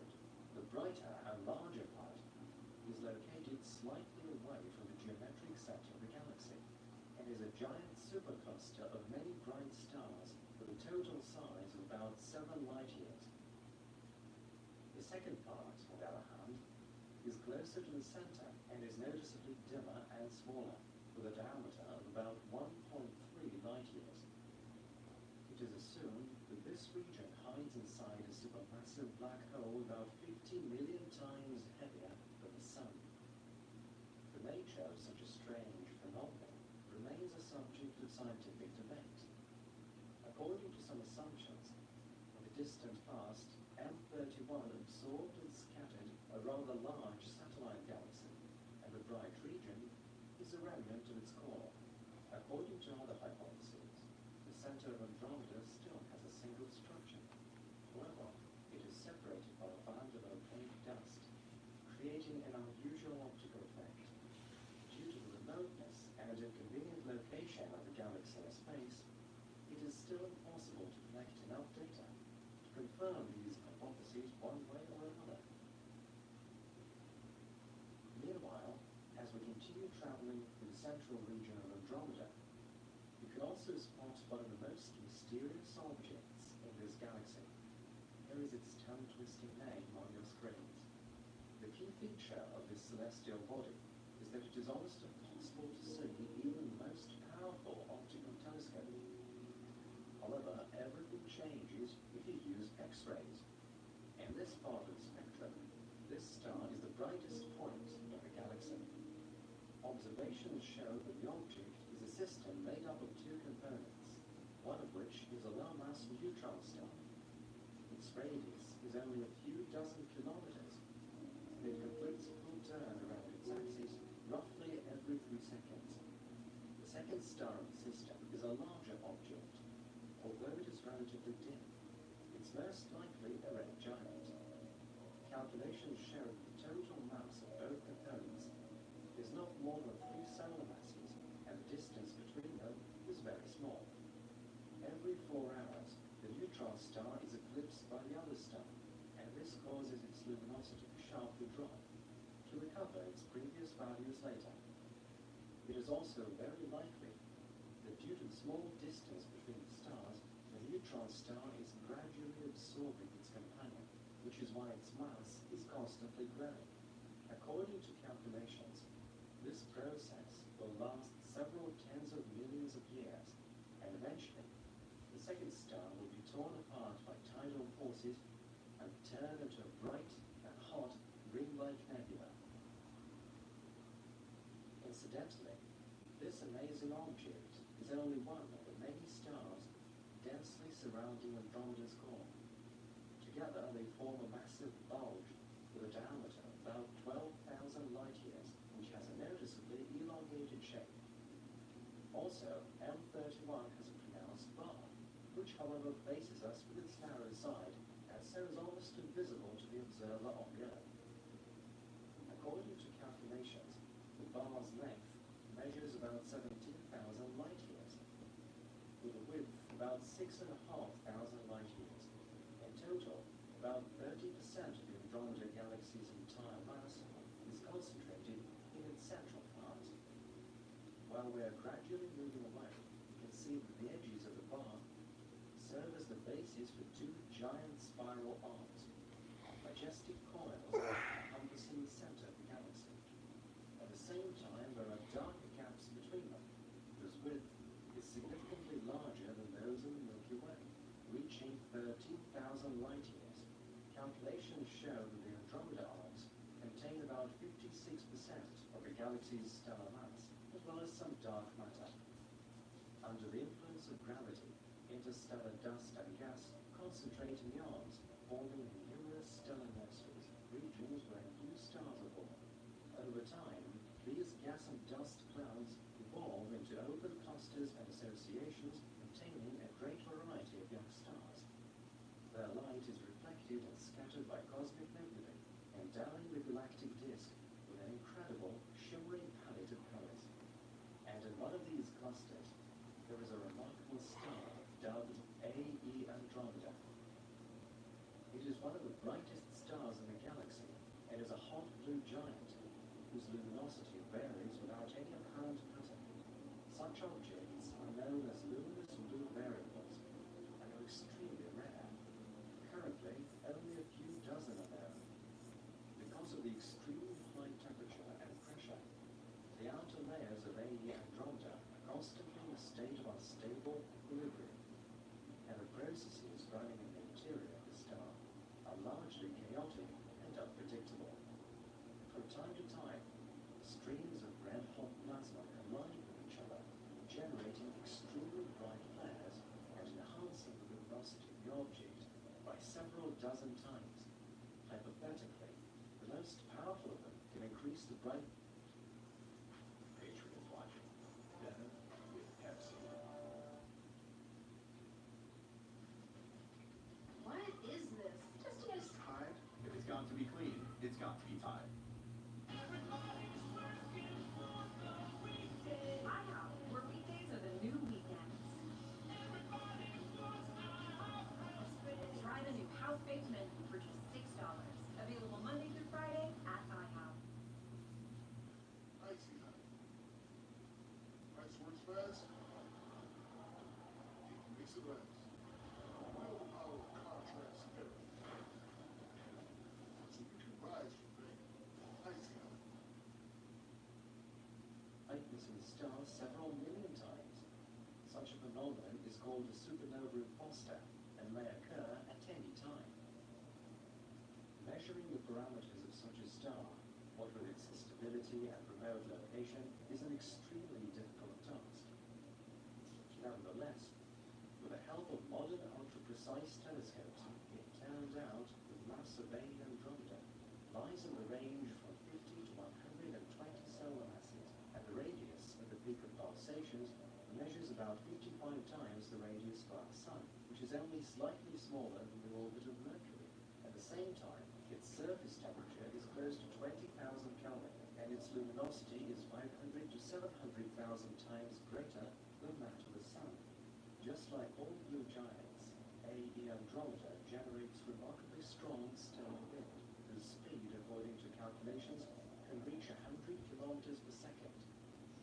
Because of this, the object loses about 2 quadrillion tons of matter per second, which means that its mass decreases annually by an amount similar to 10 planets such as Earth. However, for such a large star, it is almost imperceptible, because A.E. Andromeda will complete its evolution much sooner than the losses incurred through the stellar wind will reach at least 0.1% of its mass. The fact is that despite its age of 2 million years, which is mere seconds by space standards, A.E. Andromeda has already completed most of its life cycle. According to calculations, within the next million years, the star will go supernova, leaving behind a black hole surrounded by a vast gas and dust nebula. Speaking about the age of the stars, one cannot help noticing that they are scattered unevenly throughout the galaxy. Thus we can look into Andromeda's past and observe how it was being formed. The oldest stars, some 11 to 13 billion years old, are concentrated in the central part of the galaxy. In contrast, the disk and spiral arms mostly contain younger stars, ones formed about 3 to 4 billion years ago. Here, the numerous stellar nurseries contain pretty much baby stars, born only a few million years ago, which is practically seconds by space standards. This means that in the first stage of its evolution, M31 was much smaller in size, and its shape resembled an ellipse.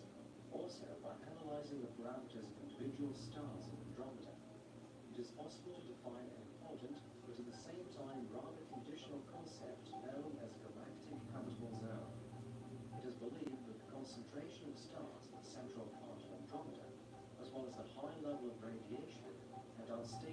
estimates of potential exoplanets make this zone unfavorable for the genesis of life.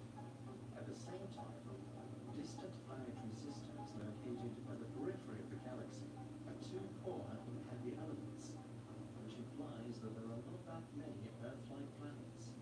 Therefore, only the intermediate region of the galaxy may be considered hypothetically habitable. It is in this kind of zone, at a distance of about several tens of thousands of light years from the center of the galaxy, that a small faint object known as Omega ML7 is located. It is a red giant, with a relatively small mass of about 50% that of the Sun. In 1999, thanks to a fortunate coincidence, astronomers were able to record the phenomenon of microlensing, during which they were able to study this conspicuous and distant space body in more detail. The results of these measurements helped to determine the mass and spectrum of the star, as well as the temperature of its surface, which was about 3,700 Kelvin. But the most important observation was the rhythmic deviation in the trajectory of the star from the main direction of its movement. Such oscillations are considered a sign of the possible presence of a fairly massive companion. The hypothetical object was dubbed Omega ML7b and is now considered a potential exoplanet. If the existence of this celestial body is confirmed, it will be the first exoplanet in the history of astronomy to be discovered outside the Milky Way. Information about this object is still rather scant, but calculations show that it is highly likely to be a gas giant, with a mass of about 6.3 times that of Jupiter. There are also reports that this system is likely to be as diverse as our own in terms of chemical elements, which means that there is a good chance of finding a variety of planet types within its boundaries. Not only gas giants, but also rocky celestial bodies similar to Earth. When we observe the Andromeda Galaxy, another striking feature that becomes immediately apparent is the great multitude of star clusters and associations, whose number is much bigger than in the Milky Way. In total, about 460 globular star clusters and about 10,000 open clusters are known to exist in M31, as well as several dozen large star associations. Some of them are concentrated in the center of the galaxy, others are scattered in a halo, and still otherwise have settled right in its spiral arcs. And one of the largest and most noticeable structures is NGC 206, a cluster located almost to the very edge of the galactic disk. Previously, this association was considered a globular cluster, but now, due to its size, it has received a higher status and is called a stellar association. In this region of space, with a radius of about 200 light years, roughly 300 extremely bright stars and countless less noticeable ones are concentrated, with a total mass of about 200,000 solar masses. Their overall luminosity is so great that the association is visible from Earth on an amateur telescope, along with the core and arms of the galaxy.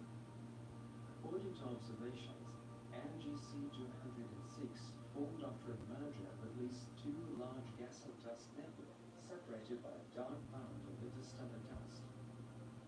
The age of one of them is about 10 million years. The other is noticeably older, having formed about 15 million years ago.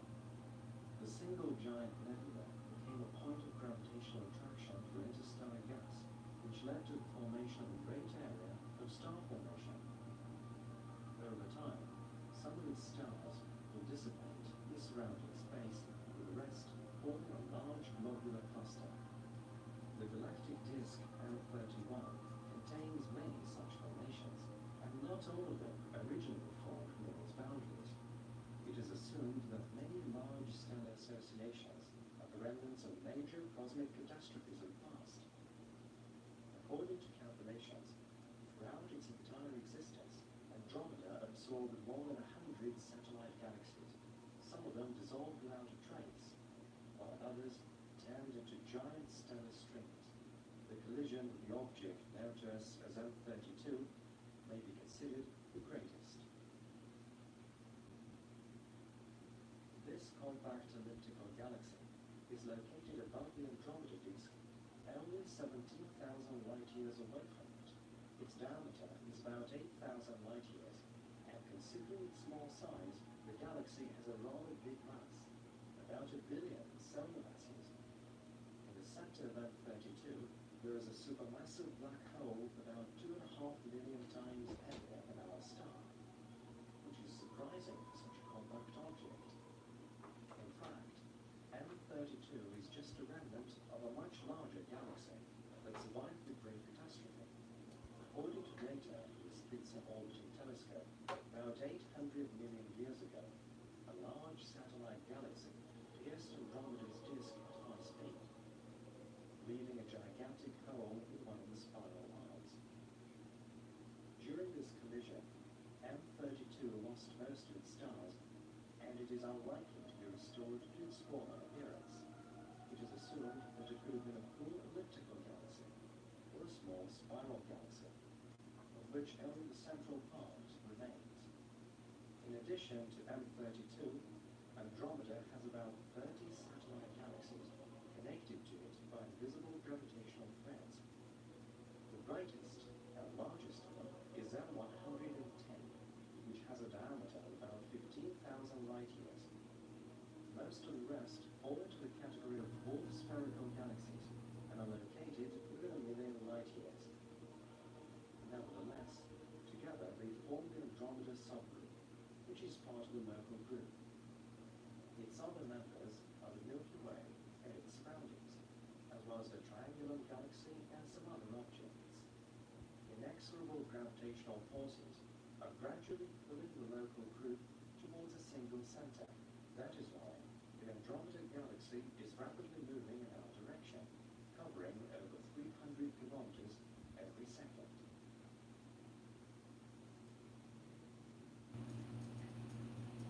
Distances from the Milky Way to other galaxies are by all accounts mind-boggling. As a rule, it is anything from millions to billions of light-years. Due to the universe's cosmological expansion, the distance between the Earth and any remote object in the universe is constantly growing, which makes the light emanating from this object look redder than it actually is. This phenomenon is known as a redshift. It is of great help in gauging distances and velocities on the astronomical scale. Alternatively, some galaxies' spectrum is blue-shifted, which means that they're not on an escape trajectory from us, but on the contrary are moving to meet us. One of these unusual space objects is the galaxy M86 in the Virgo cluster. Roughly 52 million light-years away from the Sun, it is moving towards the Milky Way at a speed of around 244 kilometers per second, which makes it one of the fastest-moving blue-shifted galaxies. By moving at high speed through the scattered gas the Virgo cluster is filled with, M86 is constantly shedding its own interstellar matter. As a result of this process, it leaves a trail of long lines of warm ionized hydrogen behind. M86 is connected with the almost destroyed spiral galaxy NGC 4438 with several of these filaments. These two galaxies are thought to have collided at some point in the distant past. It was the smaller one's undoing.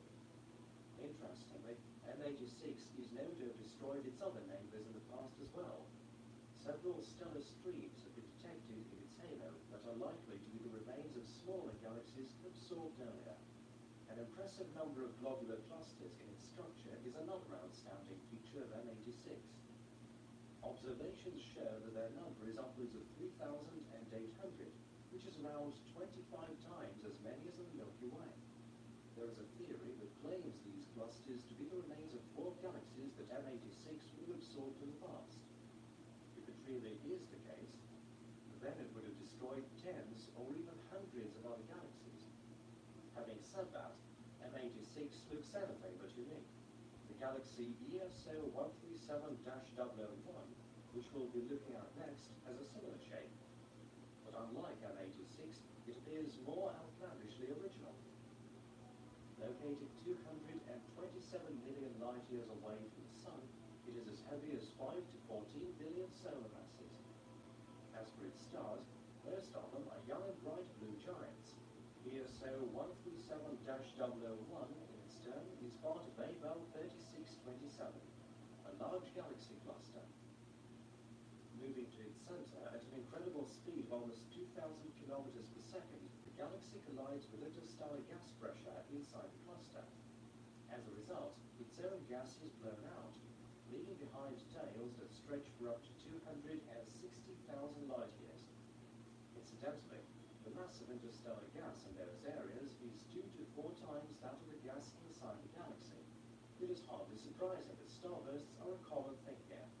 That is, stars don't stop forming in these enormous streams made up mostly of hydrogen.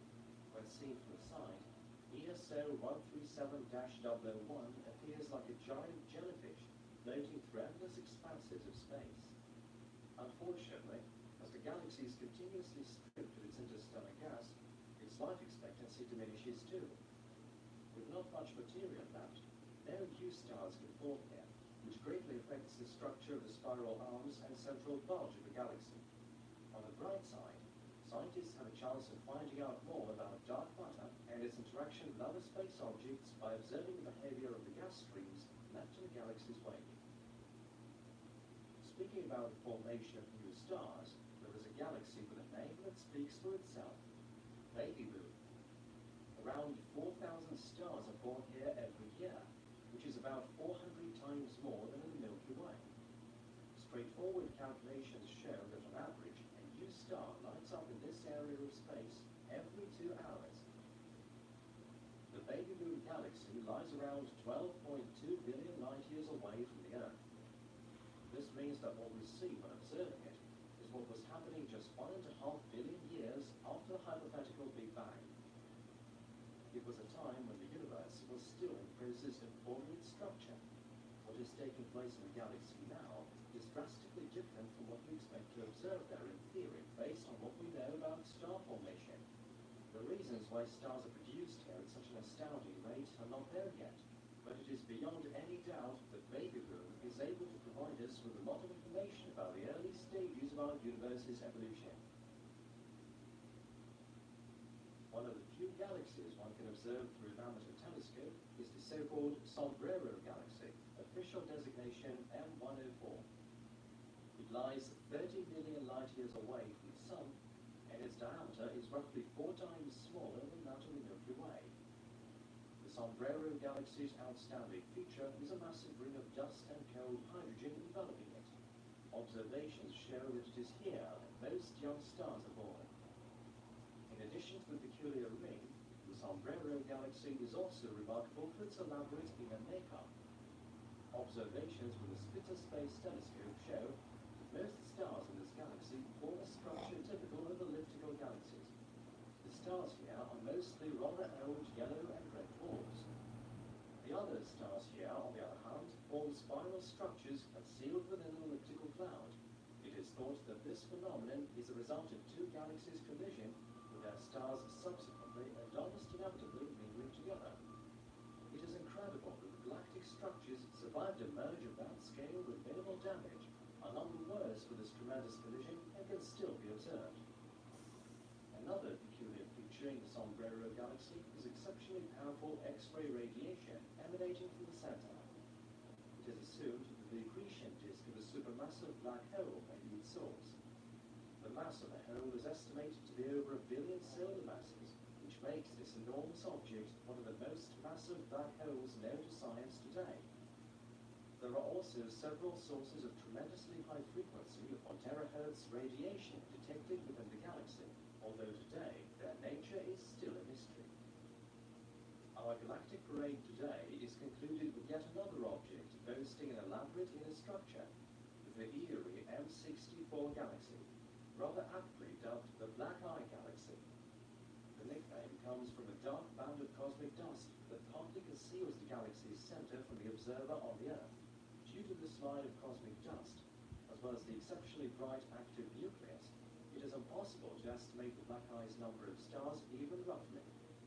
What we do know is that it is comparatively small and not so remote. Its radius measures 25,000 light years, and it lies approximately 17 million light years away from the Milky Black Eye Galaxy is made up of two well-defined parts. Interestingly, the inner disk with the bulge rotate in the direction opposite to that of the outer ring. The most likely explanation for such a bizarre makeup is that the galaxy formed after two smaller ones collided and merged in the distant past. Admittedly, it would take a combination of a number of mutually dependent factors for such a fascinating and well-defined structure to form. For example, the progenitor galaxies would have moved at specific velocities and come together at a certain angle. The odds of a success would have been minuscule.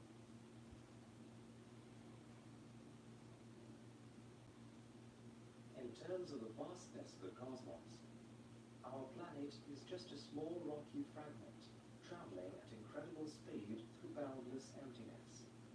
For billions of years, it has been orbiting the Sun, maintaining a distance of about 150 million kilometers. However, the true size of our system is much larger. According to modern concepts, its outer boundary, which is considered the far edge of the hypothetical Oort cloud, is at a distance of about 100,000 astronomical units. Beyond this boundary begins the vast abyss of the interstellar vacuum, space so rarefied that there is on average only a single hydrogen atom per cubic centimeter. The distances between the nearest stars in our part of the galaxy are a matter of a few light years. A photon that has left the Sun can reach Proxima Centauri without ever colliding with a particle of matter. This vast void is a pervasive and integral part of the deep structure of the cosmos. It permeates the entire Milky Way, separating stars and planets, black holes and white dwarfs, super-dense pulsars and scattered nebulae. If you move outside the galaxy, you can see that it is surrounded by an even deeper vacuum. For example, between us and the Andromeda Galaxy lies 2.5 million light-years of exceptionally rarefied space. This distance is so great that 25 galaxies like ours could fit in it, yet it is filled only with the deepest cosmic vacuum.